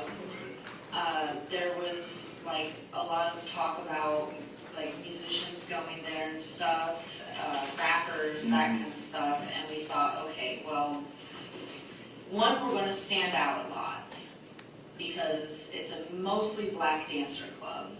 So if we're two, white dancers, we're going to stick out like sore thumbs, which would have been kind of bad in the sense of working with the other dancers, but it would have also been good in the sense of working with customers, because that way, we stand out, we're highly noticeable, and It's a good business a little bit opportunity. more attention. So Yeah. basically it's a business decision, more money, more patrons, more chance for you guys to make And money. maybe higher quality patrons potentially Yeah. that have money to spend on you. And at this point, as well, like by the time I started looking at working there, the whole thing with the trailer park had fallen through because I was able to make my payment, I was able to make Alex's payment, I was not able to make his friend's payment. And when we were talking to his friend about, hey, I don't have enough money for you, he was like, well, I guess we're all just going to have to move out. So at that point, what did y'all do after that? Alex contacted his parents, and his parents only let him move in because I was involved. In Porterville, right? Yeah. Okay, all right. So you weren't even in that little camper for a few weeks. Yeah, it was a few weeks. And then at that point, we had moved in with his parents. His parents basically only let him move, like I said, only let him move in because I was involved. Did he have a bad relationship with them? They had given him a lot of chances. So did they kick him out when he was at the camper, or did he leave on his own? They had kicked him out before because not getting a job, things just piled up and they were like, you're gone. They let him move back in because I had kind of talked with his parents and they liked me. I liked them. I think Robert's a great guy. Like, he's very conservative, but he's also like soft-spoken and very intelligent from what I remember. Yeah, they seem like a very intelligent man. He did. So they treated you kindly then? Yeah, So you had a pretty good rapport with them? His mother was, I wanted to be like, okay, you know what, Alex, go away, this is my parents. Yeah. I just wanted them to So adopt me. was that his birth parents? No. Okay. Those are his adopted parents, because I think his mother is their daughter. The Warren's daughter? Yeah. Okay, right. Is she still in his life at all? Or at I- that time, was she still in At his the life? time, she wasn't in his life. She came back into his life during that time frame to ask him to help him move something. So I met her at some point, but I don't remember what she looks like. I don't remember almost nothing about her because it was like, Do you know the name? Yes. What about a father? Does I don't never met like I had a dad. did he ever mention it? Not that I remember. So they were kind enough to take you guys, even with all his shenanigans, Yeah. you were able to help kind of bridge the gap, and they allowed you guys to stay there on the property? Yeah. Okay. His mom even was very, very loudly spoken about my size, and she went out and got these bags of easy to cook food, and she's like, anytime you get home, just throw one of those on the stove and eat something, because she was very loudly spoken about how small I am. Just got you were too thin. Yeah, she thinks I'm too thin. So let's go back just a little bit about when we were talking about Morgan and did y'all ever performed together? And if you did, where it was and kind The of, only performance we did together was our audition at Tees. okay, So we went to Tees and we auditioned. And that was basically on separate sides of the stage. And, we kind of worked together there because she knew the type of music that would be played. right, I did not, right, because I don't really listen to rap or anything like that. So she was familiar with the type of music, and I just kind of followed along with the rhythm she was using so that I could finish it up. right. And then I also noticed, she's more of a floor dancer. I was more of a pole dancer, but she had said that you got to work on your floor dancing because this is what this type of guy's like. Morgan said that? Oh, okay, okay. So she wanted me to try to learn how to twerk with her, Right, because she already knew. She's like, yeah, you're not doing it right. And right, I'm a pole performer. right. Did you ever, was she a dancer in South Dakota?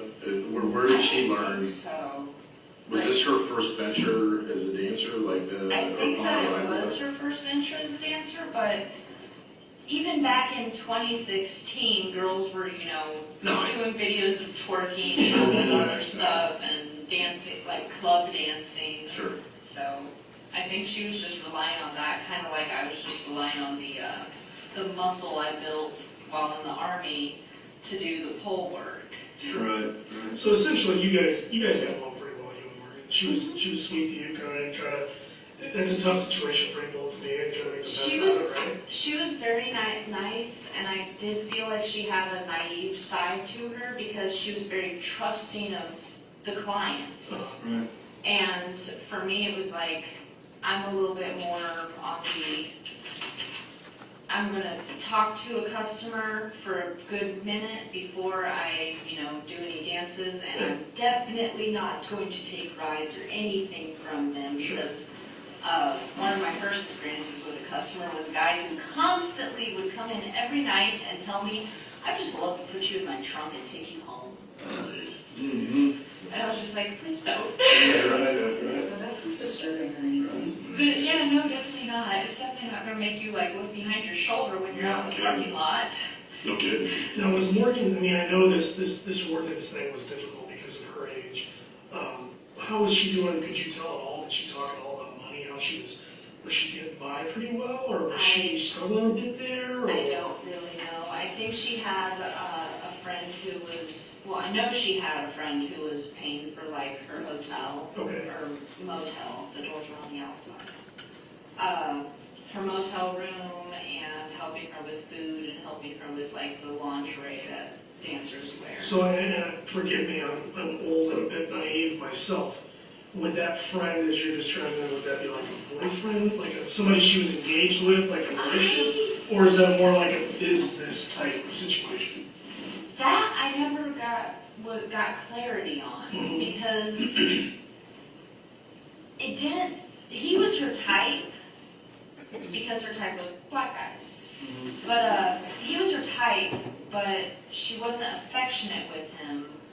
So I wasn't sure if they were in a business relationship, she would, pay him back for the things that he was doing once she got on her feet, and or maybe he was interested in her, but she wasn't interested in him the same way, or there was some kind of dynamic. But she never really talked about him Yeah. hey, She this didn't is talk my about guy. her boyfriend. Okay. Not very well defined boundaries, if you will. What about any other, was she dating anybody then? Did she talk about going on dates or dating males? Talk about a boyfriend. She talked about the type of guy she was into. She wanted the big, strong, tall, almost basketball player with a football player build black guy. Right. And I was just like, yeah, you can keep that type. Did she? So we didn't have any similarities in men either. I got you. I didn't know if she talked about, hey, I met this guy or I met that guy. Yeah. I just know how 19-year-old guys are. I'm assuming 19-year-old girls are the same way. No, we didn't really talk about boyfriends very much. I know, The first club I had been at, the reason I had to leave was because of Alex's shenanigans. He made the owner too nervous. Is there something specific? Okay. Yeah, was there anything specific he did, or? And there was another time where he had been coming in there and like sitting in the club and just not giving off good vibes. Like the owner had asked multiple times if I was safe, and you know, I brushed it off several times. Like, you know, I'm fine, I'm just doing my thing. So maybe his actions were not productive for the club as a whole, right? Yeah. Like maybe scaring off some customers and making them more comfortable. So Alex, did he typically go with you to work? Not all the time. There were a couple nights that he did because he didn't have anything better to do except be a pain and not let me do my job. One of the questions, sorry, sometimes I veer off course. This male that Morgan had, you said he was helping her out. How did you know it? Did she tell you that, or was that, how was that communicated? It was communicated because last time I was here, I said I couldn't remember if we had gone to the lingerie store before or after teens. Yeah, I remember you saying that, yeah. I wasn't sure what what events did in that order that night, but he had met us up there and had bought her some new lingerie. Something to maybe wear for the audition. Yeah, no, I think it was to wear it was either to wear for the audition or was for her to wear when she got the job. Gotcha. So one way or the other. So essentially he's trying to help her out again, and that's kind of where you're like, oh, okay, Yeah. This guy's here, he's trying to help her out. What was this guy? Old, young, fat, skinny, tall? Young and thin. And I can presume black. Yeah. Okay. So a younger, thinner. Was he a basketball player tall or? Not basketball, Okay, but all right. Not a linebacker, that doesn't look like a linebacker. he wasn't built like that or anything. Do you remember anything specific about him? Tattoos, his hair, his face, or vehicles? Was he a nice guy? I mean, was he decent, or what was your impression of him? He was okay. I mean, he didn't give off any creep vibes or anything. Didn't know if he was a jerk or treated her well or talked to her well. Yeah, I didn't know what the actual full dynamic was, but it was just kind of he seemed okay. He didn't give off immediate red flag vibes. But of course, my red flag vibe detector back then. Right. Well, we're talking about that. Okay, all right, so we need some grace on that. I guess the clarification that I'm trying to get is she seemed comfortable with the guy. It wasn't oh, guys, here type situation, right? She actually had called him there. Okay, so she was comfortable. That's all I'm trying to And she never mentioned his name, like maybe a nickname or anything like that? Okay. Never, well, Not that I caught. You both talked as you was sitting at the bar, and you had so much in common, coming from way out down to ATL. Yeah. Did she mention then her friend, that she had a friend here she was coming to see? Yeah. How did they hook up? I don't know how exactly that she hooked up, but she said, she made a couple friends since she'd been here, and, I was agreeing, we made a couple friends since we've been here. Friends seem to come pretty fast down south, and that was a good thing. But I didn't get a lot of information, and we were basically doing teenage girl talk. It's in-depth for certain things, but then it goes extremely vague on other things unless there's something to trigger deeper conversation into that. But a lot of it's just, shallow, small talk with teenage girls. Well, thank you, kids live in the moment, right? That's Not really seeing what's going to happen the next morning or anything like that. It's just, I'm here, we're talking, I like this person, let's be friends. Right. Friends are easy to make when you're a kid and a teen. It's true. So let's go back to what you were talking about when y'all were auditioning, is that right? At this Tees Club, Club Tees. Yeah. So y'all auditioned, what happened after that? We auditioned, and the owner, the manager guy, said that, we can start working here, but first we have to get our licenses, and that's what we just need. We have to do our licenses, and then I think there was a fee or something for the first night that we had to be able to pay. Is rent usually big? Rent is, for that place was big. Oh, It was like okay. a couple $100 for rent, and I was just like, a night. Because supposedly the girls there made so much that they'd be able to afford the couple $100 for rent. And, yeah, so we had to be able to do the $300 for the license, I believe it was, and then a couple extra $100 for the rent. Okay, so after that, this guy that you know, did Morgan leave with him?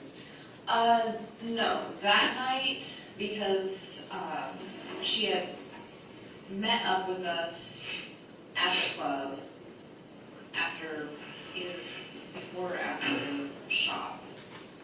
And then we went in and auditioned, and I offered, because I had Robert's truck at the time, I offered to drive her back to the hotel. So she got back to the hotel, and we went home that night.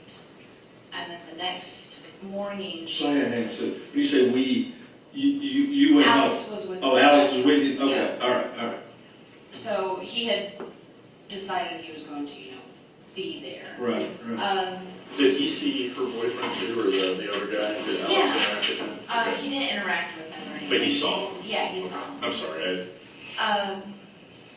The whole time, Alex had made some flirty jokes and stuff like that, but it wasn't really anything that set off alarm bells in my head, because I already knew that Morgan wouldn't be interested in him. So it wasn't there was no competitive air between us, because we had two totally different types. So is this when y'all were driving home? This was when he had made a couple passes towards her when we were leaving the club. Okay. And then he had made a couple more comments when me and him were driving back home. What kind of comments did he make? She had a nice pair of boobs, Right. she had a bigger butt, that kind of stuff, Do you remember what he specifically said? Again, small details, right? I know sometimes these are uncomfortable things to talk about, right? But sometimes it resonates, right? He was just talking, he made a lot of comments about how, I should, you should dye your hair darker, because her hair looked really pretty, and my hair was, I think I dyed it red at the time. But you should dye your hair a nice dark brown to a black, because it's really pretty, and it frames her face really well. And, it would be great if you made enough money to get a boob job, because I just love girls with big tits. Just being obnoxious and foul. And Were you ready to choke him out at that point? Yeah, I was thinking, how long y'all been together? I was ready to smack him, Yeah. but it was... And was he under the influence at all? Would he been tripping on anything? I don't think at that point he was tripping on anything, but at that we were going to pick up triple C's. Okay. So that was one of the stops we had to make before getting home. Do you remember the hotel that you dropped her off at? Name of it, what it looked like?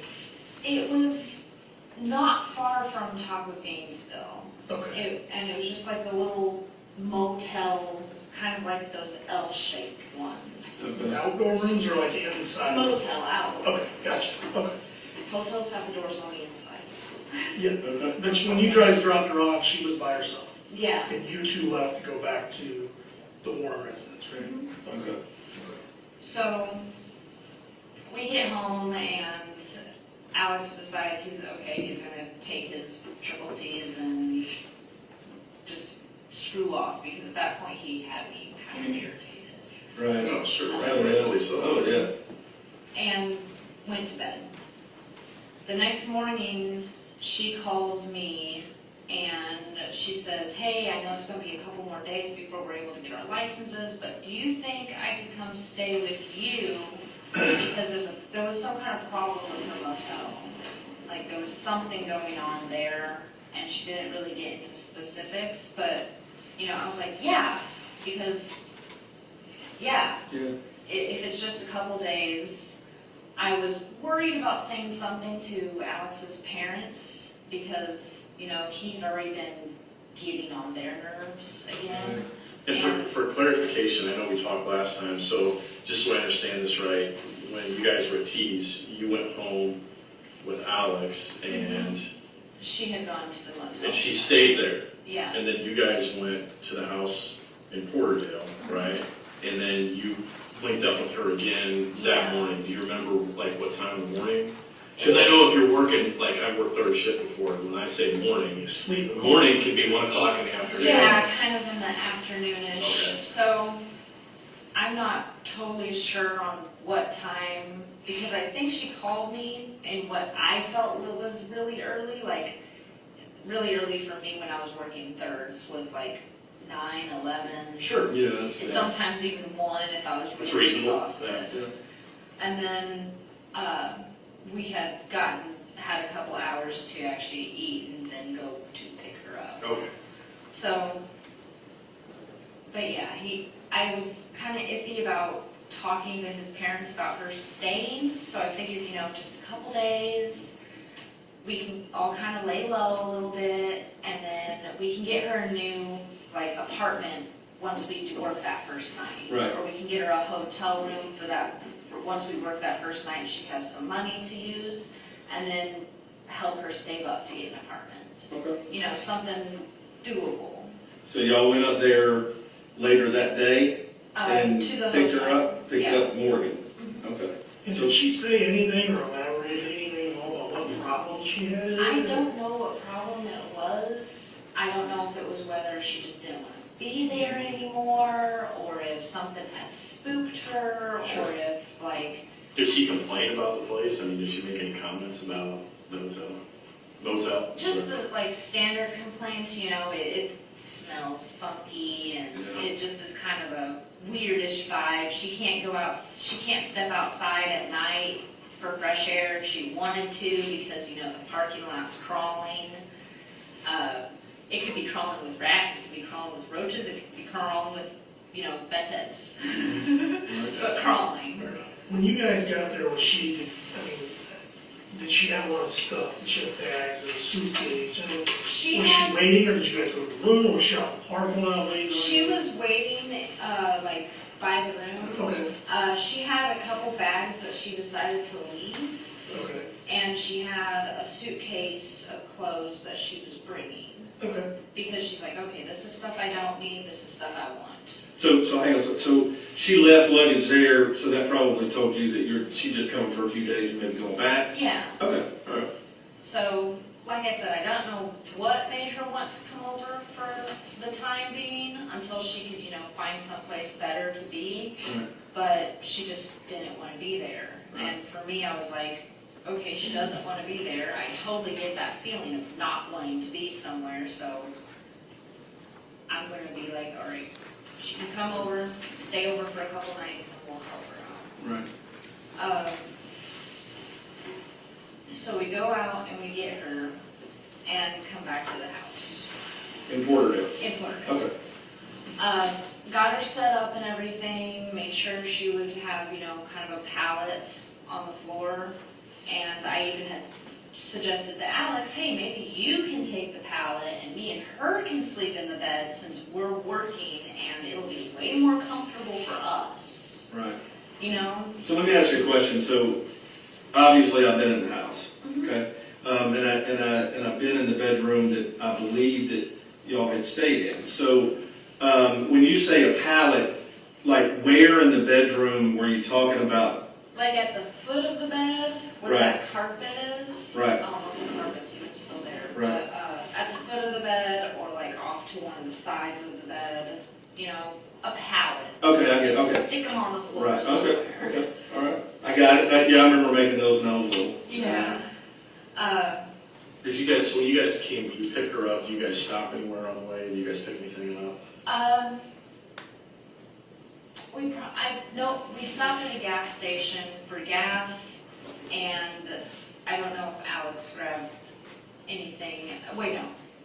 I know he grabbed a 4 Loko, because that was one of the things that he constantly would spend my money on. Where was that at? A gas station between freaking. Oh, okay, all right. Was it close to that, was it close to the house by chance? It was like middle ground. Okay. Because Gainesville to Porterdale is a 3-hour drive. Yeah. That was a rough drive to make, Yeah. like multiple times. Right. I was like, oh my God, I hate driving. Which way would you go? Huh? Which way would y'all go? To Gainesville? GPS way. You probably went all the way downtown Atlanta then up. Probably. Holy moly, I don't macaroni know. and cheese, that is a long way. GPS drive. Because Did you use your GPS year round? Is that how you got around? yeah. I guess you, I'm pausing it at 1 hour, 8 minutes and 42 seconds, just because I did not know if now would be a good time for a break, if anyone needs anything. Would y'all rather keep going some longer, a break? Okay, I think it might be good. All right, we'll take a 20-minute break. We'll go to 7, the jury room. All right. 20 minutes.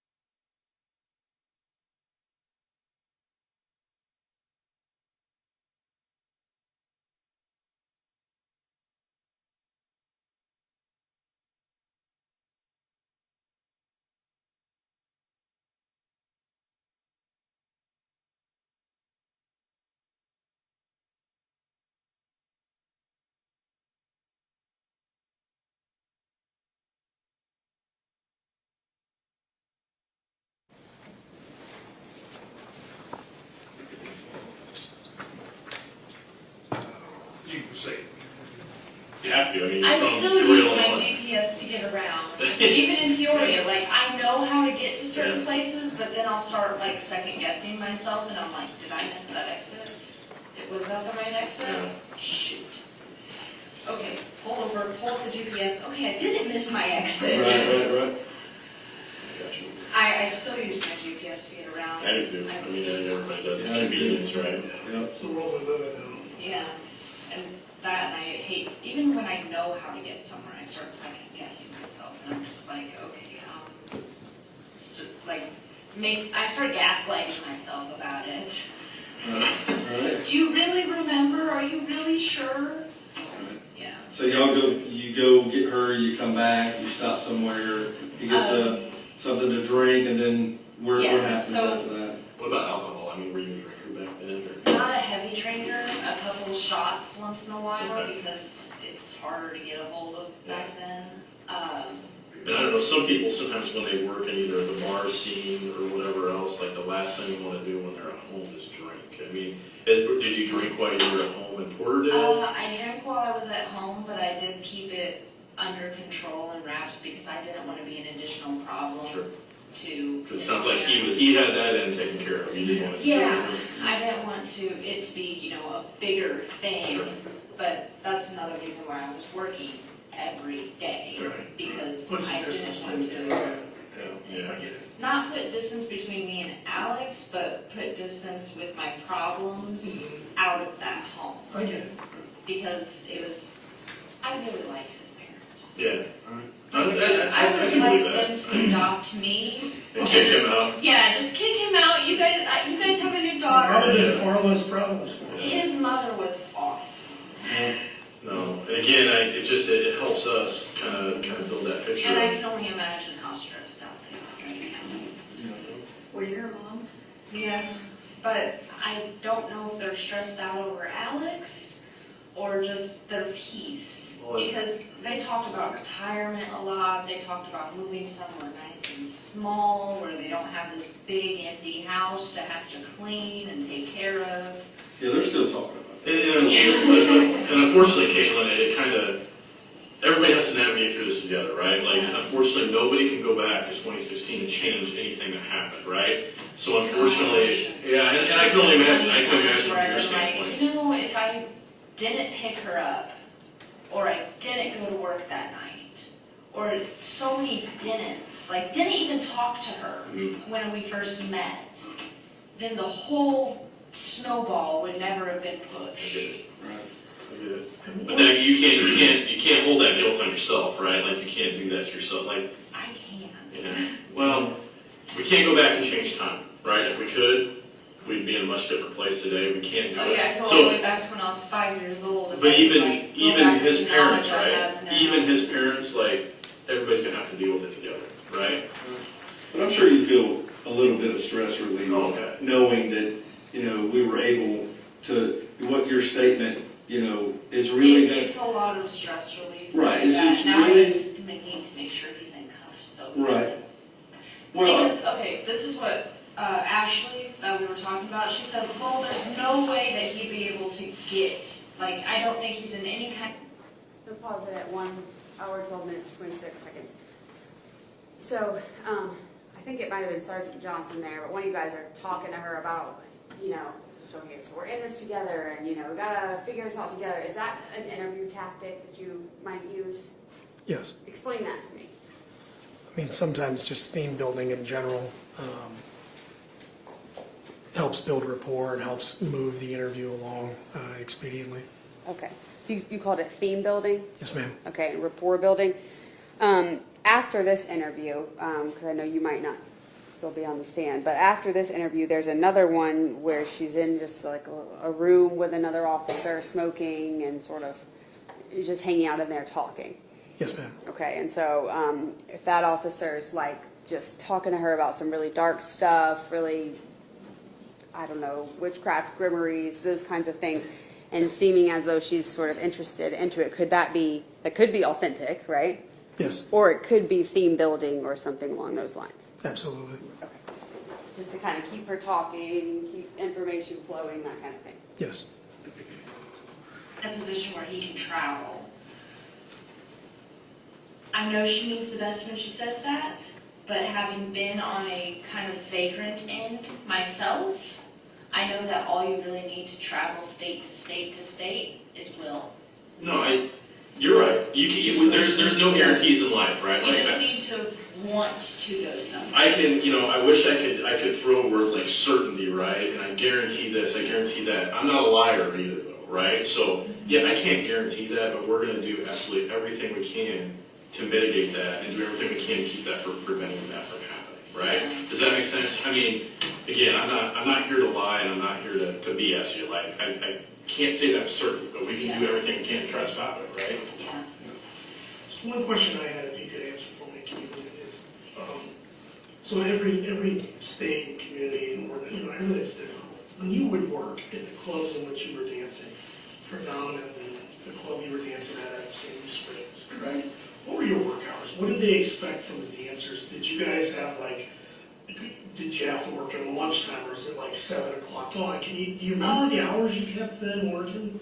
When I was working, I would tend to, because of the drive, I would tend to go in around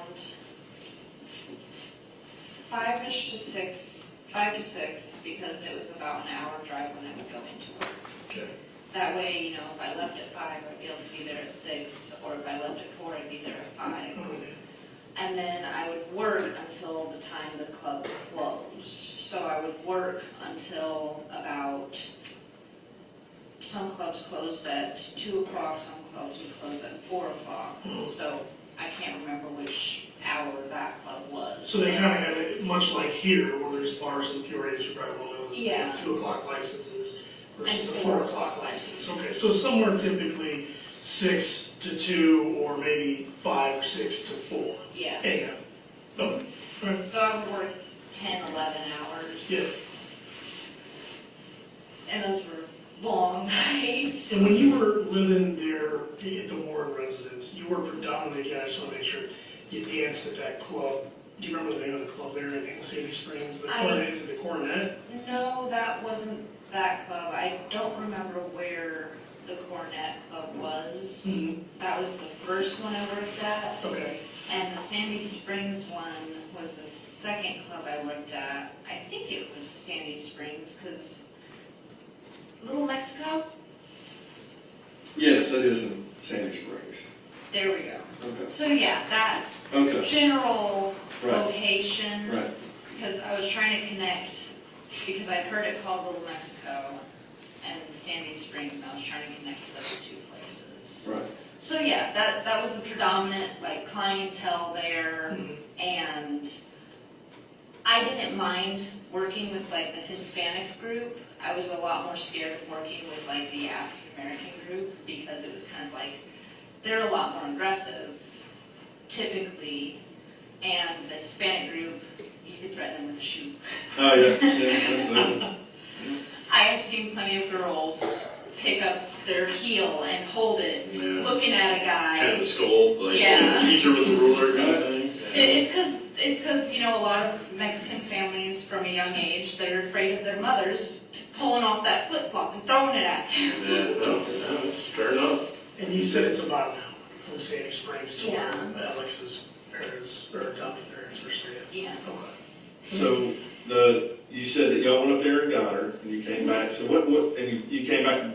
All three of you came back Yes, to Porter now? all three of us came back. Okay. You didn't stop anywhere else on the way? We didn't, besides a gas station one, I believe, For we didn't really. Yeah, for the Four Locos. For gas, and I don't remember if we got anything else.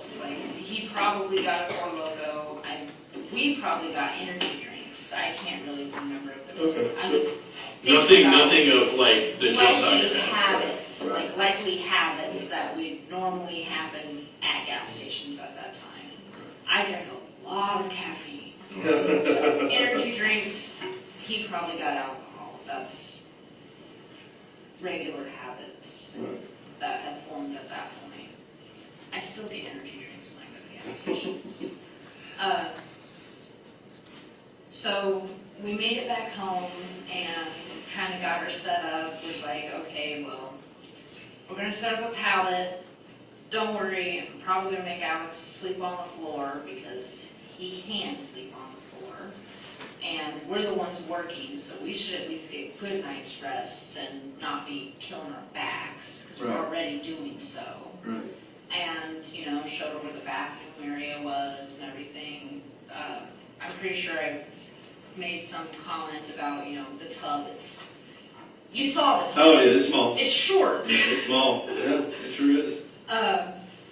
So, yeah, you know, just got her settled in, and then I kind of presented her with, do you want to come and hang out with me while I work tonight? Or do you want to stay here and, you know, just relax? Because I wanted her to, you know, come in with me, and she could just hang out. And that was at Club Tees, correct? Huh? That was at Club Tees? No, this wasn't at Tees. We weren't working at Tees. Okay, got it. Yeah, so we weren't working at Tees yet. We were working our way to start working at Tees. Trying to get the money together. Yeah. So we figured between, she was waiting for income, and I figured, you know, I'll work here now and try to, you know, get up my own funds so that we can all do that together. Right. And I don't like being in debt to anybody. Because she offered to pay for my license, I still don't like being in debt to anybody. Right. I'm one of those people who, even if I owe someone $10, I'm going to be like, as soon as I have $10, here's $10. All right.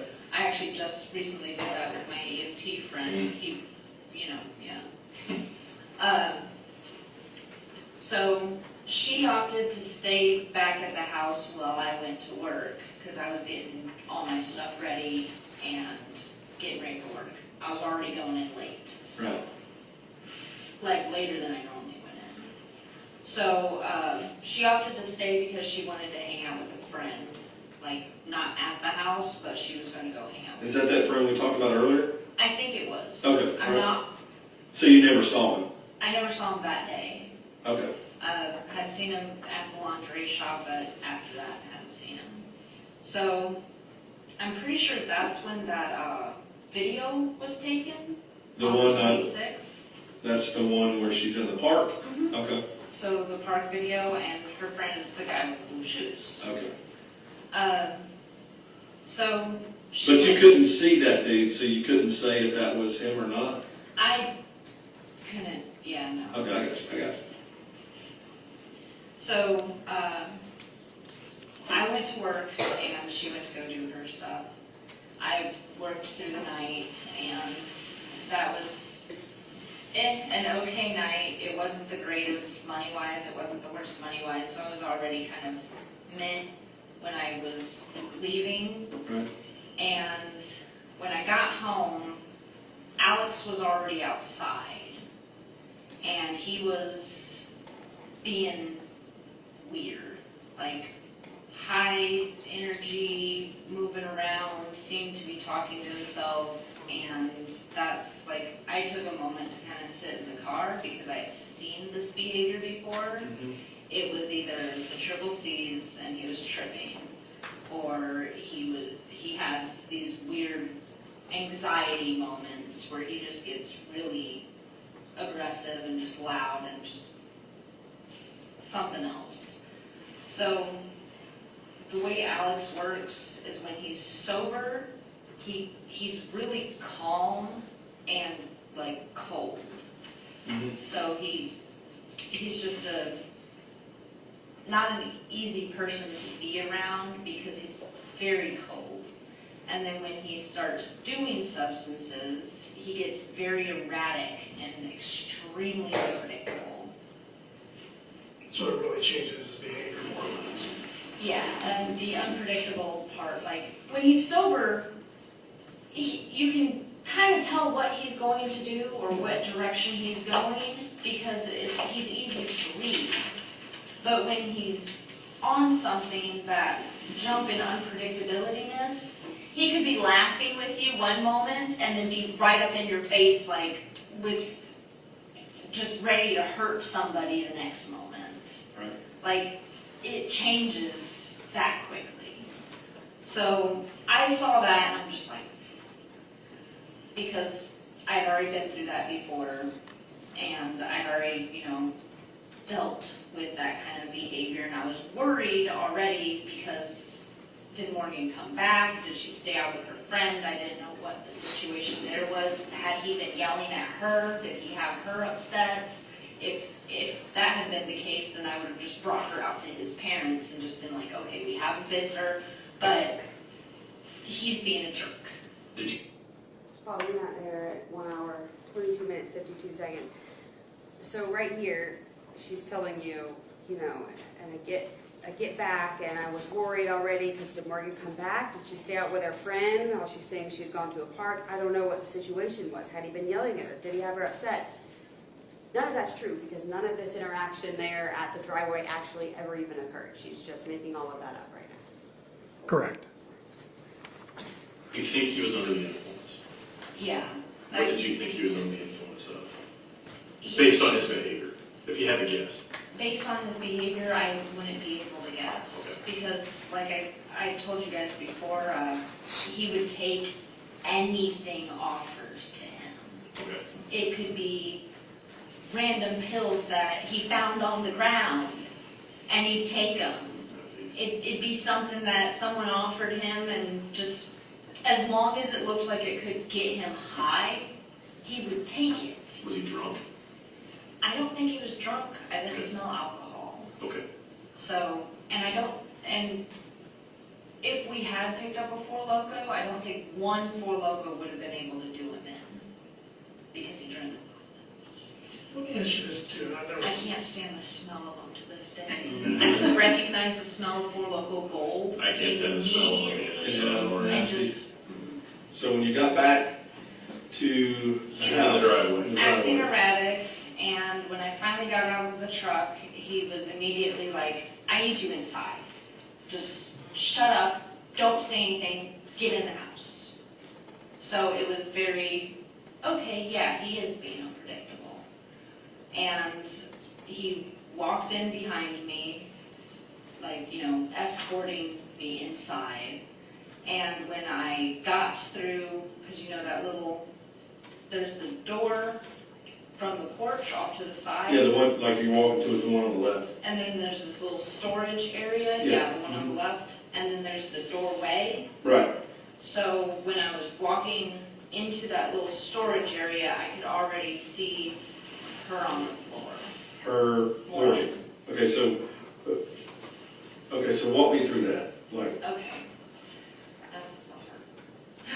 Take your time. Yeah. So I could already see her on the floor, and he's behind me, kind of being the pushing force forward, so I get through that doorway, and she's laying down on the, like, off the bed, on the side of the bed on the floor.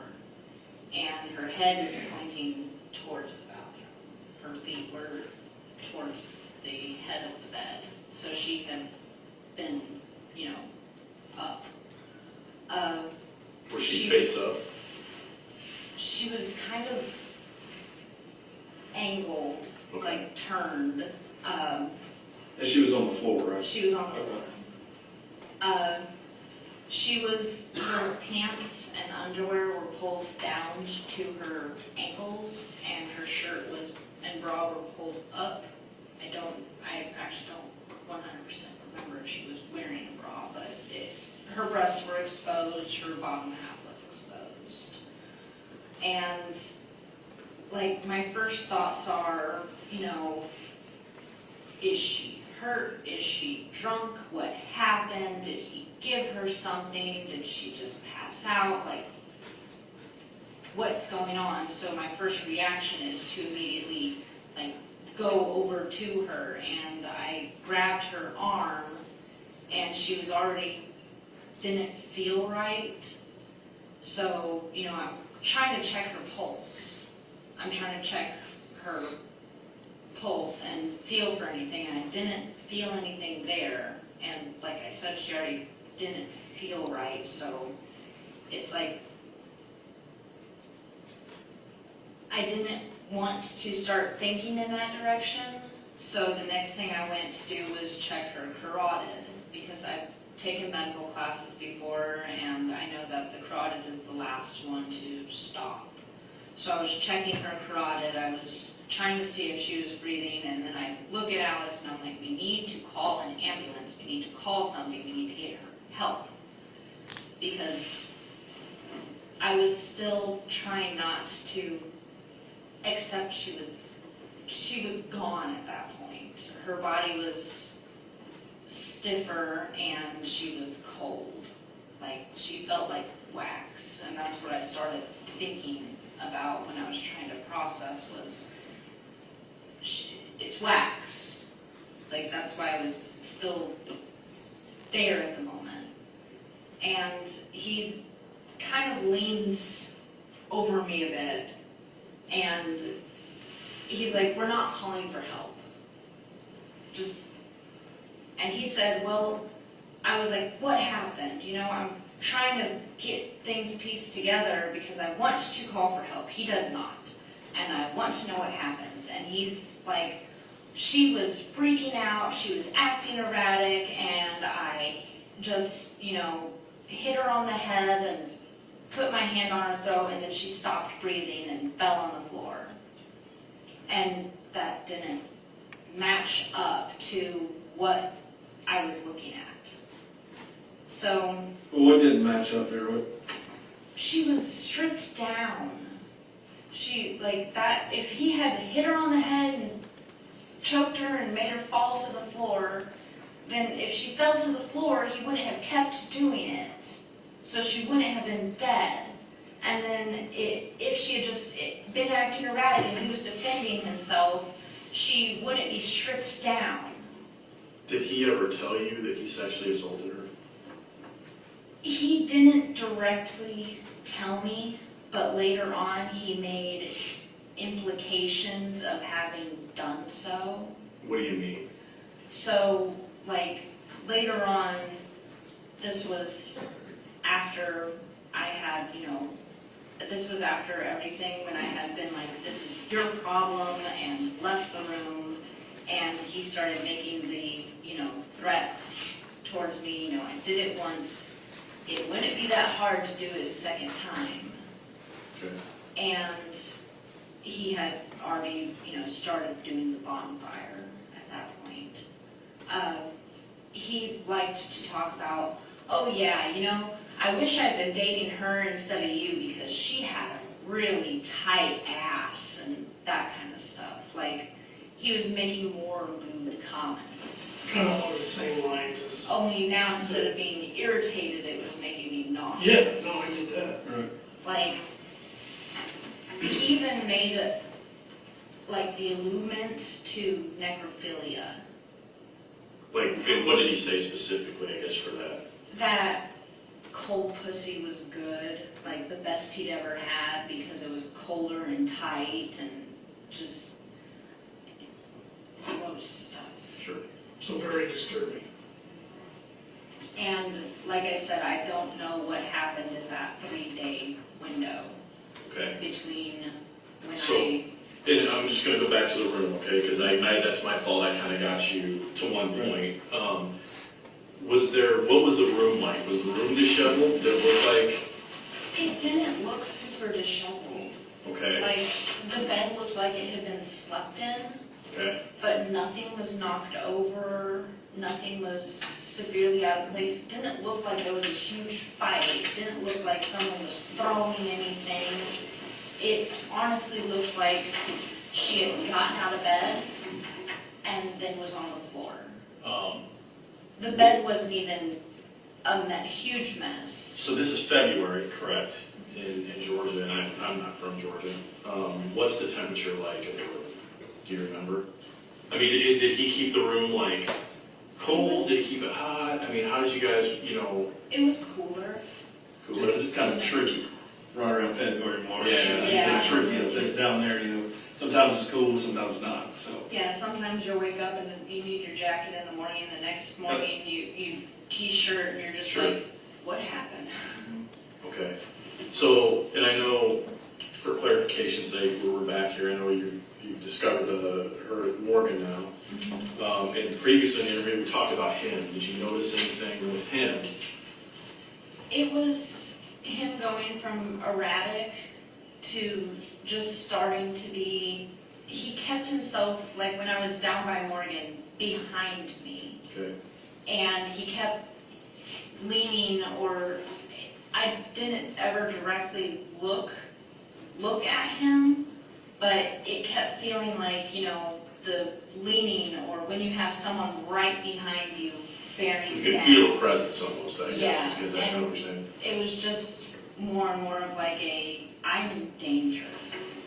Okay. What about, did you notice, and we talked about this before, did you notice any injuries on Morgan's body? Morgan's body, she had no severe injuries anywhere that I could see. Like, it did look like there was red mottling, but It's okay. with Alex, he had some scratches on him. Now, where were those? On his arms, Okay. on his You hands. don't remember correctly, was that something about her face? He had one on his face.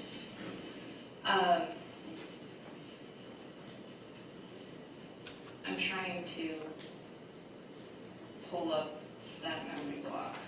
I know we discussed before, do you recall what kind of clothing Morgan had on? Do you, anything specific as far as?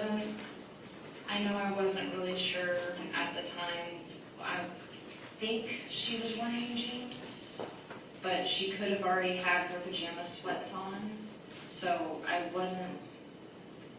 not sure about clothing. That's not something that was like wildly blazing out to me. What about Alex at that point in time? Was he wearing clothes that were appropriate for that time of day that he would normally wear? It was early in the morning, and I think he had on like his boxers, and that's about it. Okay. So he was walking around on the porch, or on the driveway in his boxers, like pacing, waiting for you. Mm-hmm. So Katelyn, when you come into the room, that's quite a shock. And, that's a traumatic moment for you. Like, your life did obviously change there. But, people, we use this term all the time, people's perception is a reality, right? So you come into that room, you see Morgan in the manner in which that she is. You see Alex in the manner in which he is, and how he's acting, and what he's verbalizing to you. What did you think after you collected yourself and tried to soak up? What did you think happened here? Like, is what he's saying to you, is that what you thought, or did you think maybe something else took place? What he was saying to me didn't match, like, things that he had said previously, him being attracted to her, me knowing that she wasn't attracted to him, the fact that she looked like she had been assaulted, the fact that, like, the room wasn't in a disarray, because I don't know how Morgan would act when she's angry, but back in that day, like when I would get angry, the whole house would know. I never yelled there because of his parents, but even nowadays, like if I really, really, really get to the point of being angry, it don't matter if we're in a small, area, the whole house is going to know when I'm really genuinely ticked. Yeah, right. Even back at 19, I used to have a habit of throwing things when I was angry. Try to aim for Alex. A lot of people do. A lot of people throw things. Yeah. But now it's kind of like dishes are expensive. Yeah. The cheapest thing, like a dish towel. How do you throw that, right? I have thrown wet dish towels at my boyfriend. Yeah, that's all right. So you try to collect yourself the best you can, and he's making some statements to you that he wants you to stay quiet, essentially. Yeah, right? You were trying to get help. I get this overwhelmed, like, just the way he's behaving, the way he's looking at me, and just the position I'm in.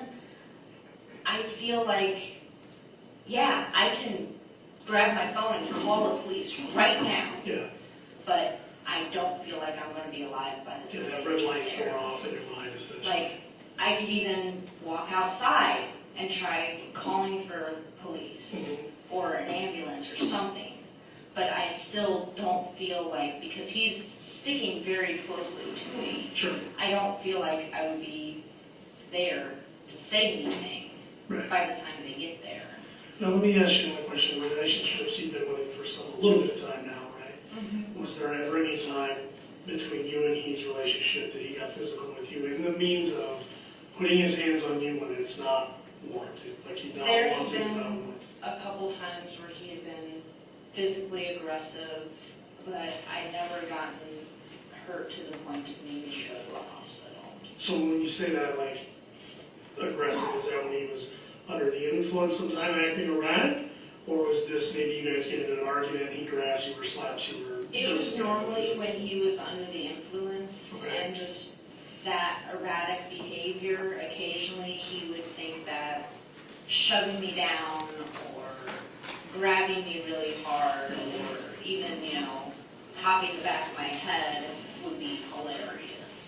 Okay. So he would do that motion and then laugh about it and, help me back up if I hit the ground or something like that. Did you ever at any point like get so mad at Alex if you popped him or anything like that? I'm not a physically aggressive person when I'm angry. Right. The only time I've ever been physically aggressive is with my ex-husband, and that was blackout drunk and right before our, permanent separation. Now, the odd statements, necrophilia type comments, had anything like that ever been said by Alex in the amount of time that you guys have been together? I'm assuming you guys were intimate, right? Was there anything like that you ever brought up? We were intimate, and several times there was, he would bring up bloodletting, wanting to cut me. Okay. And do that while being intimate, and that was just a very, not a fun idea for me. Right. I'm a mood killer, yeah. Yeah. Okay. But there was no mood killer. I'm going to pause it at 139:12. I'm going to show you page 197, State's Exhibit 5. It's already been tendered in evidence from Facebook records. She was just talking to you about bloodletting and how she wasn't into it or anything like that, correct? Yes, ma'am. All right, so here, what does that read right there, that status that she posted on February 23rd, 2016? Sometimes it seems the best thing to do is bleed. Thank you. On that same day, right here, is she making other posts tagging Alexander Warren down here? Yes.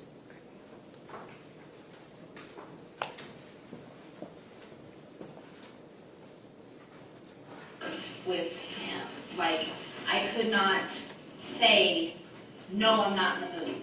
Yeah. Hey, I just worked 11 hours. I'm not in the mood. I just worked 11 hours as a stripper. I'm not in the mood. I don't have any more libido about me. I don't have any more appeal about me. I don't feel like doing it. Yeah. And the last thing I want to see is a, male genitalia at the moment. Sure.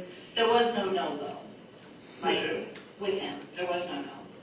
If I was, completely exhausted, ready to hit the bed and just pass out immediately, I would wake up to him doing it. Trying to have sex with you. Having sex. Okay. If I had tried to say no at various other times, we were out in some abandoned buildings to do graffiti. If he wanted to do it there, I didn't have the option to say no. Have you ever seen him hurt anything else? Like he wanted to do the bloodletting with you, and you never seen him hurt animals or be that way toward any other human? I had heard that he had that domestic violence charge for, I think, biting somebody. But I never seen him hurt any animals. At least, not around me. So, then let me ask you as one woman, 19, I was a retard, but I knew everything. So I get it. But with all this going on, why didn't you take money one night and get a bus ticket and just what was, I guess the reason I'm asking, what was the lure that Alex was doing to you to keep you here?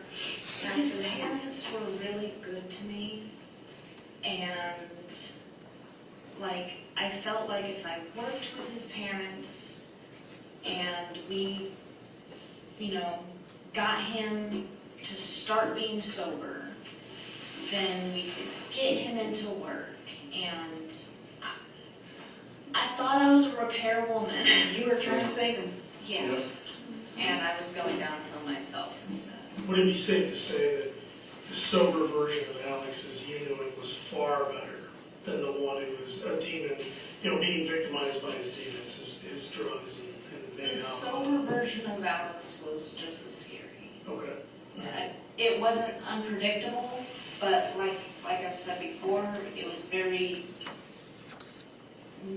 there was a disconnect. So like, you could have a group of people all having a good time and stuff and talking, and he'd be doing that.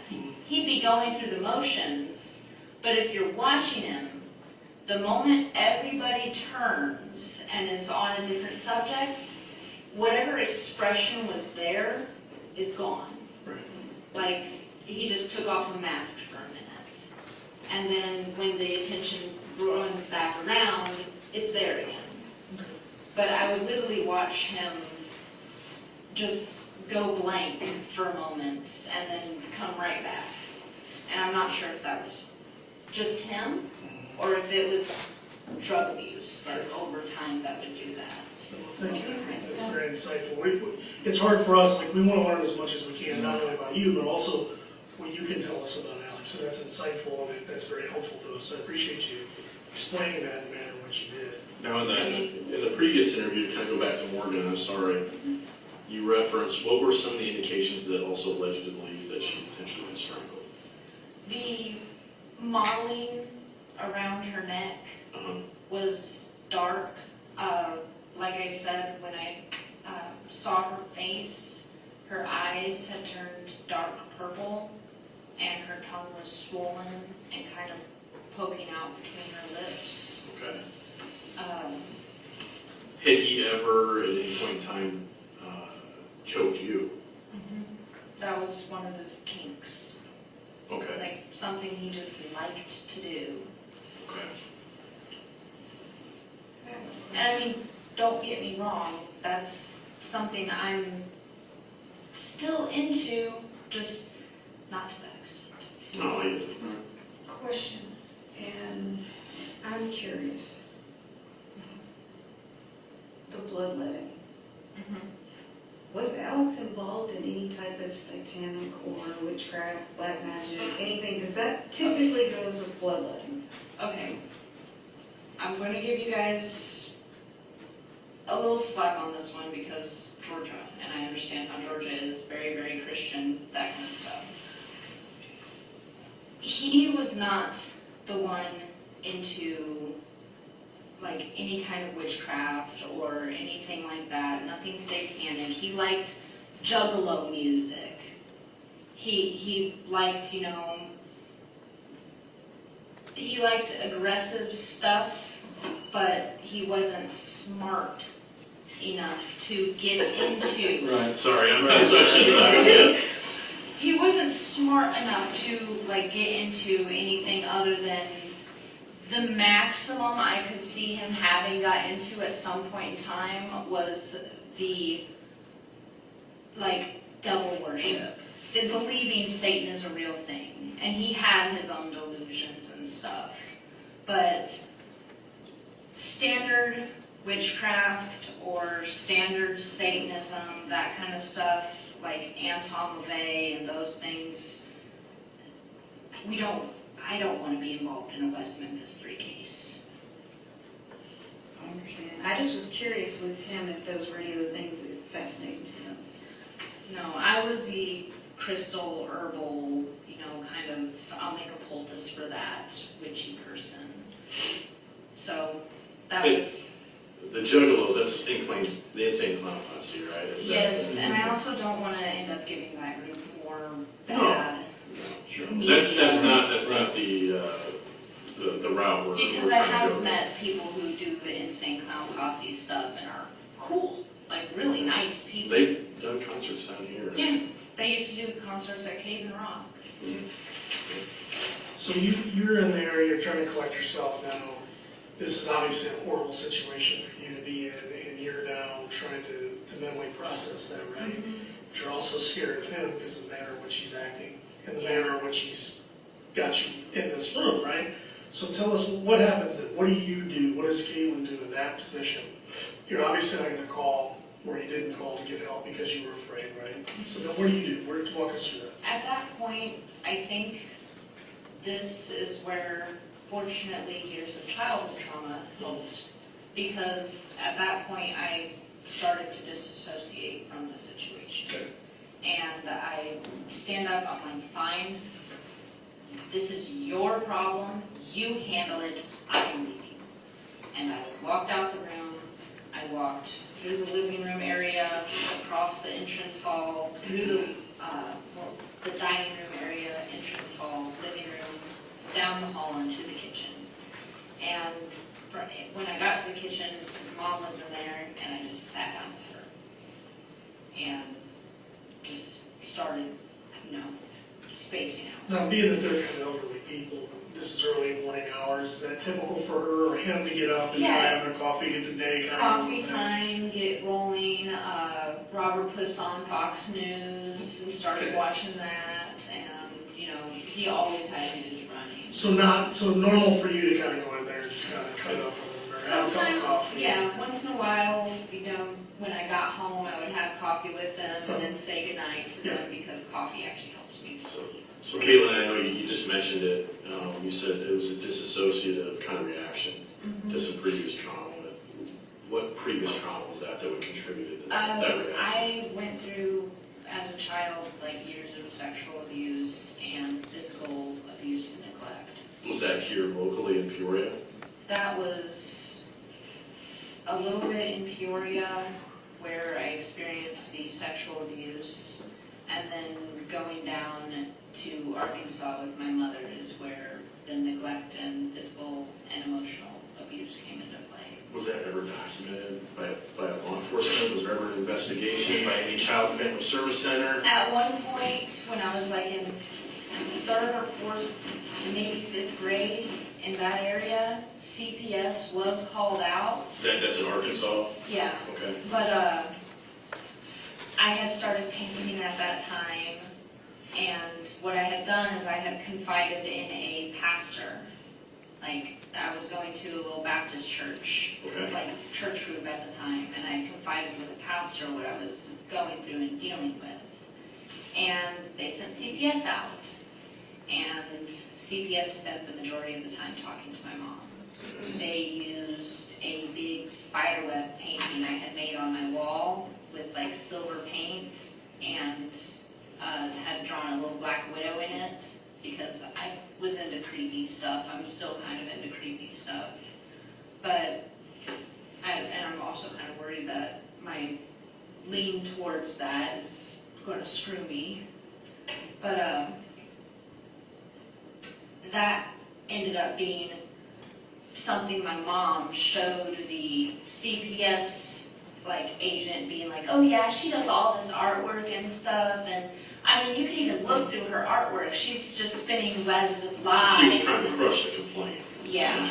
Is that accurate? She was using everything she could to crush the complaint. She succeeded at it.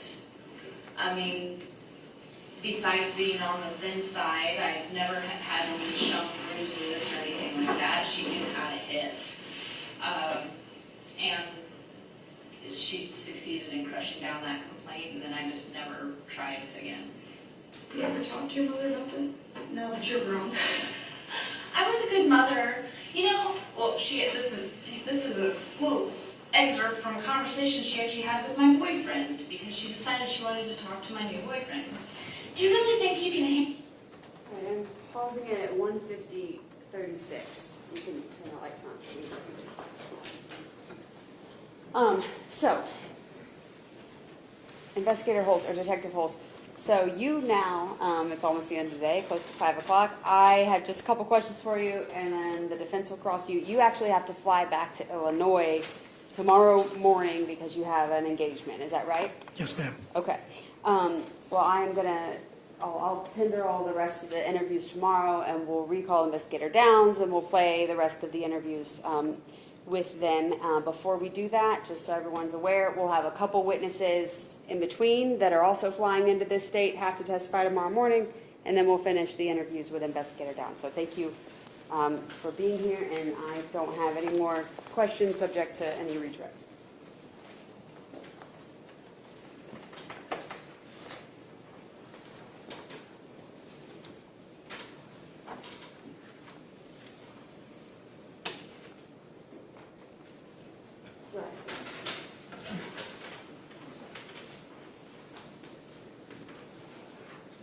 Good afternoon, investigator, right? Detective. Yes, sir. Thank you for being here. I'm not going to keep you here too long. I know you got to leave. With these videos, I know you're not going to be here for the rest of them, but you were involved with the majority of the videos that were taken, correct? Yes, that is correct. Okay. And you were first brought in when there was a call between you and the other investigator or detective, correct? Yeah, my involvement, our involvement, if I should say, came on the 11th of July when we were requested to do a courtesy interview. Okay. And after that first initial, I guess, speaking engagement with Ms. Goble, what was your job, or what did you do after that? Well, so now Lieutenant Johnson and I, from that point on, our first priority was to determine, who's going to take the investigation. Obviously, in Illinois, we're not going to head the investigation. It was our understanding at that point that Atlanta PD, at some point in time, had been managing that case. So that was kind of my next step, was to try to make contact with the folks down in Atlanta, try to bring them into the fold here. And then ultimately, as that conversation took place, I provided the information to the investigator down in Atlanta and indicated that there would likely be at least the potentiality of some crime scene evidence at a residence in Porterdale. So then that rolled Porterdale into the fold, and then probably within, 36 hours or so, Lieutenant Downs and I, at that point, he had been put into contact with me, and then it was Lieutenant Johnston, Lieutenant Downs and myself, that at that point kind of trying to corral our efforts, if that makes sense. Yeah. And you did, between the first interview and the second one, there was, would you say, a substantial amount of back and forth communications with Lieutenant Downs and Johnson? Yes. Okay. And with the second one, the second interview, at that point in time, did you know that there was warrants taken out for Ms. Goble? Yes. Okay. She didn't know at that point in time, right? The second interview? Correct. Okay. And the phone coordinates and everything, that was solely you that handled all that? Yes, that was, I think I was furnished the records from Lieutenant Downs on the 29th of July. I believe he made the trip up to Peoria on the 2nd. Might have flew in the night before, but be that as it may, he was on our building on the 2nd, and I provided him with that work product, a copy of the work product, if you will, at that point in time. And during one of the interrogations, Ms. Goble, she gave up her phone willingly, correct? Yes, that is correct. And she gave, I believe, the code to her phone as well, correct? Yeah, that is my understanding, yes. Did you do any investigation on that phone, or did anyone else? No, sir, I did not. And to the best of my recollection, I believe the phone might have been forensically, or at least the data had been extracted at the Peoria Police Department, but we didn't analyze the data. At least I didn't, and I don't believe that Lieutenant Johnston did either. Okay. But at one point in time, the phone was extracted? Yeah, a forensic examination of the data contained on the phone was done. I know that to be a fact, but I do not believe that myself or Lieutenant Johnston ever examined the data in the phone. Okay. And what we've watched so far, there are other interviews that were done? Yes, sir. So the continuation of the interview that was playing here in court, which would have been on August the 2nd, 2023. And then there was another interview that was conducted that I assisted Lieutenant Downs in, which was the next day on August the 3rd. And that interview took place at the Peoria County Sheriff's Office in their detective wing, which is in the upstairs portion of the Sheriff's Office in one of their interrogation rooms. Okay. I appreciate your time. Safe travel, sir. Thank you, sir.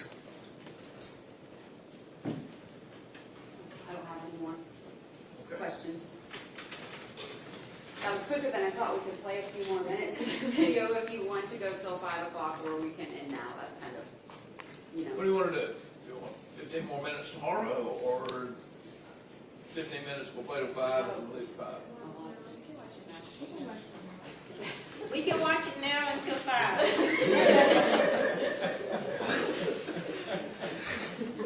Thank you.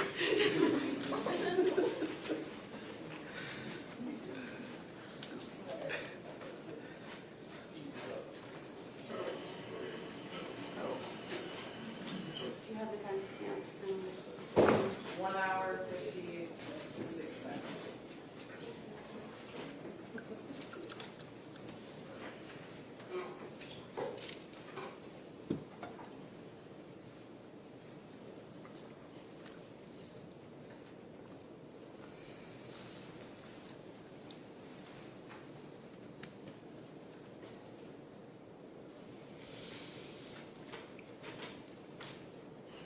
Besides being on the thin side, I've never had any sharp bruises or anything like that. She knew how to hit.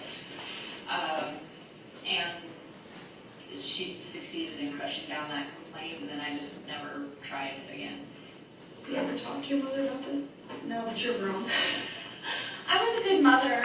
You know, well, this is a quote excerpt from a conversation she actually had with my boyfriend, because she decided she wanted to talk to my new boyfriend. Do you really think you can handle being with her? She's such a survivor. I mean, I did my best. I was a good mother. I was such a good mother. I did my best with her. If you were a good mother, why do you have to repeat it? She literally repeated it. Why Like, is she talking about being a survivor? What was she referring to? I don't know with her. I don't know what goes through her head. I have gone years at a time without talking to her. Occasionally I will begin talking to her again because I'm still stupid and still crave for something I do to make her happy. And I hate that. But, yeah. No, I mean, I don't think that's abnormal in that situation. I mean, I think it's also you try to repair relationships. I mean, that's where, everybody tries. I mean, yeah, I don't think that's But the healthiest points are usually when I'm not talking to her. very good. Because I have tried to bring up, Mom, remember the time where it was early in the morning and your boyfriend comes bursting through the door with blood on his face and send me running down the freaking street because you guys were drinking and driving and crashed your car just down the road.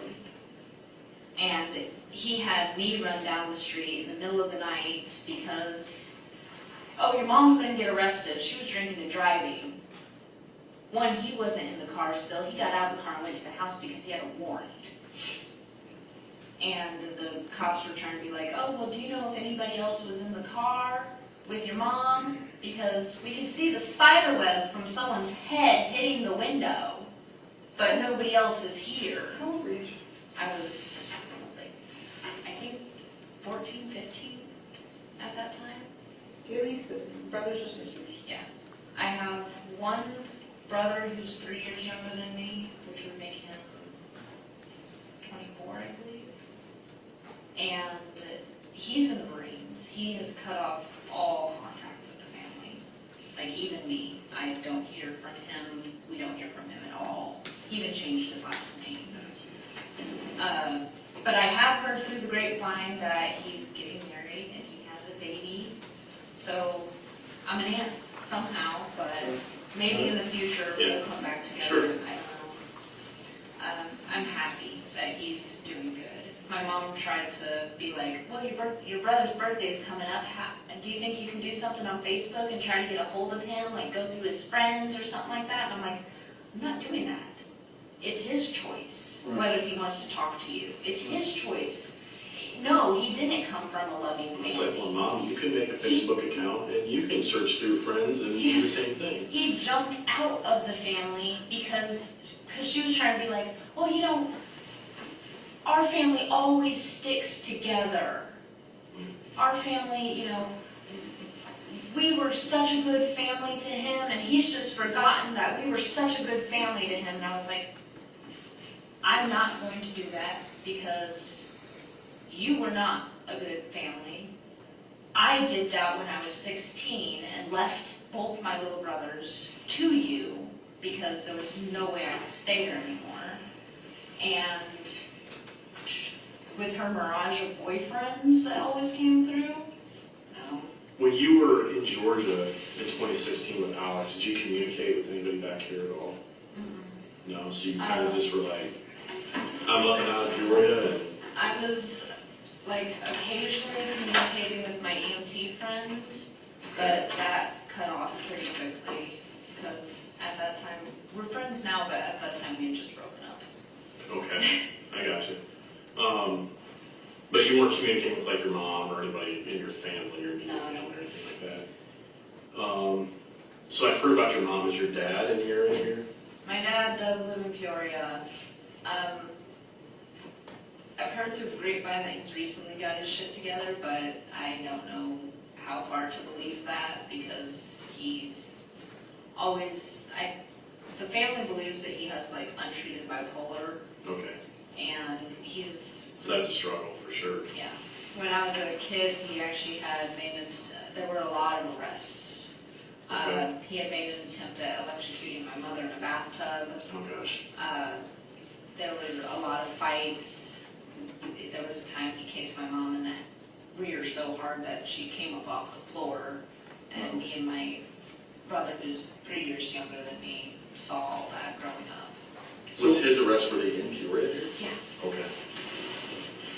Pausing it at 1 hour, 55 minutes, 41 seconds. She knew she was there to talk about Morgan Bauer and her disappearance and murder and things like that, right?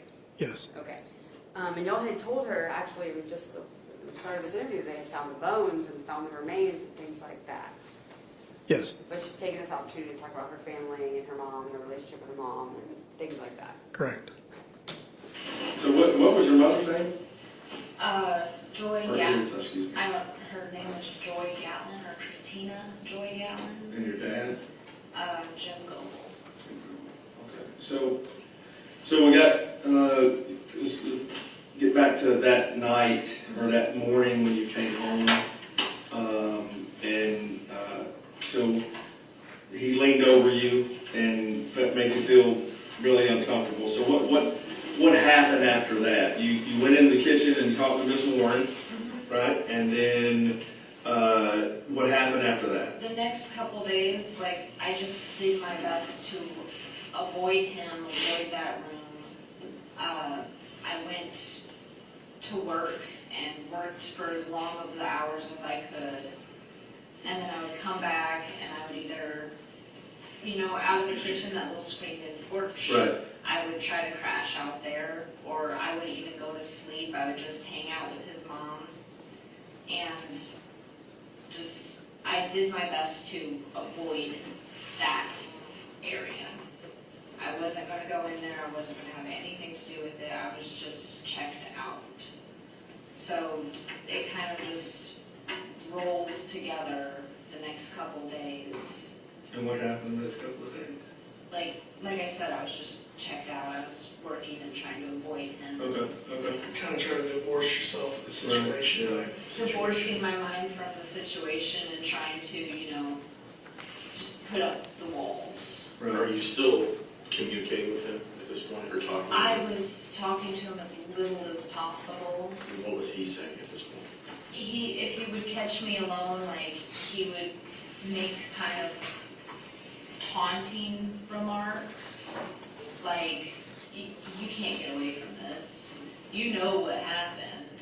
And then if his parents were around, he'd be like, hey, I need to talk to you. Can we just talk? I'm tired of, I don't want you to be giving me this cold shoulder anymore.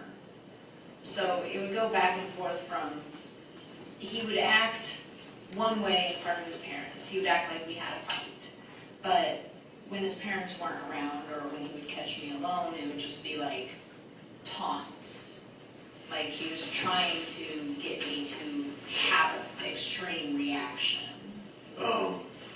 Did he ever outright say that he would hurt or cause you physical harm if you contacted anybody? He implied it a lot. Like one of the things that he said when, like after that 3 days, was I did it once, I can do it again. You're the only person who knows anything. Like, you're the only person who can speak out. So if you do, then I'll hit you before you do. And Katelyn, I always, we do investigations. People are going to watch this interview, and they're going to ask, why didn't you call somebody when you were away? Okay. Once I got away from him, like, I was still afraid. I got really paranoid. I got really jumpy, and I had lots of nightmares and trouble sleeping. I felt like if I did come out, then like what happened, like the worst thing that could happen in my mind was Peoria got mentioned. Right. And that's like the reason why I called my EMT friend to stay with me, and why my boyfriend is staying home now, because just over time it got to the point where I'm kind of a paranoid, jumpy person. For a while I wouldn't leave my place of residence. I just wouldn't go out. So when you were in Georgia and this was going on, you mentioned a little bit earlier that you did go to work a couple of times. Was there ever a thought in your mind, hey, he's not with me, And we're not here to cast Right. These are questions people ask. There wasn't. I don't know why there wasn't, but there just wasn't. Okay. Or was it like, or were you afraid, like, I'm so far into this now also? Yeah. And then, so, after those 3 days, he comes to me and he's like, hey, I got that suitcase, and I filled it up with some clothes and books. We gotta go burn it. And I don't know why he said clothes and books. And whose suitcase was this? This was Morgan's. So this was her suitcase that came out of the hotel? Yes. That she had her stuff in? Yes. What happened to her belongings? That's something I wanted to ask you when we Yeah, talked we did about the other day. I think, like, a lot of the clothes and stuff, I think, got thrown in the garbage. Okay. Like, in the regular bins. So what that about, go to dumps. did she have any jewelry? I know she had some jewelry. I don't know what happened to a lot of it. I think Alex did keep some things. I think he kept, I'm not sure, but I have a recollection because at this time I started drinking more as well. Okay. But I have the recollection of her ID or social security card or something being put in a box. And I don't know if you guys checked it, but did you guys see a vent in that room? I saw it, yeah, yes. That vent. Pull it out and reach in. There should still be something there. Now, what should that be? What will that be? It should be like a box. I don't remember what kind of box, or her ID and social security card should be there. Do you think there's anything else in there? There might be some bits of jewelry or something in there, but it should be there. What kind of a box would it be? I mean, a vent's not real big, so would it be? Like a little thin shoe box or wooden box or something, like a jewelry box. And that's the vent that's right there at the door, right? Not by the door, Oh, over by the window. Okay, I got Under the But in the window. same room? Yeah. Yes, in the same room. What about, did she have any cash? Did she have anything, did she have any credit cards, anything like that? I know she had that H&R Block card that she was waiting for her, like, license. And what happened to that? That might be in there too. I don't know what exact things that he kept, but I know he kept things. And I think I recall him putting it down in there. So, backing up, you separated yourself, you were working, and the time you saw her laying on the floor, and you said you stayed on the screening porch one night. Did you see her in that 3-day period ever? I did not. Did you have any inkling where she might be? I don't know where exactly she was. I know at one point she had to have been in the bathroom because I remember pulling out hair from the drain later on, but I don't know where he kept her. So then when did you see him put like her ID and stuff that you think is in this box? When did that occur? That was a couple days after the bonfire. Okay. I think working towards that. Yeah, sorry, we've been kind of, Yes. there's stuff like, so I reviewed our conversation last time, there's things like, man, I wish I would have asked that. But again, we're a half hour into phone calls being made, trying to reach out and talk to you. Katelyn, this is always a tough conversation to have with anybody. So we appreciate you taking your time and trying to explain it to us. Would I be able to make a phone call? Yeah, go ahead, yeah. No problem.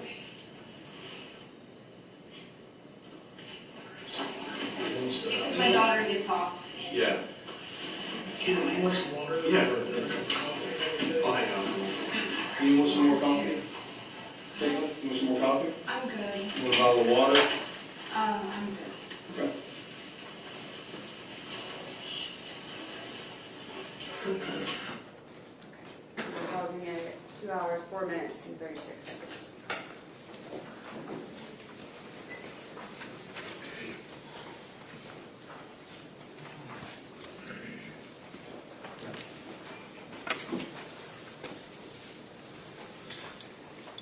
Half an hour, we'll pick them up, half an hour again in the morning.